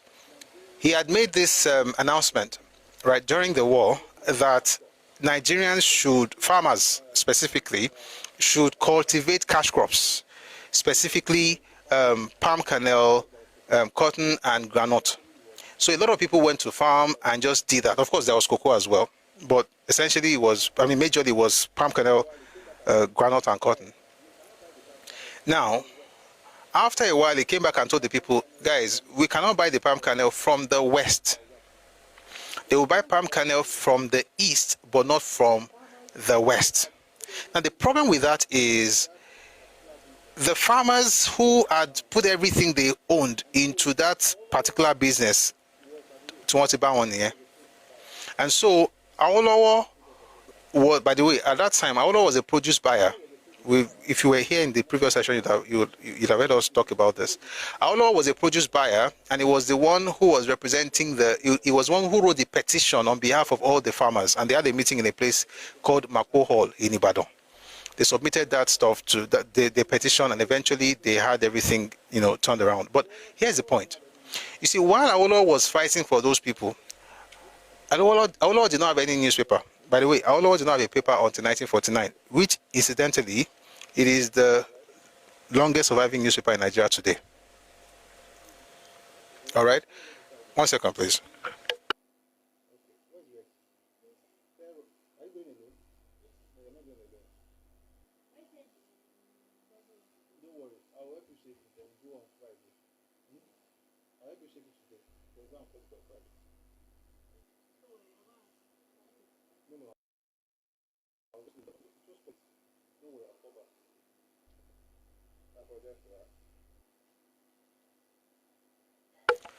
I apologize for that.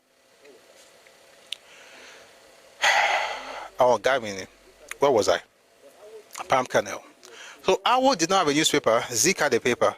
But what Awo did was to work with the Produce Association in Ibadan at the time, and also the farmers, to demand that the government, reverse that policy of not purchasing anything from the western region, because again, these farmers went to farm, put everything in it, and now they have their harvest. You are saying you don't want to buy, but they went to cultivate it because you asked them to do so. Eventually, they turned everything around. But in the meantime, Zeke had published something crazy. This is what he said. It says the measure by the government is fair. Instead of reducing the whole country into poverty, only the western provinces will be affected, and they can switch over to other avenues to make body and soul live. In other words, as far as this thing did not affect his own region, it's fine. It's not the western region. They will find other things, Jerry. He said it was fair. He didn't say it was fair because of any other thing, but because at least it's not all of us that will suffer. It's only Western region that will suffer. I'm not making it up. I'm reading exactly what Zik published. If you were a nationalist and you had this kind of person, would you not begin to wonder if this person actually cares about the whole or the collective? I mean, if you're the farmers, why would you support them? At least in public, you wouldn't. Especially when you have an organ and a newspaper that everybody actually reads. But again, that's it. Let's continue. As a result of his indifference to these two economic crises, which threatened the livelihood of the people of the Western region, as well as the economy of the country as a whole, some of us began to wonder what Dr. Azikiwe's economic determinism really meant in practice. In other circumstances, Dr. Azikiwe would have dipped his pen in gall, as was his wont, and on the pages of the Pilot, under his own name or in an editorial column, would have denounced the cocoa pool as an imperialist device or stratagem whose aim, object, or purpose was to oppress, repress, depress, and distress Nigerian cocoa producers and dealers economically. In the same manner, he would have vehemently declaimed the ban on palm kernels in the western provinces as a gross betrayal of trust, an indelible stain, blemish, and stigma on British imperialism, a vain attempt, a complete misfire, and a palpable boner in the realm of divide et impera. He's just using the words that Azikiwe would have used. The words in quotation marks were not exactly Dr. Azikiwe's, but they are typical of his early style. If the man could not go out and campaign against those unwelcome government measures, he could at least write it in his paper in support of the agitators. He did not. Guess what? I don't think he should have even written about it. You see, in some instances in this life, if you cannot add to something, don't take from it. Unless you're trying to maybe make it better. So you can talk about it as it is, you can try to make it better, but don't try to reduce people, especially when they're on the right path. If you're on the wrong path, that's different. But somebody says exactly the same thing that the Messiah did in the last election. When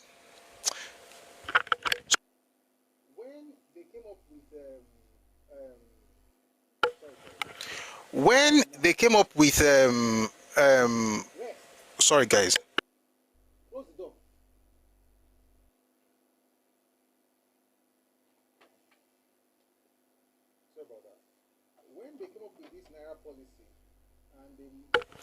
Sorry about that. When they came up with this Naira policy and they were essentially mopping out money during the election, everybody was complaining, but Peter Obi said it was a good policy. It's the same thing. It's not about the people, it's about his own chances. People were queuing up. Guys, please don't stop our tapping on TikTok. Let's get this to 100 and then we can scale. Thank you. People were queuing up. People were fainting in banking halls, ATM points all over the place, and you came out and said, oh, it's a good policy. Why? Because it's not about care for the people. That's why when... Let me finish that statement. It's not about care for the people, it's about ambition. That's why when Chimamanda wrote last week that he's not desperate to be president, I was like, who do you think you are talking to? Followers of Nnamdi Kanu or who? That this man is not desperate. Please, how else do you show if you are desperate, Jare, my brothers and sisters? There's nobody, none of the people that are trying to become president who is as desperate as Peter Obi. None. None. And guess what? I don't mind. But don't come and tell us Friday is Monday. He's desperate and it's okay. If he wants to be desperate, that's fine. I mean, I'm not saying he should not be desperate. If that is Ngotori around here, that's okay. That's what he wants to do. It's fine. I'm going to serve one term. He's not desperate. Thank you, Jare Okwelenge. I serve only one term. Some bad people on Twitter are using the word tip. I'm not going to explain that, and please do not write in the comment section, but just understand. Say just the tip. Just 4 years. The same person who talks say he would never leave. He even said he should die if he left Abga. Literally has a history of desperation. And do I have a problem with that? No.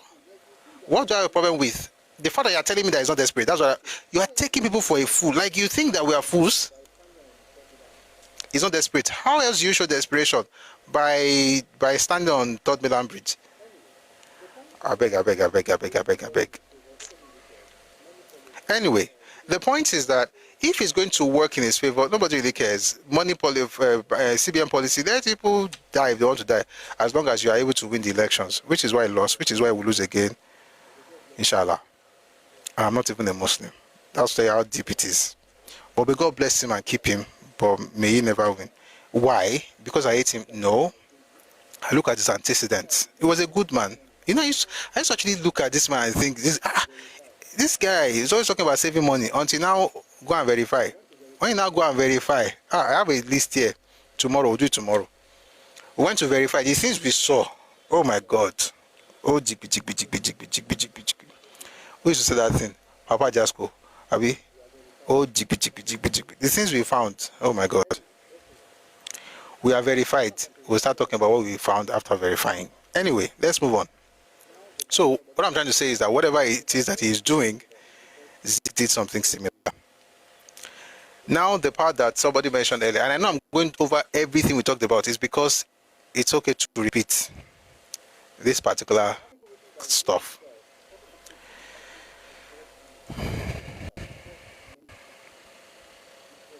An article written by Zik himself, published on the front page of the Pilot and entitled Football Iliad 1940 edition, shocked many people. It was a big step forward in an insidious campaign which had gone on for more than 2 years on the pages of the Pilot. When did this happen? 1940. How long has this been going on? 2 years. Which means what? 1938. Somebody on YouTube, on TikTok says the Igbos have produced smart and talented people. So I wonder how this PO is able to bewitch them. I have something I could tell you that will make you not wonder anymore. You wonder no more. It's a very simple thing. And there are exceptions to this rule. To this thing I'm about to say, there are many exceptions. But the many is few compared to the other group. Generally, it seems as if folks from certain parts of Nigeria think the same way regardless of the educational achievements or career advancement. It doesn't really matter. What was Chimamanda saying? Inclusion. What's inclusion? To make an Igbo president. Why? Because they've never been president before. Says who? You've had 2 Igbo presidents in Nigeria. Oh, since 1999. Why should you become president in 1999? There's never been a Tiv president since 1999. There's never been an Igala president since 1999. There's never been a Hausa president since 1999. Says the big ones. There's never been a Hausa president since 1999. We've not had an Angas president since 1999. Not Nupe.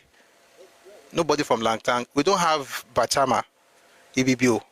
Where are we stopping? Where are we stopping? The Jukuns. Talk about these people. So why is it that because you have no why? Was it because they went through something? Well, no. Whatever people went through, whatever people went through in 1970, they took care of them in 1979. Period. And God bless the leaders for doing what they did at the time. In 1979, we had 4 major parties actually, but the 3 major ones had Igbo as vice president or vice presidential candidate or presidential candidate. Shehu Shagari had an Igbo vice presidential candidate. Even Awolowo, who is a Christian and from the south, had an Igbo, a Christian from the south, as vice president. Philip Umiati in 1979. Zik also ran as an Igbo person. And when they won, they ensured that there was an Igbo on every ticket. Why? Because they were trying to placate them and say, okay, we are all together. If they did this in 79, and even now you act as if it did not happen, then no. Nobody, I'll say that, I know it's not today's topic, but I will repeat it. Nobody in Nigeria has any leverage again as far as the presidency is concerned. There's nothing you can use to bamboozle or blackmail anybody. everybody don't get their own bit, including Yoruba people. That's why, if you notice, this election, did you see where Yoruba we must become president? No, that statement that was Yoruba Lokon was among APC members in Ogun State. The generality of Nigeria, if you bring it out, we vote for you. If you don't bring it out, we don't vote for you. So what we enjoyed as Yoruba people in 1999 because of 1993, which Igbos enjoyed in 1979 because of 1970, which the Ijaws enjoyed in 2007 because of the Mend crisis. Nobody is enjoying anything again based on anything. That's the point I'm trying to make. All of us have enjoyed something based on something. Therefore, let's move on as equals. You bring your manifesto, you play your game. You can do, and I will quickly move on. Let me say this before I move on. There are two major ways to becoming political leaders in Nigeria.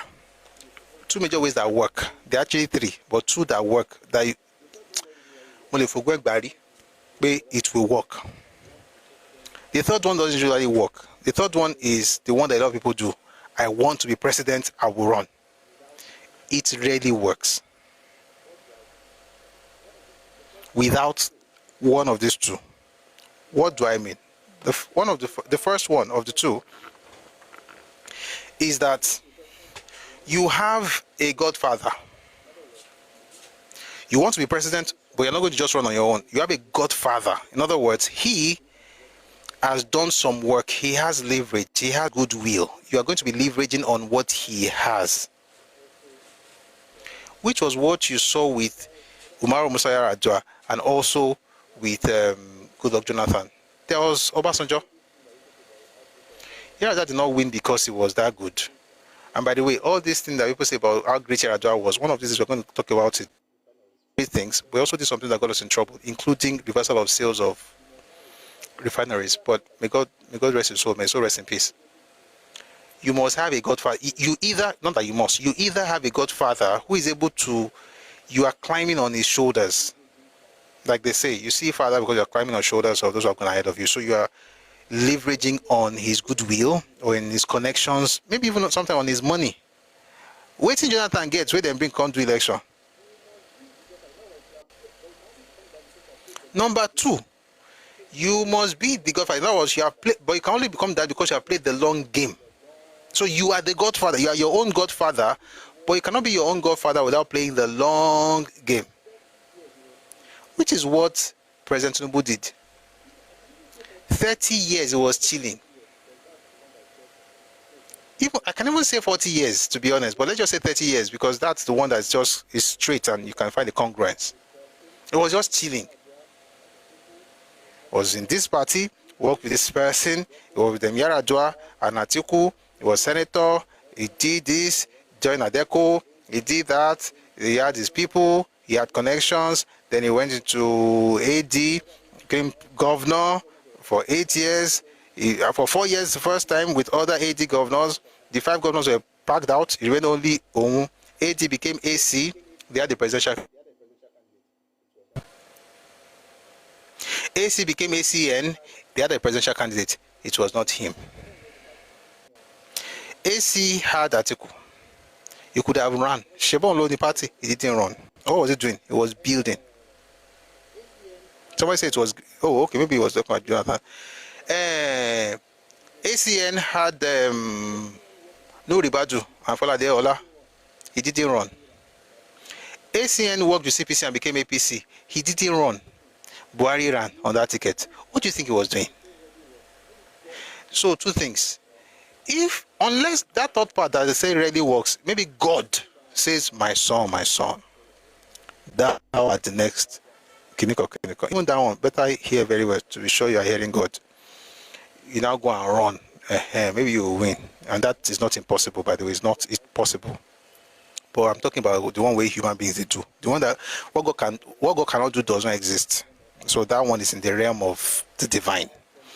But in the realm of mere mortals, you either have somebody who has done the work for you and you are now leveraging on what they've done, or you have done the work, but that's a long-term plan. Until then, You can have 6 million votes. La la la la la. Some people had 12 million. Buhari had 12 million votes 3 times. Only once did he have less than 12 million. That was in 2011. But it was consistent. And then he leveraged on somebody else, and then he became president. It is what it is. Let's go back to the book. So, Football Iliad, 1940. I think the craziest part of what Azikiwe, by the way, 95.6 jaw. TikTok people, please, please, like gift. These things help the life. Like gift, poem for you. Like, especially that like power tap and gift, they help boost the life, right? Thank you very much for your support. I really appreciate it. And folks on YouTube, please like the live and share the live as well. Apparently, you can gift on YouTube as well. There's a dollar sign down there. You have super stickers, super chat. Do it. Why? It's good to give. But we're going to talk more about giving later. I just want you to engage. That's the most important thing. Let's engage. Let's get the likes up so that it can get on people's FYP. Thank you very much for your support. All right, let's go on. So I was saying that I think the craziest bit from Z was the Football Iliad that was published in 1940. And in case you were not here, I'll quickly go over it. I won't do this next time. I can't promise that, but most they go. Anyway, here's the point. There was a football match between St. Gregory in Lagos and CKC, Christ the King College, Onitsha.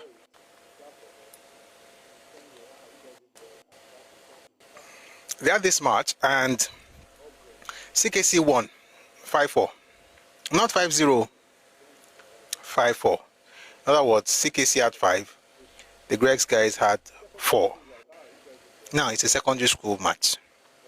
What do? You enjoy it, you clap for them, you thank them, you guys did well, and that should be it. Up Gregs, come on. Those of us, anyway, don't terrorize us. But Gregs, King's College, great schools. Now, secondary school, so you're like, you guys did well, well done, and that will be it. But not for Zik. Let me read to you what Zik wrote. Because, in fact, let me first read what Papa wrote before I read to you what Zik wrote. A football team composed of students of the Christ the King's College, Onitsha, came to Lagos to play a win-the-worm football match against St. Gregory's College. The CKC team from Onitsha defeated St. Gregory's team by 5-4. To the ordinary man in the streets, let alone the highly sophisticated element, there was nothing extraordinary or unusual in one school or college defeating another one in a game of soccer. I'll take that again. To the ordinary man in the street, let alone the highly sophisticated element, there was nothing extraordinary or unusual in one school or college defeating another in a game of soccer, but not so with Dr. Azikiwe. He saw in the sporting exploits and triumph of the team from Onitsha the inherent superiority of the Easterners over their opponents, and he went to very great pains.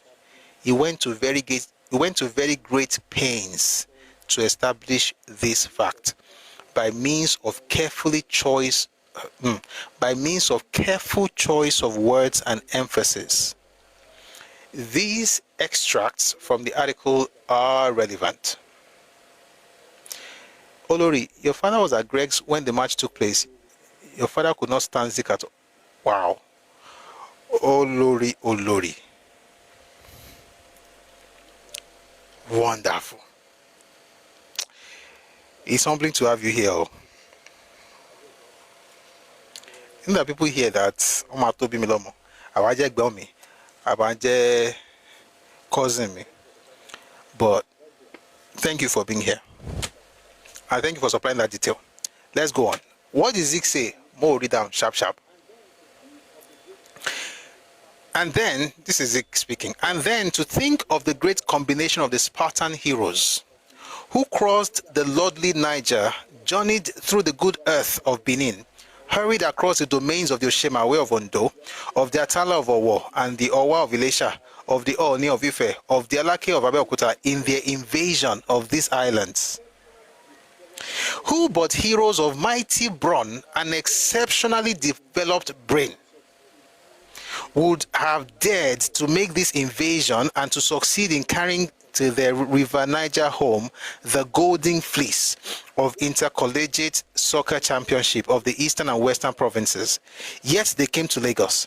They saw the irresistible defense put up by their opponents, and they conquered impressively, convincingly, and were graceful even in victory. Could their achievement be paralleled? Would it not be better for me to leave the answer to the laps of the gods? Secondary school match. It's not Super Falcons or Super Eagles. Secondary school match, 1940.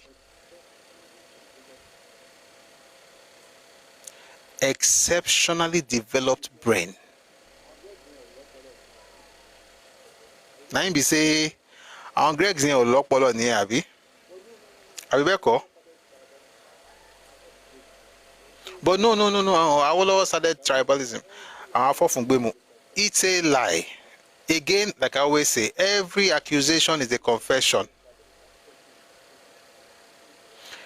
Anybody who looks at you and says you are a tribalist, that person is confessing to you who they are. That's their own identity. That's their own trait.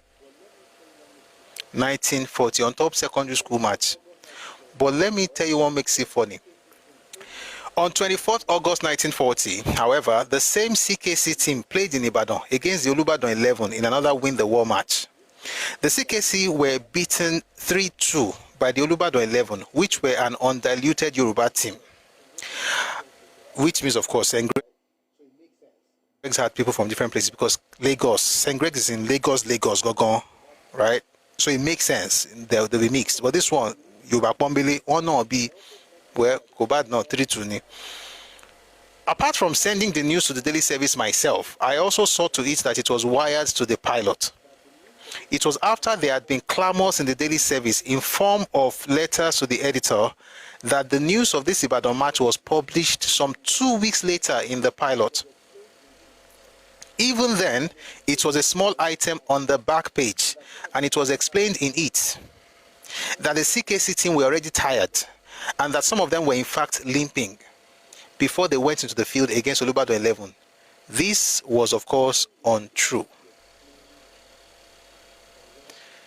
Why would a newspaper have to explain the loss of secondary school pupils, students? They are kids. They played a match, they won. Okay, one try. They played another match, they lost.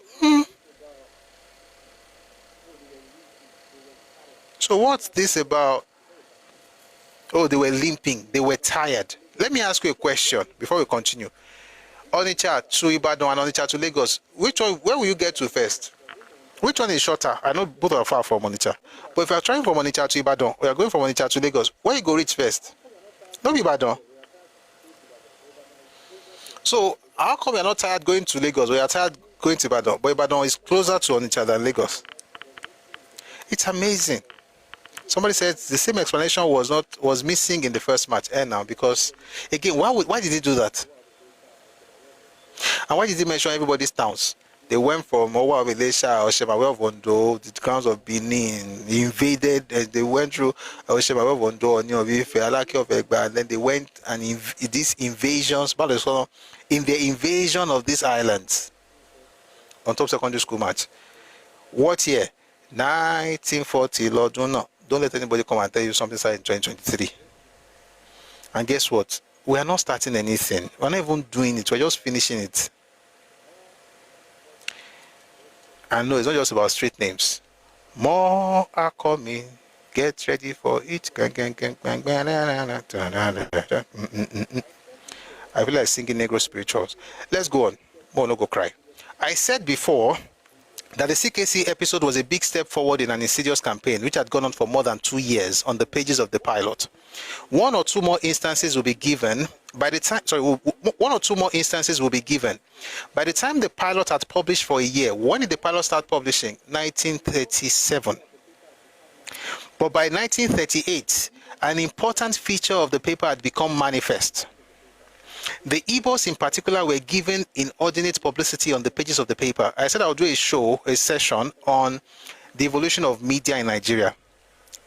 Newspaper in Nigeria started in 1859. And the first newspaper in Nigeria was in Yoruba language. The very first newspaper ever was Abeokuta, 1859. Then you had Lagos after the Abeokuta paper. Of course, it's the same 19th century, in the 1800s.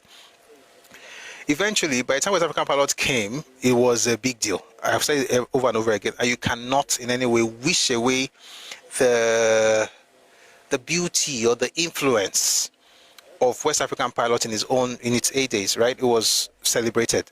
However, you see, one of the things people started noticing is that this particular paper talked more about ethnicity or certain ethnic groups.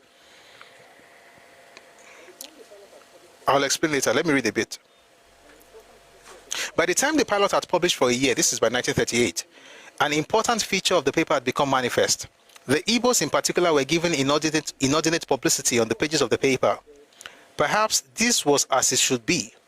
The Igbo had never had a share in newspaper publicity before the advent of the pilot. But equally so, no Yoruba man of the class of the Igbos no Yoruba man in the class of the Igbos publicized in the pilot ever, I'll take that again. But equally so, no Yoruba man of the class of the Igbos publicized in the pilot ever had a share of publicity in any paper either. What does that mean? No, let me read it. I'll explain. Let's just keep reading. In those days, one had to be an outstanding politician, a big shot in society, or a well-connected person for one's name to appear in the Nigerian Daily Times, Nigerian Daily Telegraph, and Lagos Daily News. Those are the three major papers: Nigerian Daily Times, Nigerian Daily Telegraph. Daily Times was Mr. Bates, Daily Telegraph was Alex Ekoli, Lagos Daily News was about Macaulay. So you have to be very big for them to even put your pictures there, right? Or to even talk about you. Regardless of ethnicity, if you're a big politician, they'll put you there. If you are a socialite, they'll put you there. But regular people, why would they care to do that? Let's continue.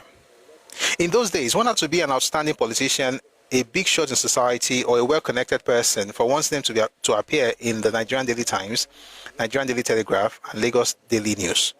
Of course, if you had a friend working in the news or composing section of a paper, no matter who you are, you might be slipped in.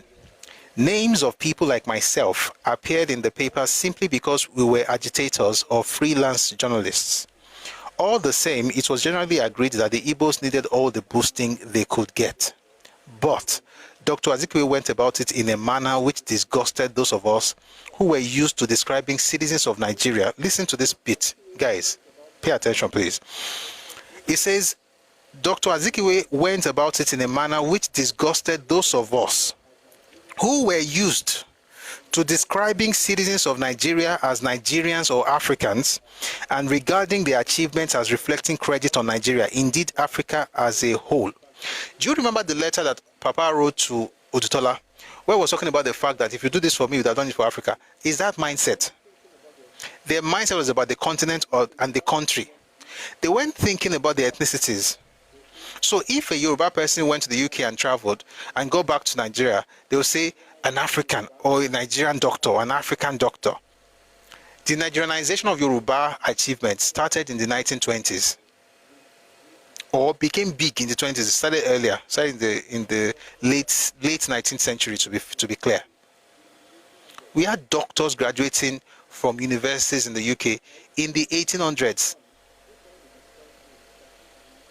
And I remember mentioning one who started a dispensary in Shaki in 1902. The man traveled all the way from Lagos to Shaki. He studied in Scotland. His name is Shakwara. Oguntola Shakwara Williams. When these people returned to Nigeria, they were just, people just celebrate them. Oh, Nigerian doctor, Nigerian this, first African this, first African that. But that was not enough for Zik. Welcome, Prince and Mr. Motivator. Welcome. It wasn't enough for Zik. So what did Zik do? Instead of, they were used to saying, oh, we are African educator, African doctor, Nigerian this, African that. That was them. This was how Zeke reported his own. Number one, in his own papers, his pilot.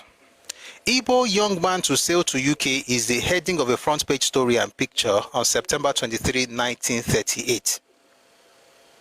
In other words, everybody was thinking nationalistically.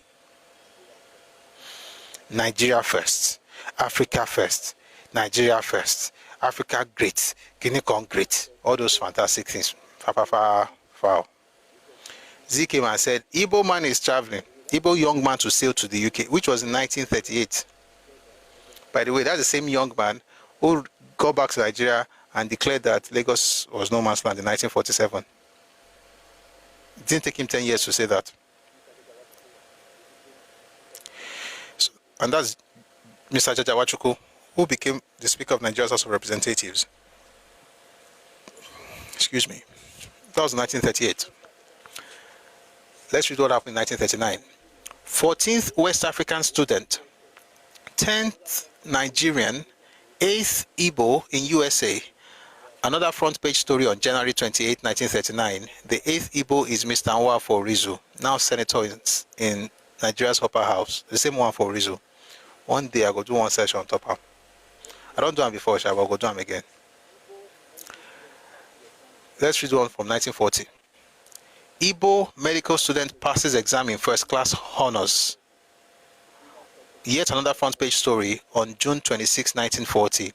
The brilliant success of Dr. S.O. Egwatu.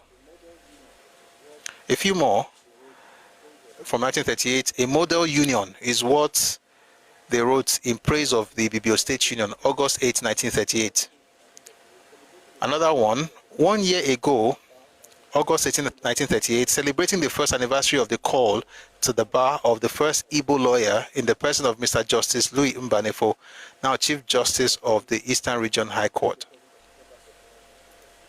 The one that's crazy is the one they published on December 31, 1938. Guess the headline, The Igbo Are Coming. Again, remember, all the members of NYM were nationalists. They didn't talk about their ethnicities. They were proud of it, but it wasn't on the front burner. They were talking about Nigeria and Africa. This man came and just started putting Igbo everywhere. That's why a few years after I started doing this, they actually had a plan to become the main group. Again, if you are Igbo here, this is not against you as a person. It's just what your leaders did in the past. I saw a post on Twitter earlier today where people were talking about, when people were talking about what happened in the past, and folks said, we didn't do it, it's not our fault. A group who hates the idea of accountability cannot make progress. Why? There's no perfect human, there's no perfect group, including my own. I'm a human being, I'm Yoruba. Yoruba is a great ethnic group, fantastic. We are wonderful, powerful, but we're not perfect. If they tell you what you did wrong, you fix up. Or in some cases, at least acknowledge it. Maybe that will even sort this thing. Acknowledge it, not asking people to pay you for reparations after killing them.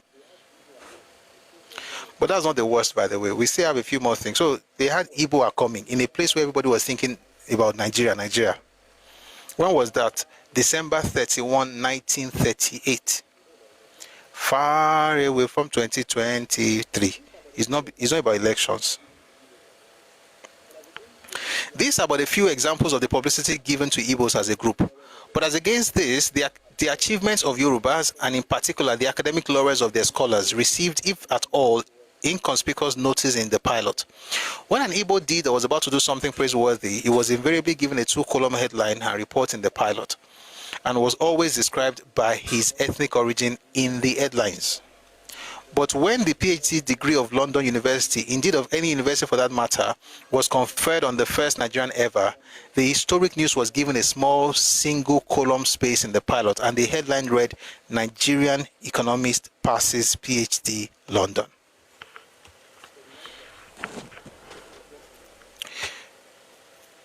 There's a young man who I think works with NASA or something. He's a Yoruba young person, he's a Yoruba man, who took Egusi to space station. They took Egusi to the space station, I think it was last week. he posted something on his Twitter handle and he said, you know, he did that because it was going to take Nigerian culture to space. People spoke up. What do you mean Nigerian culture? What do you mean Nigerian culture? There's no Nigerian culture. That's Yoruba food. That's Yoruba culture. He may never be an apologist. He may just be the regular pre-1938.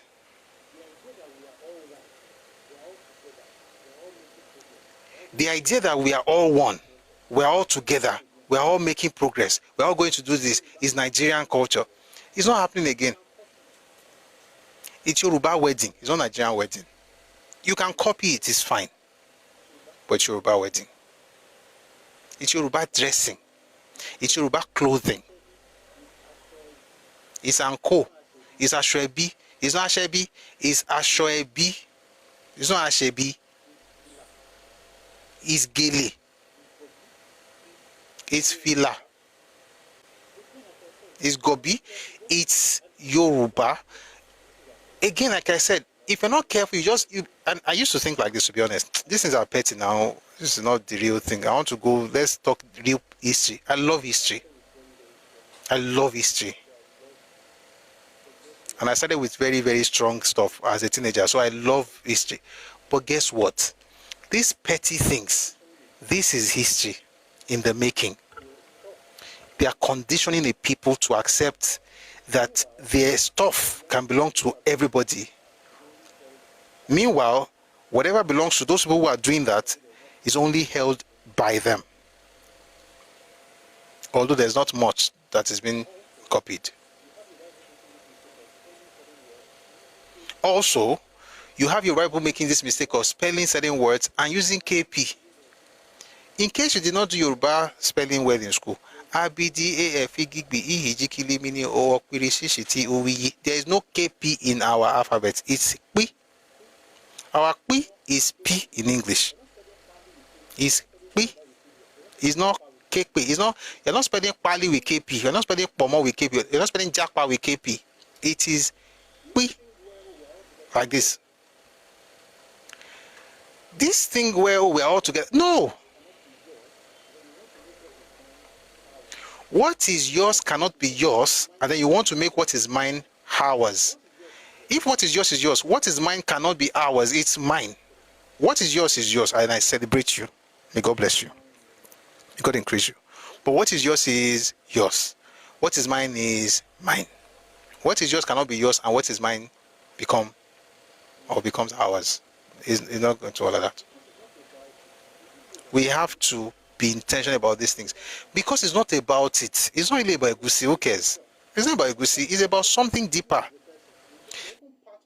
Erasure that is acceptable to you as a person, and you're even part of your own elimination. It's deeper than Egusi. It's about people telling you, why are you speaking your language? Can't you just speak English? Or say it's not just language. It's not about that. It's about your identity. Listen, when I was in secondary school,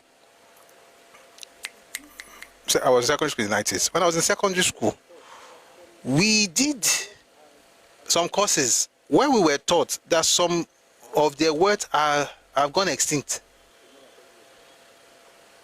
Some words from certain languages in Nigeria have already gone extinct. This is more than 30 years ago. Some words from certain languages in Nigeria have already gone extinct. They don't know the words for those things. They use English for those words. They use the English words for those objects, I mean. Or for those things. So objects, things, whatever it is, abstract, non-abstract, real, they use English words to substitute because they don't know the Oroyene in that local language. So maybe what does it take? You must speak English. No, you must learn Yoruba. Why? Just your language is your identity. And let's try. I know it's not easy, but again, who says it will be easy? We don't do easy things, we do good things, right? If it's easy, that's a plus. But if it's not easy, let's just do it regardless. Let's normalize reducing code mixing. I mean, I do it too, but let's reduce it if we can, especially when we're around our children. Ẹja máa sọ Yorùbá pọ́nbélé, ká máa ṣàmúlò màlà. Wàá sọ Yorùbá, àwọn ọ̀rọ̀ kan wà tó jẹ́ pé ó máa ṣe pé kókó fi Gẹ̀ẹ́sì sọ, ṣùgbọ́n fún ara wa pé Yorùbá mo gbọ́dọ̀ fi sọ eléyìí. Bá mú kálámù wá, bá mú gègé wá. That's a pen. You know the funny thing, if you're very good with your language, you'll be very good with the English language as well. It doesn't make you lose your ability to speak English well. It doesn't. As a matter of fact, it's actually what even better with English.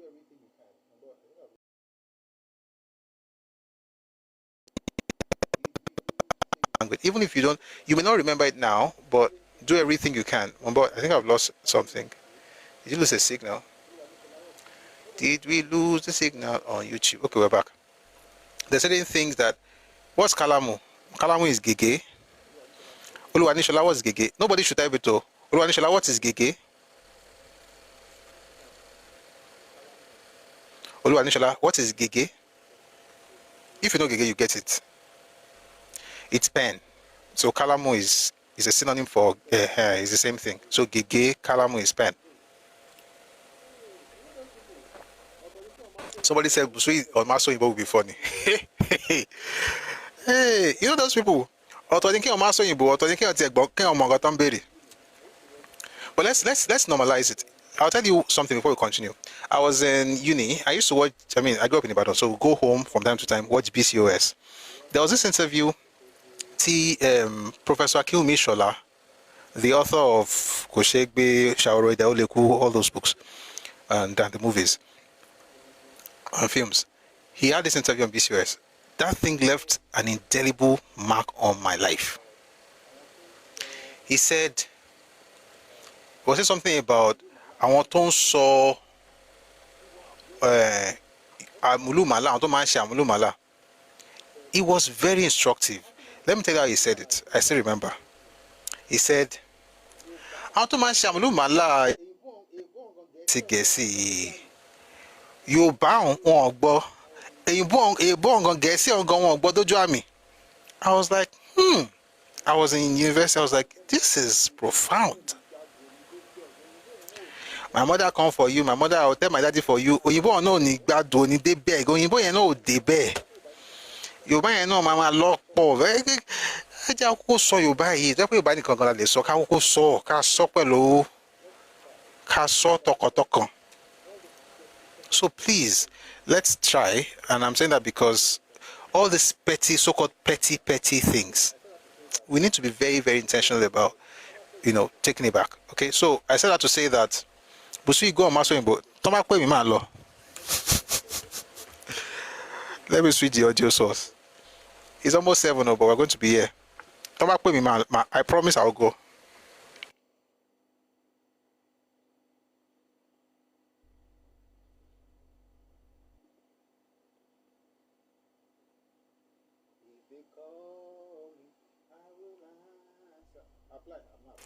If they call me, I will answer. Apply. I'm not applying. No. I cannot apply.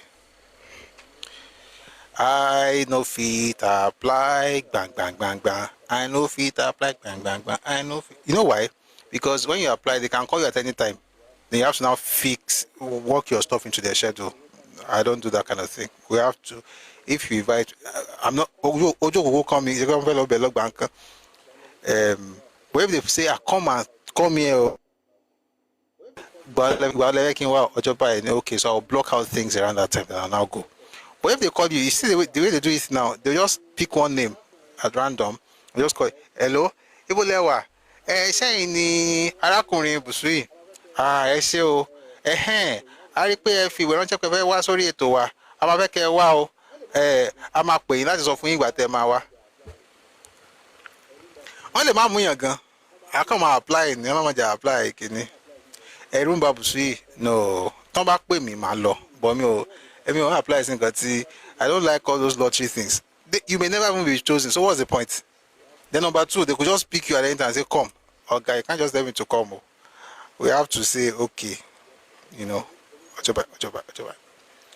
Because Omi Belamu, I was in a live hosted by an Hausa, been a Fulani. This man get my say Southwest now.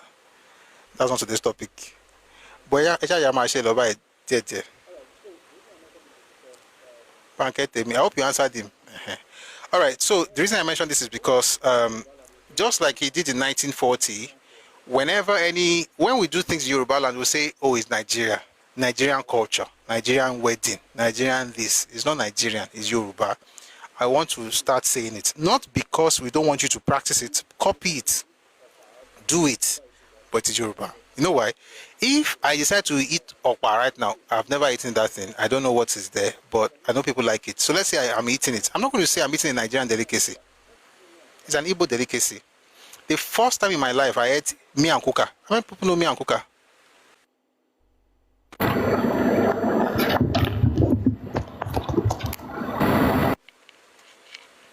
Any Hausa person here or Northerner?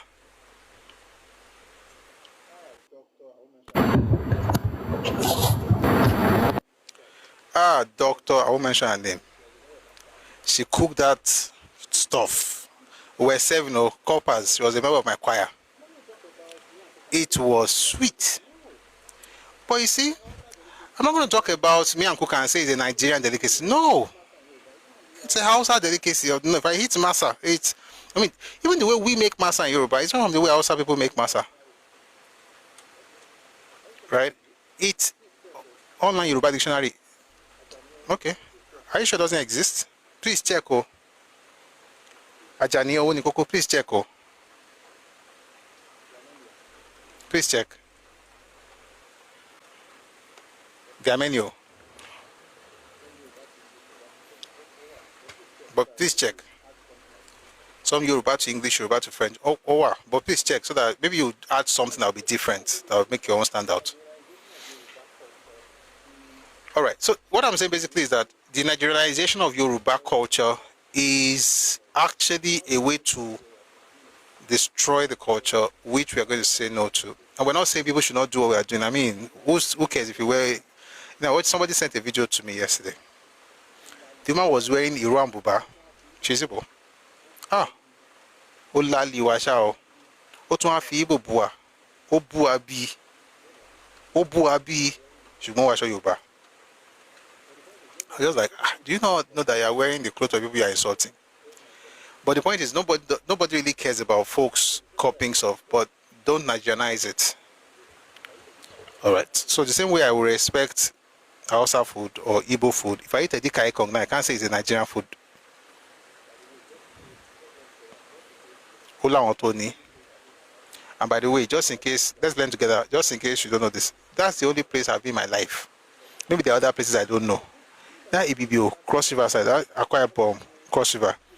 Do you know that those guys plant water leaf? Oman gbin bure. Ṣùgbọ́n Oman he tete. You know, bí bure ṣe máa ń hù káàkiri ilẹ̀ Yorùbá tá kan máa mú bẹ́ẹ̀ ni tẹ̀tẹ̀ ṣe máa ń hù lọ́dọ̀ tiwọn. A kàn mú bure yẹn wọ́n mọ̀ gbin bure. Me I'm like, God, that's the beauty of NYC. But whatever they call Afang is Ibibio, Edika Ekong, they own it. It's not Nigerian. The same way Ewedu. That Ewedu that people is our own. Thank you very much. Igba. Kí o kọ́ tó máa jẹ́ ń fẹ́? Kò dáa o. This is bad o. Kí ló kọ́ ẹ̀fọ́ fẹ́? Wọ̀rọ̀wọ́. My father will not be happy with me if I forgot. Wọ̀rọ̀wọ́ lórúkọ ẹ̀fọ́ wà jẹ́ ń bẹ̀. Ìgbàgbá has this crunchy thing. It's very crunchy. Àbíkẹ́ máa pe àpọ̀n. Àpọ̀n is àpọ̀n. Àpọ̀n ń ṣọ̀gbọ̀nà. Tẹ́ bá ti kọjá Niger síbi àdúgbò wọn yẹn ọ̀gbọ̀nà ni. Tẹ́ bá dé ibi yìí nǹkan náà pè ní àpọ̀n. Ẹ má sọ Yorùbá nù. Àpọ̀n. Ẹ̀fọ́ tẹ̀tẹ̀. Ẹ̀fọ́ ṣọkọ. Ẹ̀fọ́ yọrin. Ẹ̀fọ́ Europe. People, whatever is yours is yours. Whatever is mine is mine. God bless all of us. We go in Jesus' name. Let's get back to this. So this man had a PhD, and then Pilot published it and said, Nigerian economist passes PhD London. The scholar concerned was Dr. Fadipe, a Yoruba. As late as 1945, 2 Nigerian law students of Cambridge University, one Yoruba and one Igbo, passed the law triples examination. The Yoruba passed with second-class honors upper division. Sorry, I'll take that again. The Yoruba passed with second-class honors upper division, and the Igbo also passed with second-class honors, but in the lower division. The latter, that's the one with 2-2, got front-page publicity in the Pilot, but the former got a small space given to him on the back page a few days after the report of his Igbo colleague had appeared. As for outstanding Yoruba public men, listen to this, guys. As for outstanding Yoruba public men, they were all of them dubbed as imperialist stooges and Uncle Toms. Apart from failing to give publicity to the achievements of the Yoruba and holding their public men to obloquy, the Pilot always made sure that all their misdoings received due publicity. As many of the unsavory aspects of Yoruba life as its news gatherers could muster received banner headlines in the Pilot. In contrast to this, care was taken to ensure that any misdoing of the Igbo was kept out of the newspaper. Whenever a non-Yoruba name was mentioned in the Pilot, in connection with a trial or conviction for a crime, meticulous care was taken to indicate the tribe of the accused or convicted person. Not many people then and now could differentiate an Igbo name from an Edo name or Ijo name, for instance. So, in order to make assurance doubly sure that the reading public were not misled into thinking that an Igbo man had been mixed up in any reported ugly business, a non-Yoruba name was invariably correctly identified by its tribal origin. What is all this, Turenchi? 2 things. Number 1, they had this thing for going after Yoruba public men in the 1930s.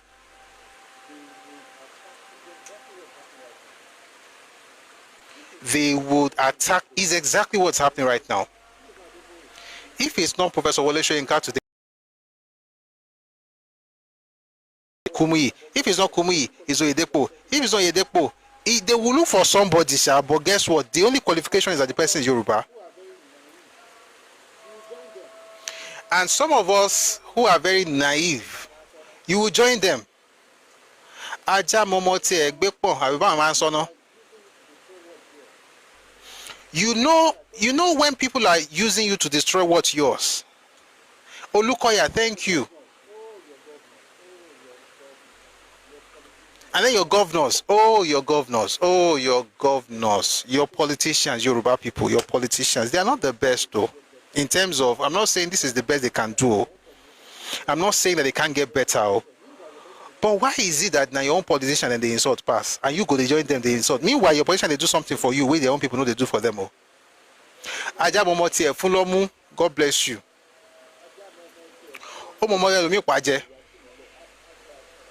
Ajabomotie Fulomu, Omotio Duoyaki Mole, Ada fún bàbá mi. D1 and Okwelenge and Vodi, thank you.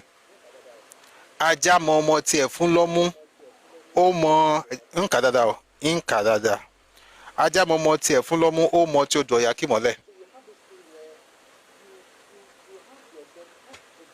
So you have this thing where you have your again, our governors are not perfect. Oh boy, they have so much to do.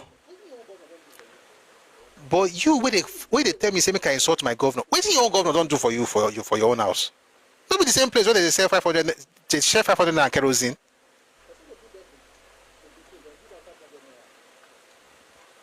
Person go give birth to Pekin, they'll give her 500 naira. Meanwhile, that same period, you go to Ondo State, you have mother and child, Dr. Olusegun Mimiko, where everything was free, and people would travel even from some other places to come and enjoy that thing in the southwest in Ondo State. But no, you are very, I don't take shit from any governor. I don't take shit from any, we're speaking English. You will now insult your governors with the person where they give 500 naira for a house. But no, you are the sophisticated, you are the tribalized. If anybody ever calls you the tribalized, just know they're telling you are a fool. Because a detribalized person in Nigeria is a person who opens his door for everybody to come and take whatever they want. Again, I'm not saying don't come into my space. I'm telling you there are limits in my space. And by the way, the person was telling you, open your door, want to enter, we must enter. I'm like, wait, oh, guy, I don't open the front door. I don't let you in. You're in the living room. Say, no, open the bedroom. We must enter. We don't want Nigeria. That person has a tall gate in front of his own house.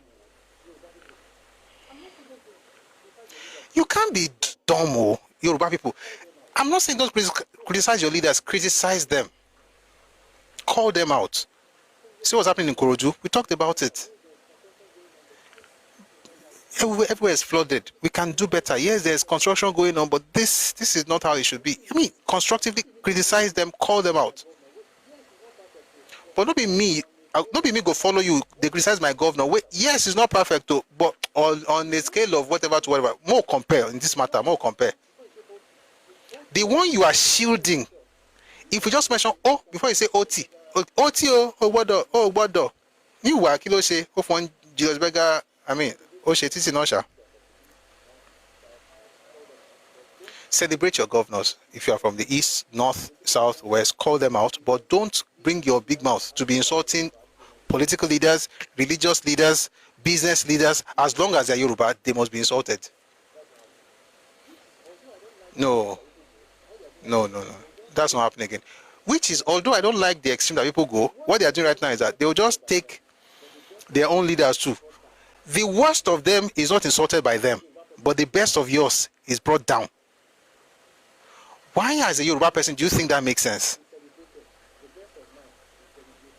The worst of yours is celebrated. The best of mine is denigrated. Why? Because we are one Nigeria. You are dumb. No, it's not going to work. I'm not even telling you to help me celebrate my own. Don't worry about it. Just leave him like that. Leave him like that.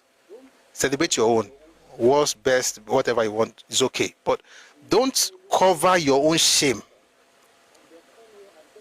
in your terrible, very deplorable condition, and then come here and tell me to shame the people who are actually doing things well, even though they have a lot more to do. And yes, our politicians need to do a lot more work. We have a lot of work to do, especially in agriculture, in mining, in education, in health. There is a lot to do. In tourism, there is a lot to do. But guess what? Nobody will come and me beat my people. So again, what I'm saying is that this thing, it did not start now. It says outstanding Yoruba public men were called imperialist stooges and Uncle Toms. And if they ever made any mistake, they will blow it out of proportion. The world must know that the Yoruba man did this. None of us here is perfect. And I see what's happening on something happened on Twitter. I'm not going to mention specific, but let me just say this to Yoruba people. Kò sẹ́ni tí ò ní lára, kò sẹ́ni tí ò ní lọ́wọ́, èmi gan tí mò ń sọ̀rọ̀ yìí, kò sẹ́ni tí ò ní lọ́wọ́, kò sẹ́ni tó pé tán. Ọlọ́run ló ràn gbọ́ lọ́wọ́. Ẹ jọ̀ọ́. Èèyàn máa ń bínú. Ọmọ àlè ló máa rí inú tí ò ní bí. Ṣùgbọ́n ọmọ àlè náà máa bẹ̀ tí ò ní gbà.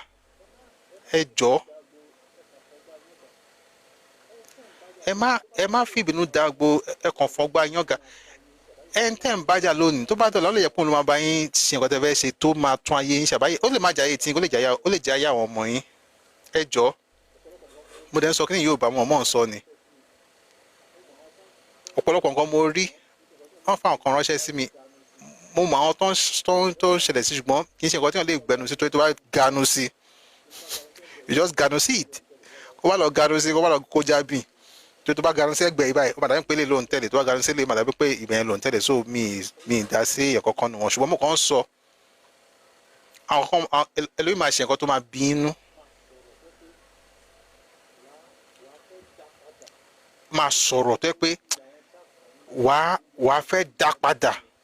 Mo ti rí táyọ̀ tí ń fi àwọn chat tán ní láti ní bí ọdún 2, 3, 4 oníkàkú wá ń kó síta. Rí kí ni? Kí ló dé? And this is also why you know that ọ̀pọ̀lọpọ̀ nu wa ajàfẹ́tọ̀ọ́ la jẹ́ à ń ṣe olùdarí. We have more activists than leaders. And when I say leaders, I'm not talking about positional leadership. People who understand the concept of influence. So, Kotimi àti wa sọ lọ́dún tó kọjá, àwa screenshot ẹ̀, àwa fi sórí internet, àwa máa bára wa jà. Iye pé èèyàn kan ṣe èèyàn kan ò ṣe o, mi sọ pé èèyàn kan ṣe èèyàn kan da èèyàn kan ò da o. Mi ò yan èèyàn kankan ní pọ́ọ̀sì. Mi kàn sọ wípé ẹni tó ń bínú has every right to be angry. And Tom Binu, he has everybody that's angry right now. They have every right to be angry. And I'm not mentioning anybody, but it's not even about anybody. It's also about you as a person. It's also about me. Nobody should come around and say, why are you angry? You should not be angry. It's not just that. That's nonsense. You should be angry. If you want to be angry, it's okay. Be angry. Ṣùgbọ́n, ẹ má jẹ́ máa bínú tán. Tí wọ́n bá bínú tán á sọ àwọn ọ̀rọ̀ kan Yorùbá jẹ́ pé ẹyin lóhùn kí dẹ́n ṣe òun nìkan sìn tweet gan sìn yìí ẹyin ni tó bá jábọ́ ó ti fọ́ nìyẹn lórí kíni kí lórí kíni. For the most part, all of us are fighting based on our name and our egos, and it's fine. Again, you have a right to do so, but you know why? You are providing content. Apart from providing content, you are destroying chances. Kò sí nǹkan tó lè jáde láàrin ara wa. Àwọn èèyàn máa ṣẹ̀yàn. Ọ̀rẹ́ mi kan pè mí lónìí. Ó sọ nǹkan táwọn ṣe lẹ́yìn mi. Ọ̀rẹ́ mi, ẹ̀jẹ̀ mi, ó dẹ̀ dùn mí. Bọ́dẹ̀ yìí sọ ló ń sọ pé má bínú. Kí mo fẹ́ ṣe? Tẹ́pẹ́ mo ṣe ńkọ́. Tó bá pẹ́ mo ṣe ńkọ́ ṣé wàá gé mi lórí ni? Ó dùn mí. Tó mi mọ̀ kàn ṣe bẹ́ẹ̀ but èèyàn lẹ́yìn náà ó ṣàṣìṣe ni kò dá èmi náà lè ṣàṣìṣe. Tó bá bínú bó má bínú tán má sọ àwọn ọ̀rọ̀ kan tí jẹ́ pé àwọn ọ̀rọ̀ kò bá kúngbẹ́ tó yẹ pé èèyàn lè padà sọ pé mi ò dẹ̀ rò bẹ́ẹ̀ yẹn o. Mo kàn sọ and the reason I'm saying all this is because of what I'm reading here. If people begin to give bad publicity to all your misdeeds and the person is an outsider but you are an insider but you are giving publicity to a fellow ṣé à pé ẹ̀ńtọ́ mú ló lè ẹ̀ńtọ́ mú kò sí ọ̀kan wá báyìí kò sí ọ̀kan bíbí yìí.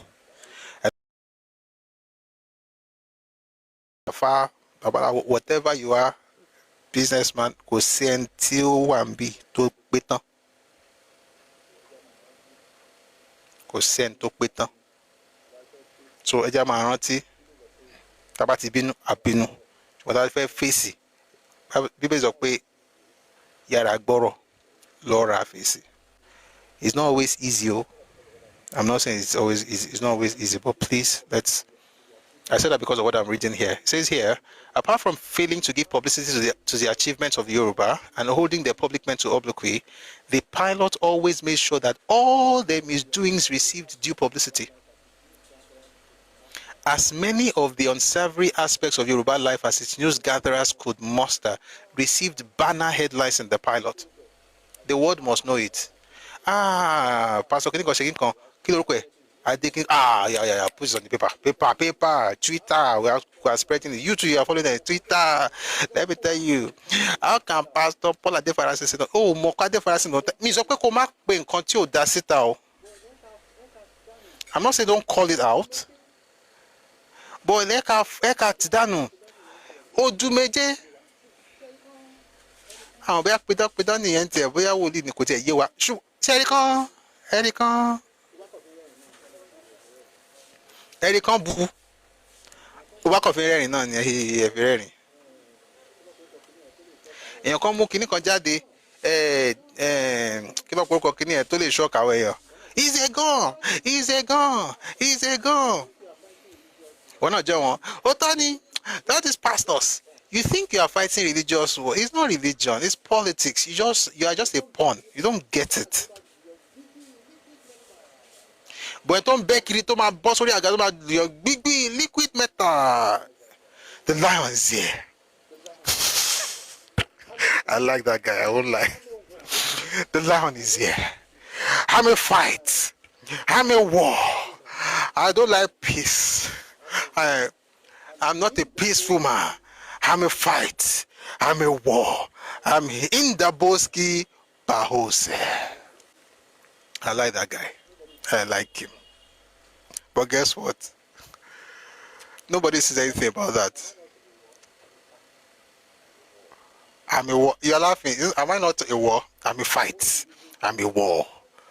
I have different spirits. I'm only releasing in the Boski. That guy just had an interesting character. In the Boski Bahose. But let your own best, the ones that organize crusades and pack out spaces, the ones that host the biggest worship concert on earth. In case you don't know, the biggest worship concert on earth is hosted every year at Tafawa Balewa Square in Lagos by Paul Adefarasi. It's called The Experience. On earth, on this planet. Some of the biggest meetings on earth hold in the southwestern part of Nigeria. When you hear that somebody built 3 kilometers by 3 kilometer tent, our Christian, you don't leave religion. Look at the politics of it. Look at the economics of it. But no, follow them. Our Christian, what are they building this thing for? They should build the factory. You are the one to build the factory, but no, we are not thinking like we can. Why? Because how can I do it? I don't have money. The person you are insulting, do you know how he started? Did he have money when he started? The people building 3 kilometer by 3 kilometer space now that they're having for their meetings, when they started, was it not just 1 or 2 acres they used to start? Why are you not starting your business in that small place to and grow? Why are you calling the big man to build something? Why not start something small and make it big? Why can't you be the person to do it? Oh no, let's insult them. How can they build this? Your land hosts the biggest crowd on the continent. I don't care whether it's for religious purposes. Listen, tourism is a very wide thing. There's medical tourism. That's what India is enjoying. There's religious tourism. That's what Yoruba land is enjoying. And it's not just for Christians. It's also for Isheshe, traditional worshippers. But no, you really want to say, Oshoshugo is coming. It's nonsense. What are they doing? Say, what are they doing? You don't understand. You are all the things that go and say, it's not about that. Of course, it's about that for those who practice that religion. It's the same thing as people going to Mecca. Thank you. When in December you see, even right now, they're having Holy Ghost Congress, and I think they're having Holy Ghost Congress right now in Redeem. And you see that crowd. You say, Kilele, Kino Sheni Mecca. Kino Sheni Jerusalem.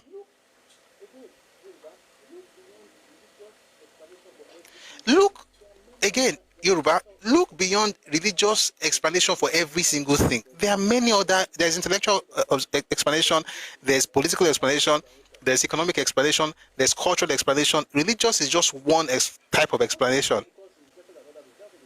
Some of the biggest, and I'm not saying biggest because it's better than other people, that's not the point. It's like there's a concentration of something in your space. You have just not realized it.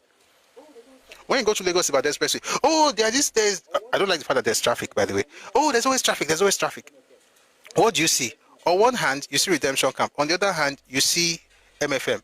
MFM has a university now. Who do you think works there? Redemption Camp, inside that space, inside that place, the kind of thing they do inside that place. How you run a place like that without NEPA, that PHCN, they have a gas turbine. The same thing with Canaan Land in Otta. They don't depend on who are the engineers that work in that space. You don't think there are engineers there?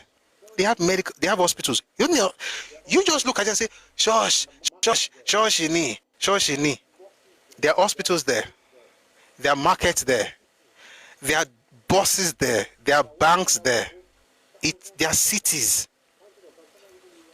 that once in a while will host thousands, tens of thousands, hundreds of thousands, sometimes even millions of people. It's your pride. But no, you will join the person that You not join them to be insulting your own place because guess what? We are all one Nigeria. No. Ibi tó ń ti wá nǹkan tó ní kò ní ṣùgbọ́n títí ẹ ló máa bú into wọ́dẹ̀ rí owó débẹ̀rì so mọ ibi tí wọ́n dé ọmọ ibi tó ti ń bọ̀ ó bá tẹ̀ débẹ̀rì gan ṣe bó lè kà lórí internet ó ní kà kí ló kàn wọ́n tẹ̀ you are good people great nation you don't read anything about those things because why do I want to read about what's happening there? Let me just focus on my housework. Let's insult them. All the roads are bad. Yes, let's fix the road. Do you know how many architects, civil engineers, structural engineers work in those places? Jesus Christ. Graduates that's what they do. They just wake up in the morning. I know people who you can live in that place, that redemption camp for instance, or even Kenala. You can live in that place and not go out to anywhere for 1 year. Everything is there. Those banks that are opening there, you think they are going there because there's church? They are going there because of economy. You to go there and start a business. That's the point I'm trying to make. There are opportunities for you as well. Stop saying church is not doing something. Church should do better if they have to do. If there's any area they have to do better. Of course, it's not a perfect organization, but I'm saying for you as a Yoruba person, don't be following and say I don't know back agree. Let's think. Oshunchogbo is happening very soon. You don't have to go and venerate anything, but that is tourism. It's not just religion. May God give us understanding. Where were we? All right. So it says here, whenever a Yoruba name was mentioned in the pilot in connection with a trial or conviction for a crime, meticulous care was taken to indicate the tribe of the accused or convicted person. So to be Wale She, the right Wale in brackets Yoruba, people must know. And if the name happens to be Ogogo or Ogene, or Osamudiame, you have to write it in front of it, Edo. You know why? Because Osamudiame sound like Chineke or Chinedu. May not go be like say this Yoruba people. You just keep any name will not sound like Yoruba, but when not be from the north, it must be Igbo. So let's make it very clear that they are not Igbo. So they write Edo, Ijo, Urobo, anything that Isoko, they will write it there. But if an Igbo person does something, the pilot would not report it. But guess what? This is a Pan-African.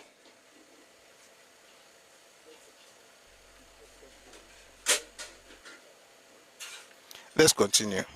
I see something on YouTube. Thank you, Abraham Alao. So in order to make assurance doubly sure, it says not many people then and now could differentiate an Igbo name from an Edo name or Ijo name, for instance. So in order to make assurance doubly sure that the reading public were not misled into thinking that an Igbo man had been mixed up in any reported ugly business, a non-Yoruba name was invariably correctly identified by its tribal origin. So all of this happens. It says we're about to get to the point, Tamati Pario. I'm essentially doing everything we did on Monday because it's important. The examples given in this chapter are only a small fraction of such.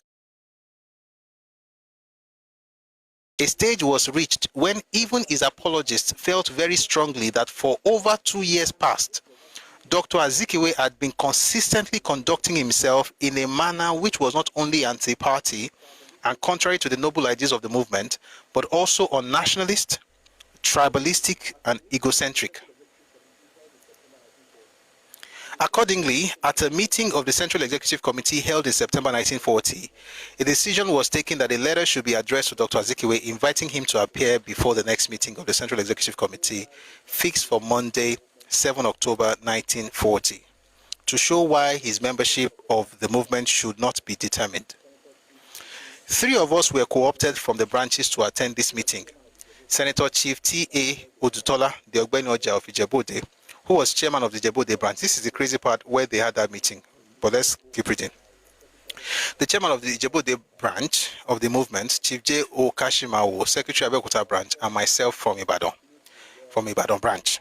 The meeting commenced at about 7 in the evening and continued till well after midnight. It was one of the best attended meetings of the Central Executive. All the powerful batteries of the movement in Lagos were there. Dr. Akinola Maja, well-known nationalist and philanthropist, and chairman of the board of directors of the National Bank of Nigeria Limited. Mr. Ernest Sikoli, the Honorable HSA Thomas, then first Lagos member in the Legislative Council, H.A. Subara, Esquire, manager of the National Bank of Nigeria, Alhaji Jibril Martin, a lawyer of fortune and one of the pioneers of Muslim education in Nigeria, Ogugwa Ara, Esquire, a fire-eating nationalist from the East, Oba Samuel Akinsoya, Chief H.O. Davis, Olympus Luther, Esquire, an orator with Oxford accent, J.A. Ojo, Esquire, a master at King's College, solid in physics, slow of speech but agile in wits, and so on and so forth. But because of the prevailing circumstances, they all proved that night to be batteries with dry cells. Babanso Okworo. Babanso Okworo. Batteries with dry cells. Why did he say that? Let's continue. When the decision was taken to invite Dr. Azikiwe to the meeting, 3 persons, Akinsoya, Ojo, and Luther, were charged with the duty of assembling all the facts which supported the indictment against Dr. Azikiwe of disloyalty to the cause and ideals of the movement. These 3 persons were also to lead the case against Dr. Azikiwe at the meeting. After the September meeting and before October 7, the Honorable Olayemi Alakija, 3rd Lagos member in the Legislative Council elected in 1938 on the platform of the movement, died, and the date for a by-election to fill his place had been fixed. All those who aspired to be candidates, as well as many of those who thought that Dr. Azikiwe's cooperation was indispensable to the movement's victory at the by-election, developed cold feet at the meeting. I'll explain. Let me just keep reading. Mr. Ikoli, who presided, started by assuring Dr. Azikiwe that he had not been brought before the executive committee as an accused person. Leaders of the movement were puzzled about a number of things about which they required explanation from him. They had no doubt that he, Dr. Azikiwe, as a loyal member of the movement, had had good reasons for everything that he had done. What? I did not know when this exclamation escaped my lips. And of course, all the pacifists were startled. As for Dr. Azikiwe, he cast a deadly glance at me. I then whispered to my comrades from the provinces. I sat between Senator Odutola and Chief Kashimawo. So this is the way this awful business is going to be handled. Amazing. They are already satisfied with the man. Amazing. They are already satisfied that the man is a loyal member of the movement. Then why this mockery? Let me say something before we continue. They gathered together. They're going to talk to Zik. Oga, anti-party activities, you've been doing things against this movement. But instead of going directly, this man comes around and then you ask him, we know you're a good member, we know you're a loyal member, we'd like you to explain why you did what you did. Lawyer Bao. And let me tell you again why they did this. It was because there's going to be an election. There's going to be an election. And they wanted him again. I said this last week, I'll say it again. Number 1, do not make a person a leader because they are talented. Why? Talent is not enough. Character is the main thing. A talented person without character, without tact, just cares about their craft. They don't really care about tact. They don't care about how to do things. Just do it because they can do it. And how to is where leadership is. How to and why things are done. Those are the 2 things that leaders have to understand. What is being done is a product of a vision. You cast the vision. Anybody can understand that one. Just say, what is done? We have done it. I'm talented. I can do it. Why are you doing it? You may not know. How are you going to do it in such a way that doesn't affect other people? He doesn't really care. Isha can do it. Making Zik a member of the Central Executive Committee just because he was an orator was a mistake. It's a mistake that Nigeria is still paying today. We're still paying for that mistake today. Number 2, obnobbing with him because you wanted a favor from him. Why? He had influence. He had a paper. He had wide readership. We're going to use his paper to push our stuff. Therefore, let's keep him and let's pander. Let's not be hard on him. Only lolo. So they were trying to be cautious and courteous as well. Then Awolowo said, what? If is this good, why are we here then? Dr. Azikiwe sat close by the 3 of us. That's by Awolowo, Odutola, and Kashimawo. So he sat close to three of us, and his ears no doubt caught some of my words. But at that stage, he showed no reaction. Dr. Maja and one or two others spoke in support of Mr. Ikoli. Then Dr. Azikiwe begged to be allowed to say a few words. But he actually spoke for about 2 hours. He had nothing against the movement as such, or its ideals, which were indeed noble, and which were being sincerely practicalized. But he had been offended by some leaders of the movement, personally, particularly by Chief H.O. Davis and Oba Samuel Akinsoya. I interrupted and heckled him a number of times in the course of his long statement. Once he asked the chairman to warn the comrade from Ibadan to desist from interrupting him. This request evoked a warning in these words: "Comrade Awolowo, please." I kept quiet and spent some time in scanning the faces of our leaders at the meeting, and their reaction was unmistakably one of sympathy or pretended sympathy for Dr. Azikiwe. I was compelled to ejaculate, "Incredible! What is now happening? An accused turned prosecutor? The simple truth is that the man is disloyal to the cause, and he should be told so." Dr. Azikiwe quickly rejoined that I was one of the victims of H.O. Davis's propaganda against him, that I had slandered him by describing him as a disloyal person. In brackets, it says here, the word I used that night was much stronger than disloyal. And that unless I withdrew my remarks, he might be compelled to take legal action against me. Legal action, my foot. I'll take that again. I like the drama. Legal action, my foot, I retorted. He speaks as if he's going to be both plaintiff and judge. Besides, I most vehemently resent the suggestion that I am one of the victims of H.O. Davis's propaganda. I am 31, and I am old enough to make up my own mind on any issues of the day. Mr. Ikoli then said that he really must appeal to me to stop all these interruptions. They will do nobody any good. I remained silent. Please, let's power tap on TikTok. I remained silent for the rest of Dr. Azikiwe's speech. But I must confess that all that he said was a palpable affliction to me. He wound up his speech by saying that in view of the incompatibility between him as a person and the persons he had mentioned, he had no alternative but to tender there and then his resignation from the movement. As soon as Dr. Azikiwe resumed his seat, there were volleys of appeal to him from different sides of the meeting, begging him to withdraw his resignation. That's the person where they're supposed to sack. Person where they're supposed to expel. Can't they threaten you with resignation? You can't they beg him. Again, you have to give Azikiwe something. He knew how to use words. Please, if you're on TikTok, power tap. I really need your help. We're going to end live soon. But let's end on a good note. Let's try and see if we can get to 200. It's not impossible now. Let me clap for you first. Let me encourage. Let me acknowledge what you have done so far.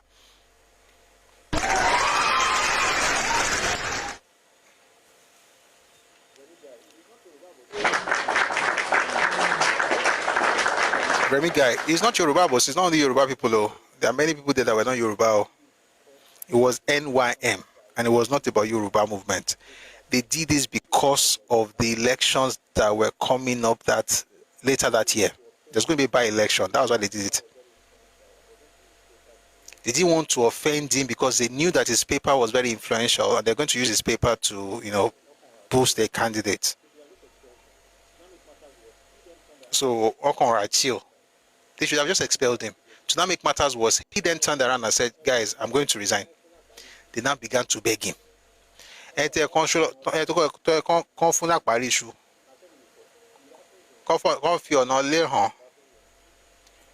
I've said it before, it happens in business, it happens in companies, it happens in organizations. Anybody you cannot let go, don't hire them. There's nobody in this world that you should not be able to say, "Oga, otin koja here."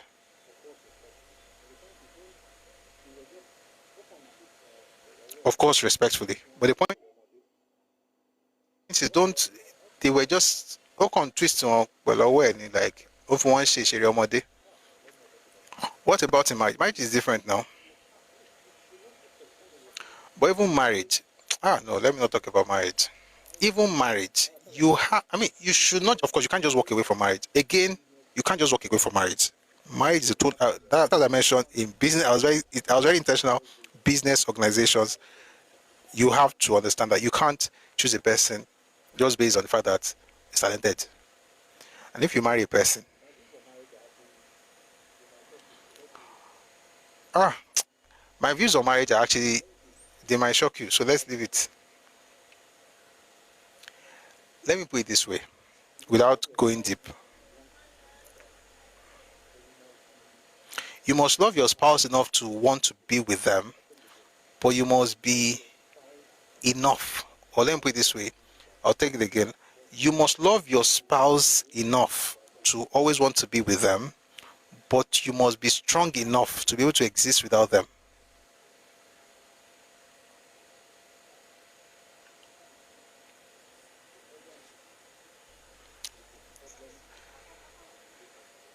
Dependence is a problem in relationships, especially marriage, and I think a lot of people don't get it. There's something, you see, people talk about independence. Marriage is not really for independence, but it's also not for dependence. It's for codependence. You can't be an totally independent person and be in a marriage because they work. You can't be a dependent person and be in a marriage because they work. Torí tó bá yẹn tó ń depend lórí ó máa sú. Ṣó lè dá wà ni? So dependency doesn't work. Independence doesn't work. What really works is codependence. In other words, I need you, you need me, but it's not like you cannot. You can only shinkon. So it's a totally different topic, but it's just a way I can say it in a nutshell. The person knows that you appreciate them, you love them, but they know you are fine. When people talk about, some people do all these nice sounding romantic things, you are my healing. It's a problem. You are the healing I was looking for. They did this to me, but you healed me. It's a problem. You should be healed before you start this relationship. It's not a doctor. She's not a doctor. You are healed. You have two whole persons, imperfect as they are, but whole. So they come together, they work together as individuals. So, but I'm not talking about marriage right now. I'm talking about politics, business. You've got to be able to let people go, regardless of their talent. But I'm not saying you should just be firing people anyhow. There's a balance. So he turned it around and said he was going to withdraw. Sorry, he was going to resign, and then they had to beg him to withdraw his resignation. I spoke and recounted some of the doings of Dr. Azikiwe, which amounted to a breach of faith on his part with the movement and a deliberate subversion of its ideals. It appeared to me most strange and utterly indefensible that a person with Zik's education and professed political beliefs should seek by subtle devices to destroy the only nationalist organization in the country, simply because, as he had just said, of personal differences between him and some members of the movement. I felt sure, I added, that the man had some ulterior motives for his conduct. I urged that he should be expelled that night. If we continue to harbor him in the movement, he would eventually destroy it. Again, that was prophetic. That is not the temper of this meeting, Comrade Awolowo, said a number of voices. And in reply, I said, what then is the temper of the meeting? Condoning indiscipline and disloyalty, I strongly press for the expulsion of this man before it grows too monstrous for us to cope with. When did all this happen? 1940.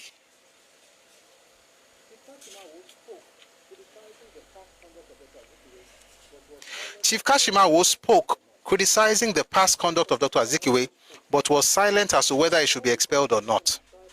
Senator Odutola also spoke. He opines that all the confusion and tribal hate, listen to this please. Senator Odutola also spoke.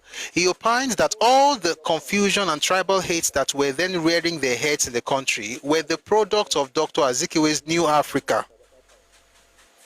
The way some people are shouting New Nigeria right now, and the way they shout New Africa at that time. But all the new things, that ethnicity must be propelled higher than others, because that's what New Africa really means. Anyway, let me read this again. Senator Tola Senator Odutola also spoke, he opined that all the confusion and tribal aids that were then rearing their heads in the country were the product of Dr. Azikiwe's New Africa. During the days of our old Africa, Chief Odutola remarked, the Igbos and Yorubas lived together as Nigerians. It seemed to me, therefore, that the remedy for the present troubles is this. Azikiwe has brought his New Africa from America. He should return it there either by post or by taking it back there personally. If need be, his passage to and fro should be paid by the movement. But mark this, he concluded, unless this Azikiwe's brand of New Africa is done away with, there will be no harmony in this country. That's Senator Adeola Odutola. In other words, just like what's happening right now, everybody allowed you to move until you ran and started with your new Nigeria, new whatever. That's when I start saying, are Yoruba people buying bread cheaper in Ogun State? Who asked you? You have to tell my people, your people in the West to vote. It's a religious war. But it's not desperate. It's not a desperate politician. But politics has become a religious war. Who is deceiving? Unless this Azikiwe's brand of New Africa is done away with, there will be no harmony in this country. In other words, before he grew, with that Azikiwe, that new Nigeria that people are looking for right now would have had it. Maybe they would have collapsed the structures, but it would never happen, by the way. Nationalists, we are all one. Until the one from an underdeveloped culture will lord it over you. And I'm not mentioning any group, because it takes an underdeveloped mind to lord it over people who chose to become one, regardless of the fact that some were developed and others were not developed. So let's do this together. But because you don't understand what it takes to sacrifice anything, that's why, I always said they took Nigeria for granted in the 20s and 30s. Oh, we're just nationalists. They took everything for granted until Yoruba Songokon. Yoruba Songokon. Ilé tó bá ń tòrò, ẹ parí ẹ̀. Mi ní sọ. Ilé tó bá ń tòrò, ọlọ́rọ̀ àwọn ará ọlọ́rọ̀ kan tó ṣẹlẹ̀. Torí ilé ti tòrò kó tó di pé àwọn èèyàn kan dé. Ìgbà tó dé ń wẹ̀ dàrú. And this is not about Igbo. There were Igbos in NYM then. Everybody was okay until this one had newspaper. And came in 37. Because the year he joined was the year he started his paper.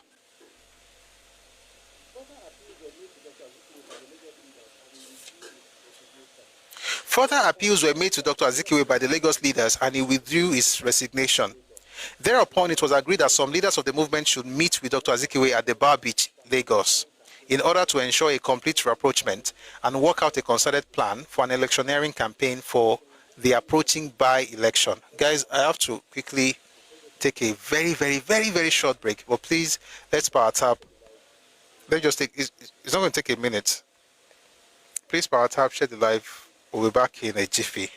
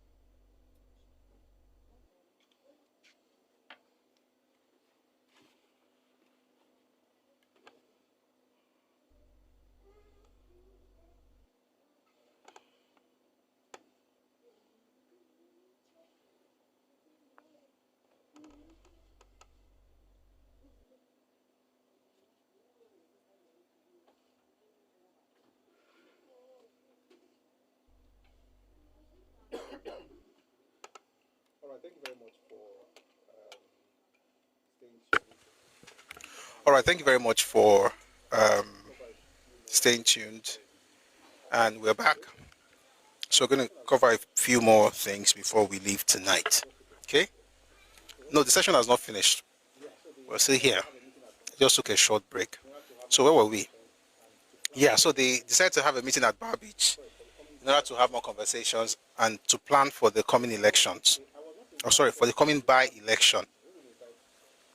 So Papa went on to say, I was not invited to the Bar Beach meeting. Who will invite? Oloto Lenny. That's why Oloto must make sure that Ori Olorun Baduro. Báyọ̀ máa sọ ní báyọ̀ máa sọ báyọ̀ àwọn Muslims ṣe máa sọ náà Ọlọ́run bá dúró báyọ̀ máa sọ náà táwa kàlítù àbí táwa kàlítù Ọlọ́run bá dúró gbọ́ ṣé kò sí Muslim kankan bíbí ni ta ló mọ táwa kàlítù Ọlọ́run bá dúró. So we have somebody at least who is able to say. All right.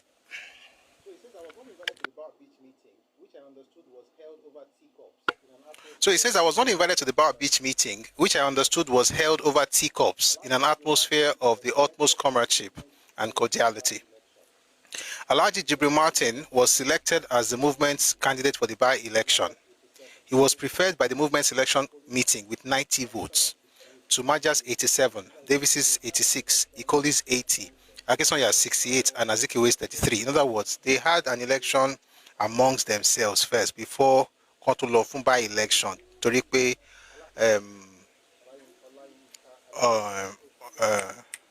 Alakija, Olayimika Alakija, Oku. Alakija was the one occupying that post, but he was dead. So they're trying to fill that vacancy. So they had this election amongst themselves, like primaries. And the IS was Alhaji Jibril Martin. He had 90 votes. Maja had 87. Davis had 86. Ikoli had 80. Akesonya had 68. And Azikiwe had only 33 votes. Before this time and for 5 years afterwards, Dr. Azikiwe had always protested that he did not wish to seek election into any colonial legislature, but would rather content himself with being a kingmaker until Nigeria was free from foreign rule. It would appear from his subsequent conduct, however, that he did not like his defeat at this selection.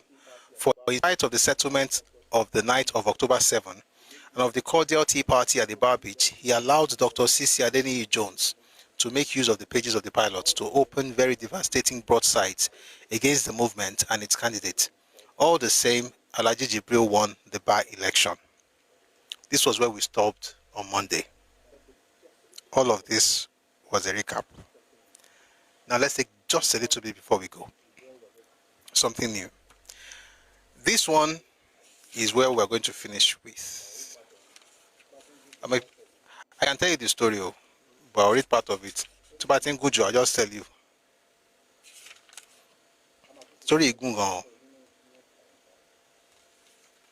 I'm out to saw next week. Sorry, next time, Sha. Take us all your kaka. Akoko ti lọ. Eja so je. Ma ka je, ma so je. So e ka koko ka je no. All right. Please don't stop our tapping. Thank you very much for 157k likes on TikTok. But please, and thank you for the gift as well, Ade Royal, and everybody who has been gifting me. Thank you so much for your generosity. I really, really do not take it for granted. Thank you for your support. And yes, we'll put up the bank details later as well. Thank you very much for being here. So please, let's part up on TikTok. Let's get this to 200k. We're almost done. But this part, we're about to switch gears. This is the last bit for today. But it's probably the most pivotal moment that led to the downfall of the Nigerian youth movement. I think that meeting was one major moment. They should have expelled Azikiwe. But then he said he would resign. Then they begged him, and then he withdrew his resignation. What if I told you that Kokadu, he eventually resigned again? So let's tap, let's share the life. Thank you for the gift, and let's all gift if you can. It's going to be, of course, appreciated. And then this will help us get on. I know when I stood up, some people, took, maybe just quickly went out. But let's remind them by tapping and also sharing with them. Okay? Thank you very much.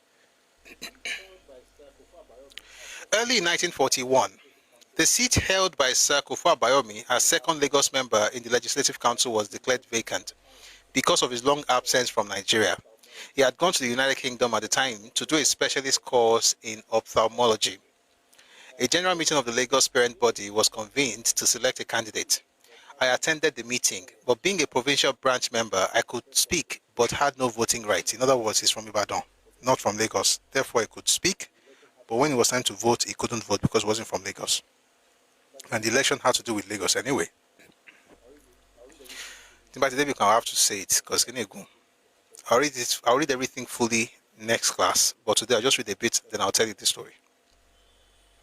We'll go into the details next week. I'm sorry, next class. Next class.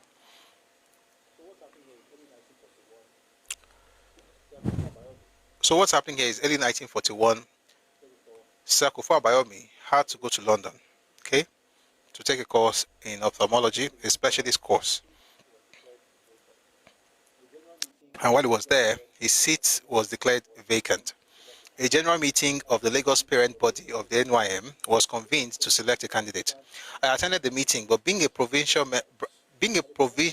branch member, I could speak but had no voting right.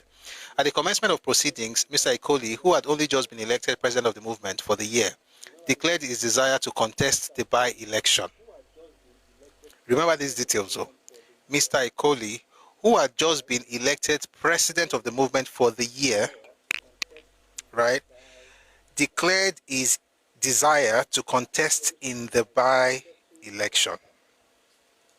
That declaration, in my view, settled the matter. And there were many who shared this view. In 1938, the parent body took a decision of policy that where the president expressed his intention to contest any election, he should automatically be selected. The result of this policy was that though there had been 3 seats to be contested in 1938, only 2 were open to members of the movement for nomination, since the president, Sir Kufuor Abayomi, had expressed his wish to stand as a candidate. I cited this precedent in my speech at the meeting and argued that it would be unfair and inconsistent to depart from it. There was a long and heated debate.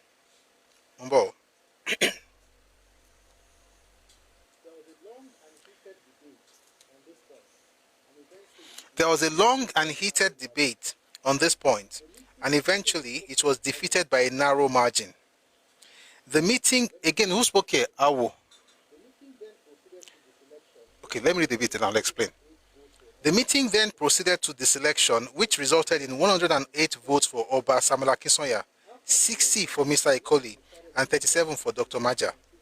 After they were known, the meeting decided that the results should, as on previous occasions, be referred to the Central Executive Committee, which, in its discretion, would decide whether to affirm or vary them.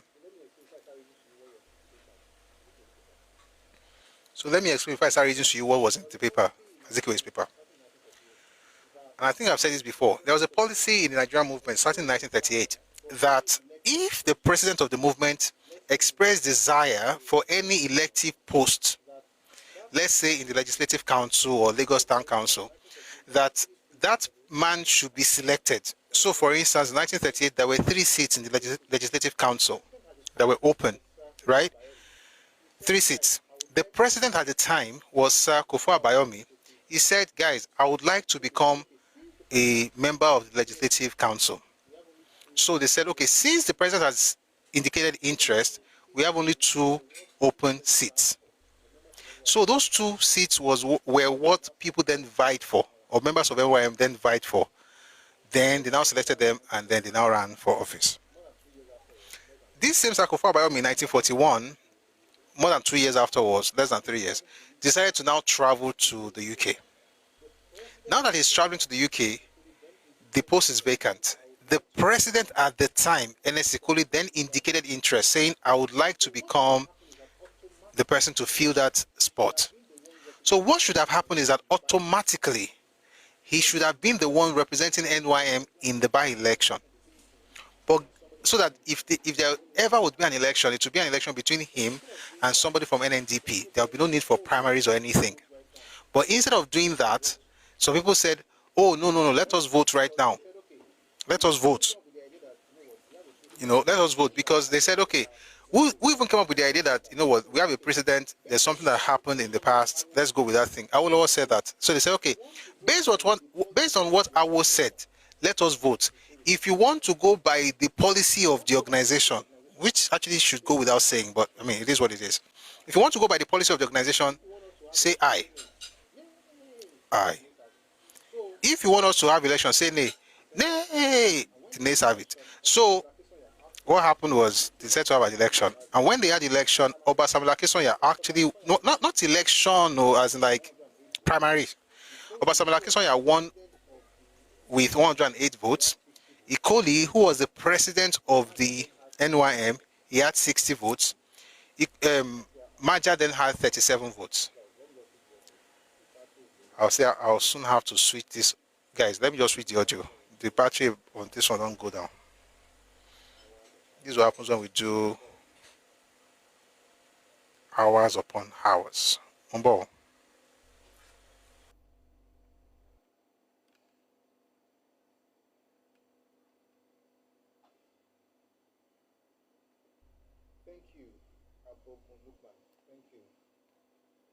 Thank you, Abogun Lukman. Thank you. All right. So, Samuel Akinsonya had 108, Ikoli had 60, and then Dr. Maja had 37.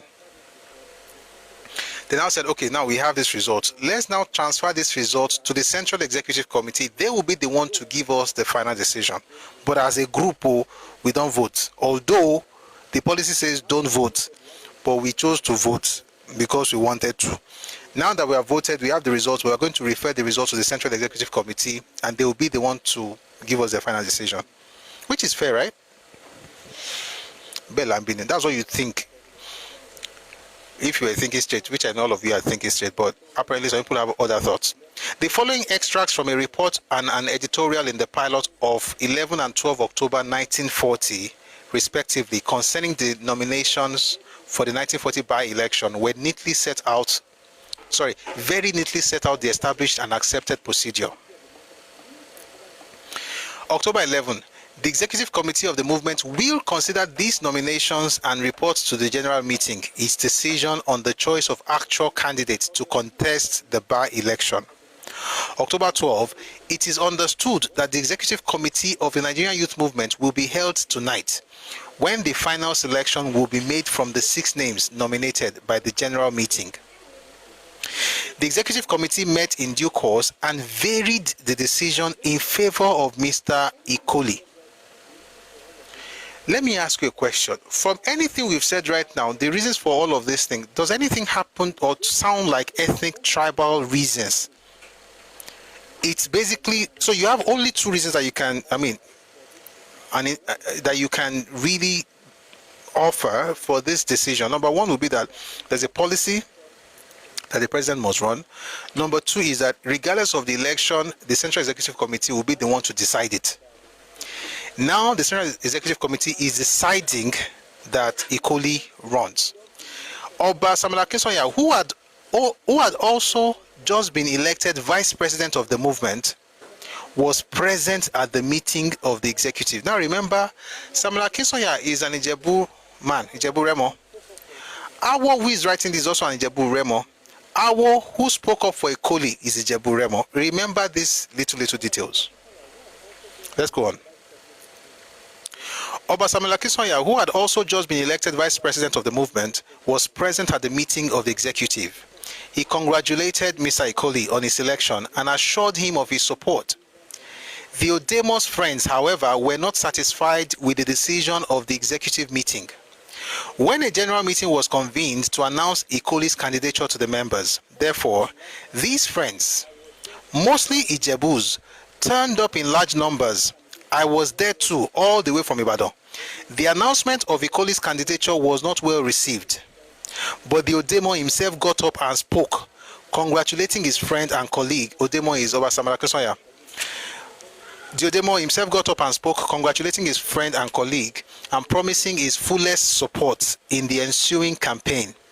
He was cheered. In other words, his friends were like, Shebo win, wọ́n ní 108 votes nígbà tá a ṣe kí náà pé tí wọ́n fi ṣe lórí ìbá ìfún ẹ wọ́n ló yẹ kó di kíní yìí náà wọ́n ló yẹ kó gbégbá bò. But he himself was like, it's just one of those things, don't worry, I mean, he's my person, my friend, we'll work together, my fullest support. I'm promising my fullest support, to make sure that you win, fine things, Abi. You thought that was the end? Nah. When the meeting adjourned, all the leaders of the NYM were happy that an eve of election crisis had been averted. But we were all mistaken. For when nomination for the by-election closed, it was discovered that Obasanjo Akíntóyè was standing as a candidate against Mr. Ikoli. On 20th February 1941, the pilot carried the sensational news of this fact. And also the equally sensational news that Dr. Azikiwe had resigned from the movement. When was this? February 1941. When did they tell them to expel him? October 1940. 4 months later, he then put it in the newspaper that I don't resign. The same time as they were saying Obasanjo Akíntóyè was running, but now not on the bill of NYM.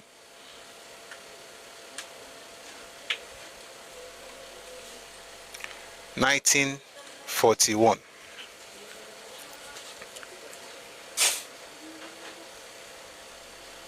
I'll take that bit again, then we'll continue from there. So he says, when Akíntóyè promised that, I'm going to give you full support, talking to Ikoli, and everybody was happy that finally, at least, an eve of election crisis had been averted, so everybody was happy. But he says we're all mistaken. For when nomination for the by-election closed, it was discovered that Obasanjo Akíntóyè was standing as a candidate against Mr. Ikoli. In other words, he is not in NYM. He's not running as an NYM person, but he's maybe like an independent candidate. He's still in the race, which was bad enough. But that's not the worst. That's not really what actually makes me conclude that this man started while in Nigeria. Not even the Obakisanya that did this, which is bad enough, considering the fact that you said you're going to support your friend. So he says, it was discovered that Obasanjo Akíntóyè was standing as a candidate against Mr. Ikoli. On 20 February 1941, the pilot carried the sensational news of this fact, and also the equally sensational news that Dr. Azikiwe had resigned from the movement. The following extracts from the front page story in the pilot are of interest. They set out Dr. Azikiwe's reasons for deserting the first truly nationalist organization in Nigeria. The political cauldron, which had been seething since the vice president of Nigerian Youth Movement opposed the candidature of the president of the NYM for the March by-election, assumed another aspect yesterday. Mr. Nnamdi Azikiwe has tendered his resignation from the movement. It will be recalled that on the eve of the last by-election to fill the seat of the third Lagos member, Zik offered to resign from the movement in view of disagreement of views and methods between him and two officers of the movement, but he was advised by an overwhelming majority of the members of the executive committee to withdraw his resignation, which he did. On that occasion, Zik explained how he had just lost materially and otherwise as a result of the election campaign of 1938 for the political support which his business gave the movement, only to be told in the its aid, if any, was inconsequential. He asked that his letter should be accepted as his resignation from the movement, and he hoped that our movement may live long and make worthwhile contributions towards the crystallization of a new Africa. The sad part is the fact that they did not send this guy out. Therefore, don't they can't your big jigger.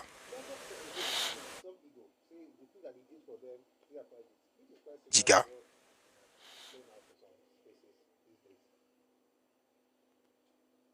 Jiga.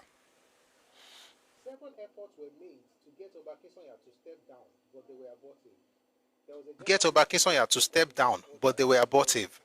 There was a general meeting which broke up in disorder, and there was a special peace meeting presided over by the Reverend I.O. Ransom Kuti.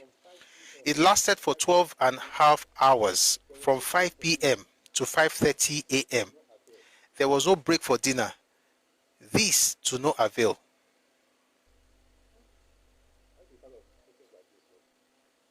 I used to be part of meetings like this, so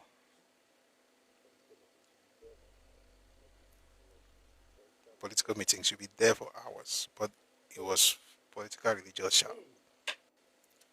Where were we? Ransom Kuti had to help to, they had meeting, peace meeting, but even though they were there for 12 and a half hours, it didn't really change anything. Excuse me.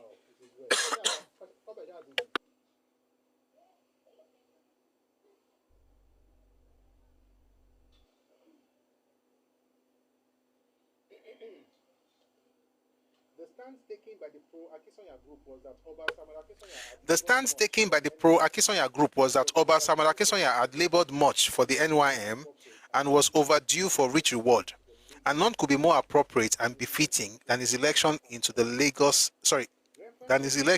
Legislative Council. Reference was made to two election incidents.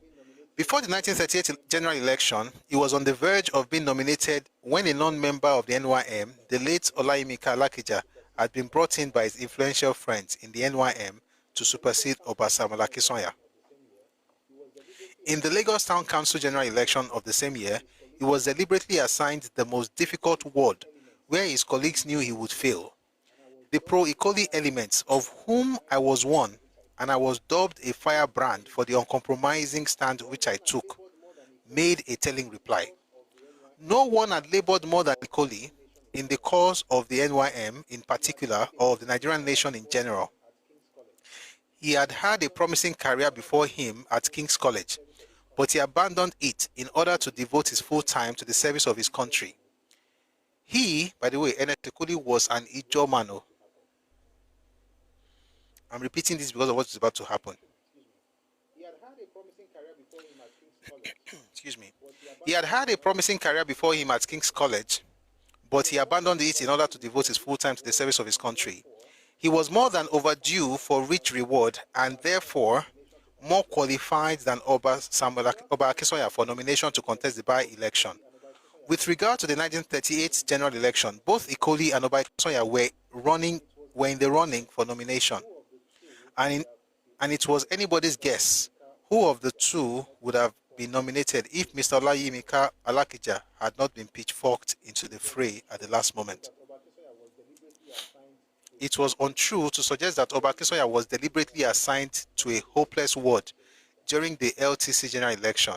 LTC is Lagos Town Council general election. At this juncture, I would like to say something about the character of Oba Akisonya. He is one of the most courageous men on earth, with a touch in those days of the reckless. He is self-confident to a fault, and because of this, he is sometimes accused of being conceited. He was a crowd puller and a thumb-thumping orator with a sense of the dramatic.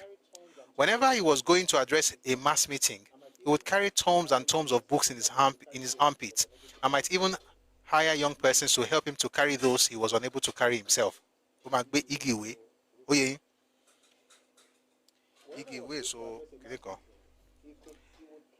Whenever I was going to address a mass meeting, he would carry tomes and tomes of books in his armpits, and might even hire young persons to help him to carry those he was unable to carry himself. The impression he sought to create was that he was going to make citations from all these books in the course of his address. More often than not, he never even made a single reference to the books, but on his entry into the hall with all these documentary impediments, he automatically evoked thunderous and prolonged applause with shouts of Shaki, General Shaki, or Saki.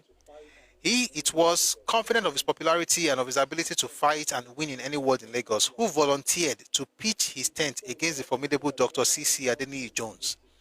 He did so in order to ensure that the NYM did not lose a single seat. How could it be said, therefore, that he had been made cannon fodder in the 1938 LTC election? Above all, Ikoli was the president, and as such, he had expressed the wish to contest the election. Furthermore, in accordance with the established and indubitable practice, he had been selected by the executive committee in preference to Oba Akinsanya. When all efforts at settlement failed, the battle was joined in earnest. The by-election was fought by both sides in a fiendish manner. I moved almost permanently to Lagos during the period of electioneering. I was one of the speakers at the first campaign meeting of the movement at Campus Square. For my speech at this campaign meeting, I was called names in the pilot. Quote, "All the way from Ibadan" was the title of an editorial article. I'll take that again. "All the way from Ibadan" was the title of an editorial article in the pilot devoted to me alone. When was this? 1941.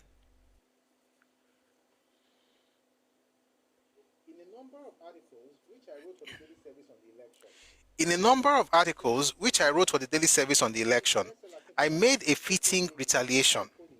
Chief S.L. Akintola, Chief H.O. Davis, Mr. Ikoli, and others also made very sharp thrusts and counter-thrusts. At first, the pilot made it appear that if either contestant plays the game according to the rules of the game, this newspaper will not take the initiative so far as acts of aggression are concerned. But it added a rider in this vein. But if there is reasonable ground to believe that one of the contestants had descended to play a dirty game, indeed, this newspaper will go to the rescue of the victimized politician and will reserve itself liberty of action as it sees fit.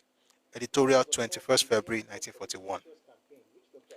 This was, of course, a mere cloak for the vicious campaign which Dr. Azikiwe and the pilot later conducted in support of Oba Akinsanya. What was heart-rending? Take a listen, please. What was heart-rending to many of us was the element of tribalism which was introduced into the campaign with a view to swaying the minds of the people in sympathy for Oba Akinsanya and embittering them against the movement. You will not believe who played this tribal politics. It was Zik.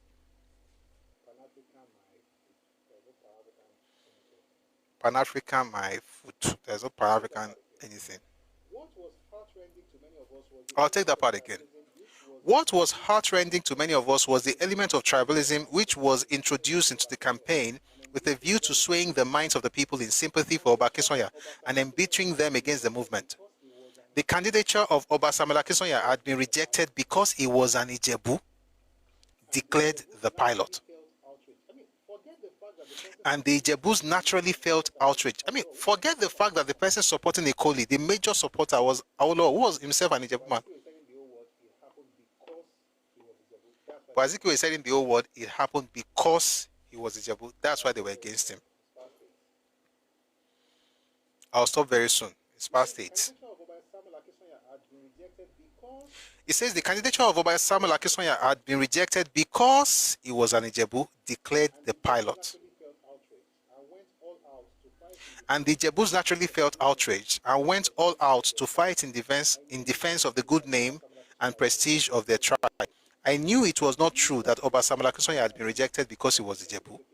The view that eventually prevailed at the meeting of the Central Executive was that since Ikoli was the president of the movement and he had expressed a wish to contest the only seat at the by-election, it was improper that any other officer or member of the movement should come into the running at all. If Ikoli was good enough to be the number one man in the movement, he was also good enough to represent that organization in the Legislative Council. I strove hard to persuade the Jebus that they were being deceived, but in vain. I stood firmly by Mr. Ikoli to the end, and he won.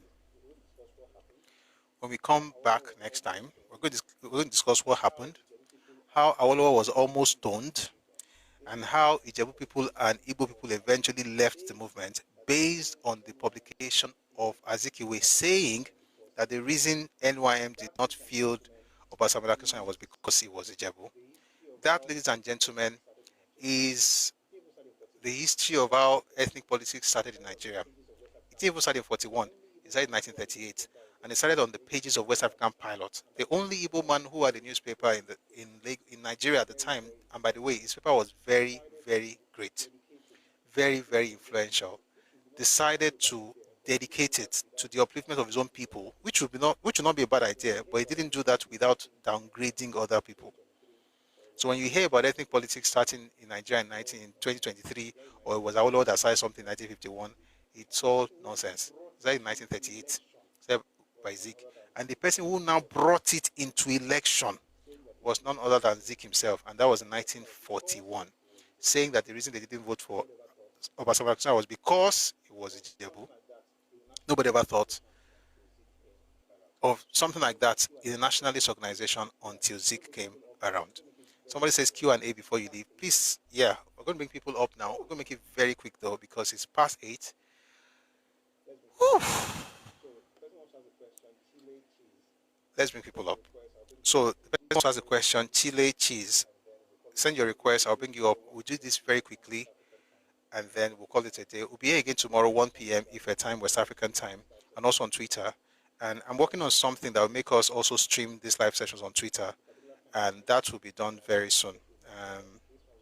There's a particular kind of mic that I think will make it work better. This one we have, not this one. There's another one I use for Twitter, but I don't like that one. So because cooking clear, I don't like the production quality.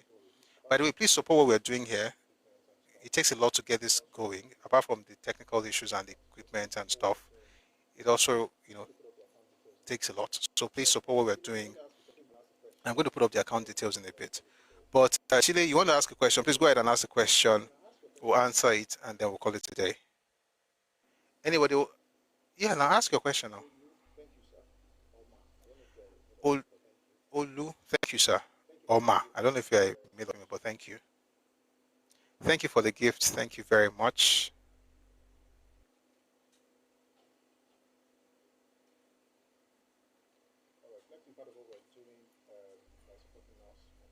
All right, if you'd like to be part of what we're doing by supporting us financially, please use the bank details up here right now. It's going to appear very soon. I think it's still taking a while. It's under review. So, yeah, the person said wants to ask a question. What's the question, please?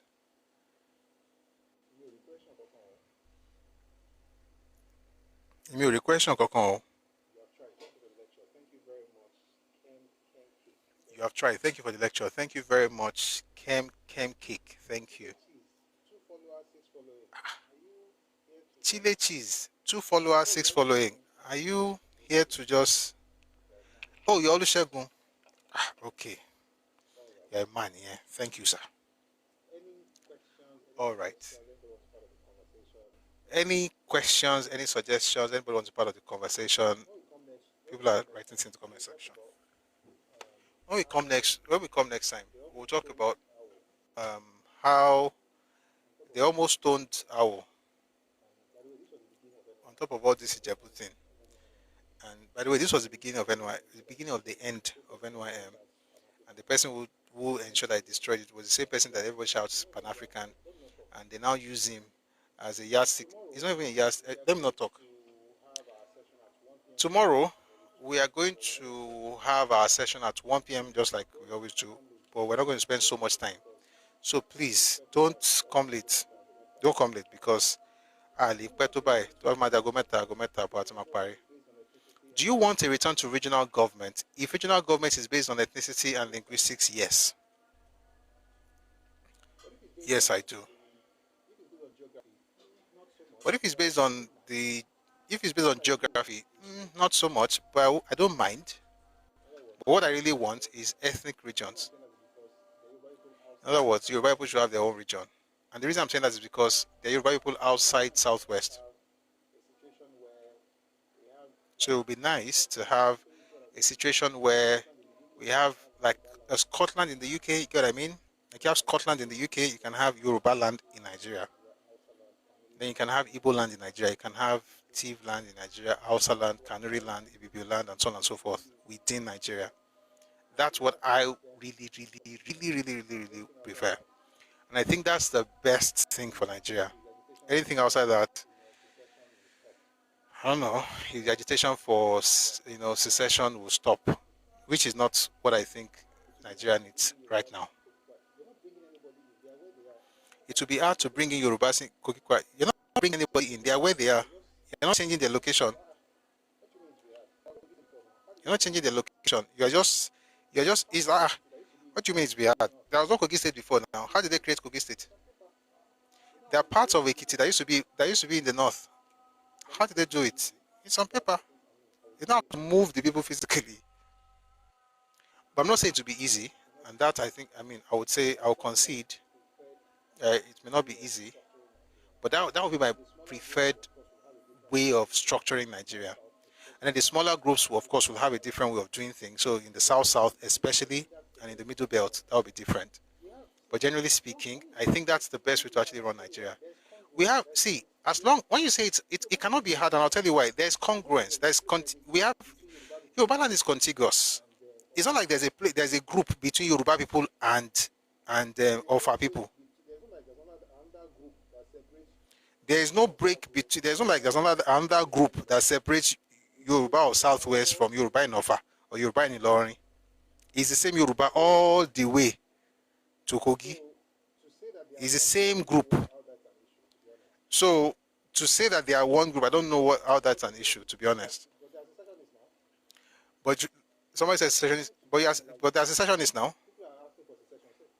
Why do people not like the truth? People are asking for secession. You said that secessionist is too harsh. So what should I call them? Separationist. These are synonyms. And those who are trying to break Nigeria and everything, I was talking to someone earlier today, I said, I will only secessionist by Oga, this your English doesn't mean anything to me, sincerely, with all due respect. They are secessionists, they are trying to break Nigeria. I don't know why are you taking offense at basic? I'm not insulting. It's a simple description of what people are doing. Are you one of them?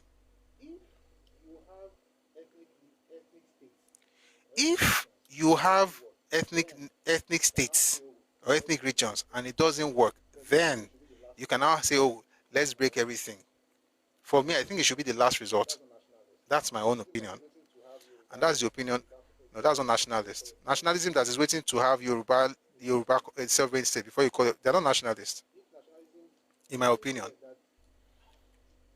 If nationalism, people do say that okay, let me just leave this matter back. They'll tell you that you cannot, there's no Yoruba nation until we break out. I'm like, what kind of mindset is this? If there's no Yoruba nation before you break out, how are you a nationalist? Nationalist of what?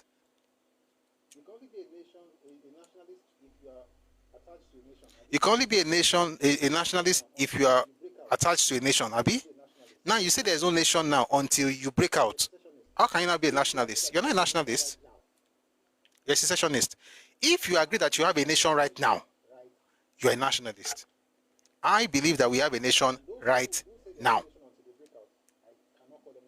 And those who say there's no nation until they break out, I cannot call them nationalists. They are secessionists. Those who believe that there's a nation now, like for instance, when you say things like Yoruba nation, I'm like, it's here. It's here. You're living in one.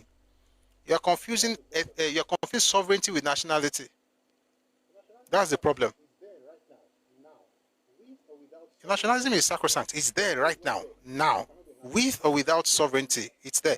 But if you say it's not there, then you cannot be a nationalist because you have no nation that they are fighting for. You're just trying to break one so that you can create your own nation. When you now create that nation, you now be called a nationalist. In other words, nationalism is a future tense kind of thing. It's a futuristic possibility. But if you agree right now that, listen, we are a nation, sovereignty or no sovereignty, then we can talk about the possibility of you being a nationalist. Again, that's my opinion. You don't have to agree, but I don't think you can change it with all this Oyibo that are typing on YouTube, because my brother, we've been around this thing for a while. Actually, we're around for Otojo Meta. Whatever people are looking for in terms of having a separate state, I don't think it's impossible. I don't think it's a bad idea, by the way. I don't think it's a bad idea. But I've learned something in my life. you have to become what you are looking for, especially when you already had that thing. Why will you deny yourself of your identity because you've not been given sovereignty? As though identity depends on your sovereignty. Nationality has to do with ancestry, culture, value system, language. We have that now. And what is Genodu? Please stop. On YouTube, please stop. It's enough. Please. Your nationality has to do with language, with culture, with value system, with ancestry. Do we have that as Yoruba people? Yes. Based on that, you can then try to have sovereignty, which makes you a state. But if you believe that that's not what it means, it's fine. I mean, again, I can't change your mind, but you can't change the facts either. I'm not thinking of changing your mind, to be honest, but you can't change the facts, and that much is true. All right? Finally, our bank details are looking back. So if you like to support what we're doing, please feel free to use the details. Is a Nigerian account, is GT account. Thank you very much for your generosity. And those here, by the way, we're on 210 likes on TikTok. That calls for a celebration. Thank you very much for liking it.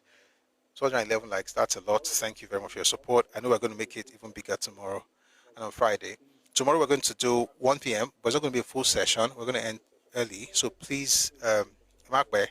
Then on Friday, we're going to have a full session. I'm tempted to continue reading this thing tomorrow, but we'll see how it goes. But regardless, we're going to be here by 1 p.m. We're going to listen to some things, and then we'll have back and forth, like we're going to discuss it. Somebody says here, Lagos State was 75% Yoruba before independence and 80% Yoruba after independence. There was no Lagos State before independence. Chile cheese. There was no Lagos State before independence. There was no Lagos State until 1967.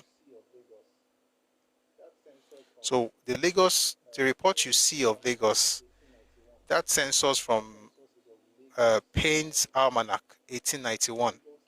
That census is of Lagos Island. Is Lagos the town, not Lagos the state? You wrote Lagos State now. There was no Lagos State. You're talking about the colony. That data is not for, well, anyway. It is well.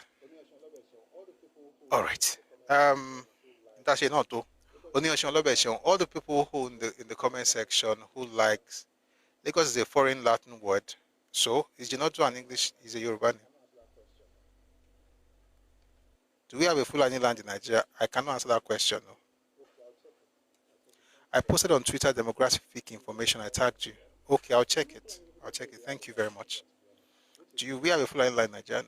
I mean, even Fulani people don't tell you they have a land in Nigeria, to be honest, which is what makes them smart. Fulani intentionally subsumed their ethnic identity inside Hausa. They did intentionally. They tried with the Kanuri, it didn't work. But they succeeded with Hausa. So they don't talk about Fulani land in Nigeria, they talk about Hausa land. But Hausa land is led politically and even religiously by Fulani. But if you have any other question apart from what I just talked right now, you go ask Fulani people. But they've never really claimed to have Fulani people. They're just a very different stuff. They also succeeded in Ilorin. Yes, they succeeded in Ilorin. But Ilorin is not exactly like what happened in the North Chao. It's not exactly the same, but it's true that they also succeeded in Ilorin. At least the Oba into Jobansi Zemia. So, but Ilorin, Fulani people are smart. Fulani people are smart. They are smart. They are long-term thinkers. They are strategic.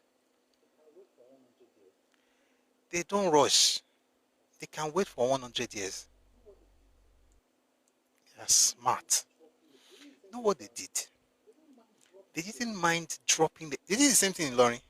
They don't mind dropping the language. Buhari, former President Buhari died in his 80s, that man could not speak his own native tongue. He spoke Hausa. He spoke Hausa. That's what they did in Lorry. They speak Yoruba very fluently. They even subsume themselves in your culture. Integrated, assimilated. They didn't integrate to United People of Europe. They didn't integrate. They assimilated. They became to the point where, because they were the ones ruling, they then came up with a new idea that nobody ever thought of. They hyphenated their ethnicity. Me, I respect those people, guys. They when you say assimilation, means that one son no patapatas no culture, one hyphenate here. Why? They did that, and that's the part where if it's Manofiki one year, they now hyphenated the identity and say Hausa Fulani. Because on their own, they are about 6% of the population of Nigeria. Meanwhile, let me also quickly say this. Fulani is not the same thing as Kwara. Sorry, Ilorin is not the same thing as Kwara State too. Ilorin is still majorly Yoruba. It's still Yoruba land, by the way. The same way Hausa land is still Hausa land. That's why the fact that they have a Fulani man ruling them. You can't go to the north and tell Fulanis are smart. They don't also put it in your face. What is the note? I think I have to mute you now. This is not right. You can't keep doing this. I mean, no.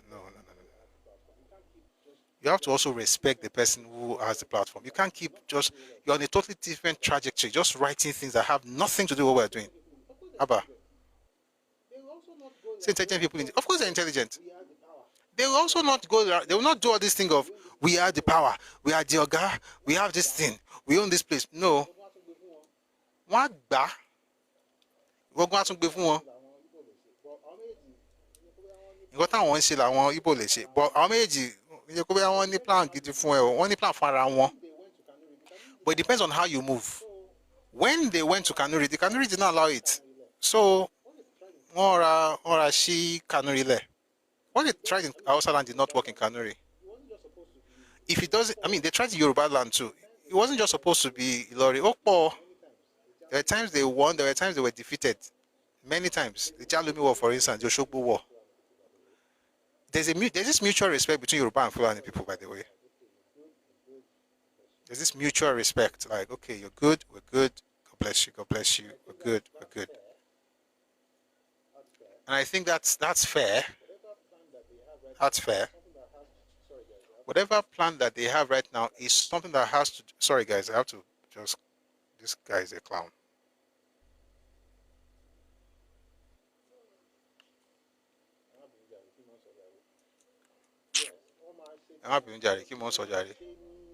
Yes, all my shit in insidious skin, all my shiny abele, all them tó bá dé work, tó bá dé work, ó máa gba L1.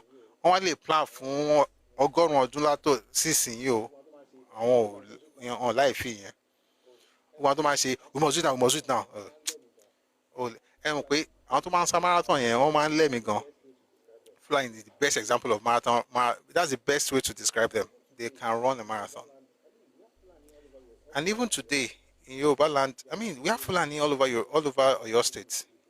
They are not claiming anything. They are just enjoying. They are living with the people. But they don't do all this. We cannot speak Yoruba. We cannot prostrate. Fulani will do it. They will integrate. And I'm not using this to say that, oh, that's the perfect way.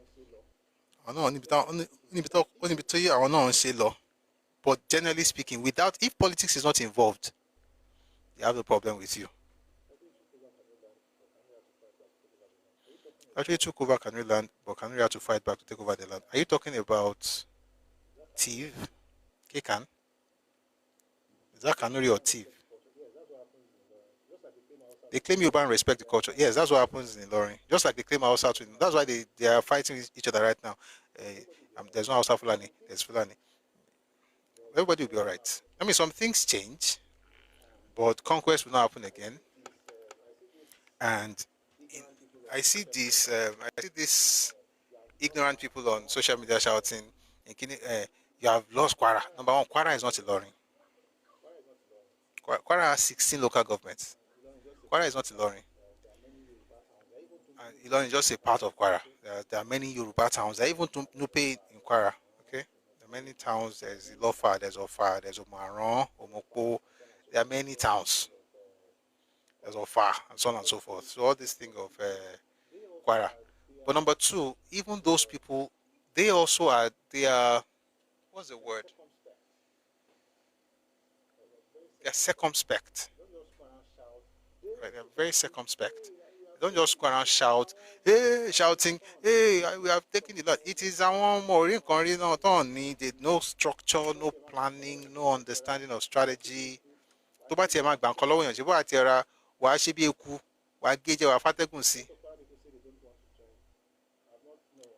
of Kwara people say they don't want to join. I have not, no. A lot of Kwara people don't say that. I've been there to do research. Hey, John Torolon, stop doing this thing. Who are the lot? Where did you meet them? Who are the lot? Where did you meet them? Again, Kwara is not Ilorin. Somebody says even Jeba is Yoruba land, 16 hills, 100% you are correct. Jeba is Yoruba land, absolutely. You guys just write things. On X and Facebook, who are the people? You guys just write things. On X and Facebook, who are the people? What town? It's like a person comes to you now and says, what's the word now? Let me look for an example. You are even making the same mistake. You are assuming that the small portion of Ilorin is the entire. You're not just assuming that the small portion of Ilorin is the entire Ilorin. You are assuming that the small portion of Ilorin is the entire Kwara state. Have you been there before?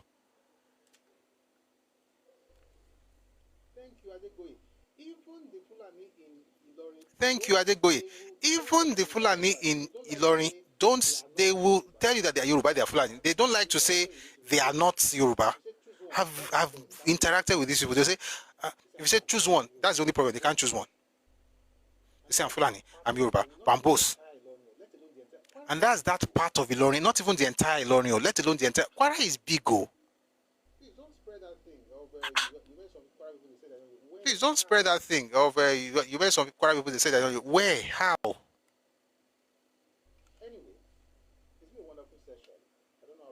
Anyway, it's been a wonderful session. I don't know how we got to Ilorin matter. Okay, I think the gentleman was asking questions about. Somebody asked about Fulani land. Fulani they don't argue with you about land. They don't do that. Kwara Central, which is Ilorin, is Yoruba, and Kwara South is pure Yoruba. What are your thoughts on Ishekiri and Wari? Should they be part of Yoruba region if they want to? That's their choice. If they want to, yes. If they don't want to, say go be. But from all indications, they actually clearly want to. So it's based on what they want, not based on what I want. And clearly, they want it. So since they want it, Abba, Karin Kakpo, Yeni.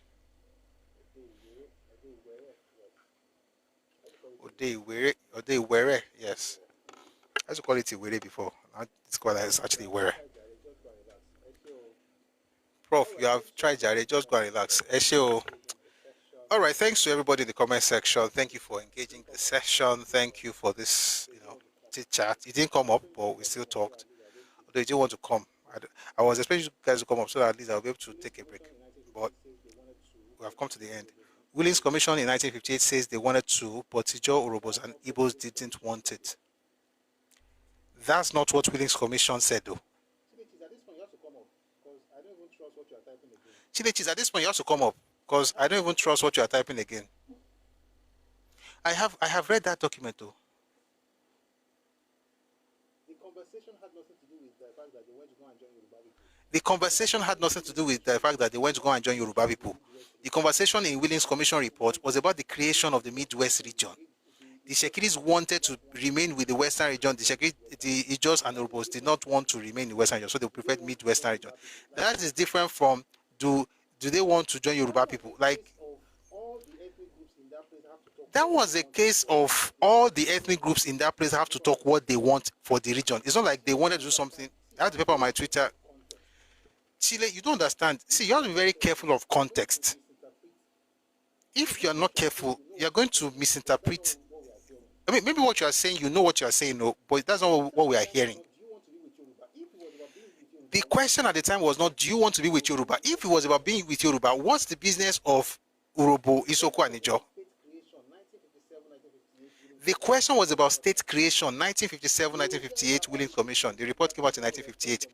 You guys are all in this place. We are going to have a referendum. Who wants to go to Western, who wants to stay with Western region, or who wants to go with Midwestern region? And then they voted. And those people, and it wasn't just because of what they said. It wasn't like, okay, we're going to take Iwere. Do you want to go? It was the whole Midwest province, Benin, so Afemai, Esako, Urobo, Isoko, Ika, all the lots, Ishekiri, everybody voted. It wasn't like they were waiting for Ishekiri, Ijo, Urobo. Does Wari want to go with Yoruba land or not? That's not what happened. Ejo. Yes, that is what I mean. That's not what you typed. They wanted to be part of Ondo province. That's not what you know what? Let's close. You cannot be typing something and correcting it. You're not saying that's what you're trying to say, but it's mixed. But I get the point. Like, I will check out your Twitter. Please send me a message. Thank you. I will check it out. But thank you very much for that. See, the point is that the devil is in the details. The devil is in the details. The conversation was not about those people joining Yoruba people. It was about the region that was going to be cut out. So even though Ishekiri said they wanted to stay, they didn't say they wanted worried to be part of Yoruba land. They want to remain in the Western region. If other people said they were going to leave, they left. It had nothing to do with Wari and Yoruba people. We'll have that session. Don't worry, in this conversation, we're going to get to Willings Commission. Because in this book, Robert was talking about 1957 Constitutional Conference in England. He talked about it. All right. Thank you very much, everybody in the comment section, whether on YouTube or on TikTok. Thank you for engaging the live session. Thanks to everybody who gifted me. Thank you very much for your support. Thank you for your generosity, whether here on TikTok or on YouTube, or you're using the bank details. And again, I'm reminding you, please use the bank details, support what we're doing. We have so many things up our sleeves. We're going to require a lot of support to get it done. All right. So thank you very much for your support and your generosity. Having said that, we have come to the end of today's session. I can't believe it's almost 9 p.m. I can't believe my family, they're waiting, looking at me like, away. Anyway, we're going to have to go. Àmì rèlé o bàbá, ọlọ́jọ́ òní o bàbá, gbogbo ẹ̀kọ́ tí a kọ́ nínú ilé ìwé wa. Má ṣe jẹ́ kí ẹyẹ èṣù kó ṣàjẹ́ lọ́kàn wa. Àmín. We're going to have the Nigerian anthem and then the Yoruba anthem, and then we'll call it a day. Thank you, everybody, for being part of today's session. I'll see you again 1 p.m. on YouTube. We're going to have to let you go because of copyright stuff. We're about to play the anthems. I want to make sure we don't have any copyright strikes. Ìgbà wo ni a máa ṣe exam? Very soon. Thank you, Prof. Thank you, Mr. Victor. Thank you. All right, so thank you for being here, YouTube guys. I'll see you again tomorrow. Have a lovely evening. See you 1 p.m. Ife time, West African time on Thursday. God bless you. All right, for those of us on TikTok, it's time for our anthems. I'll close the Okuba and say.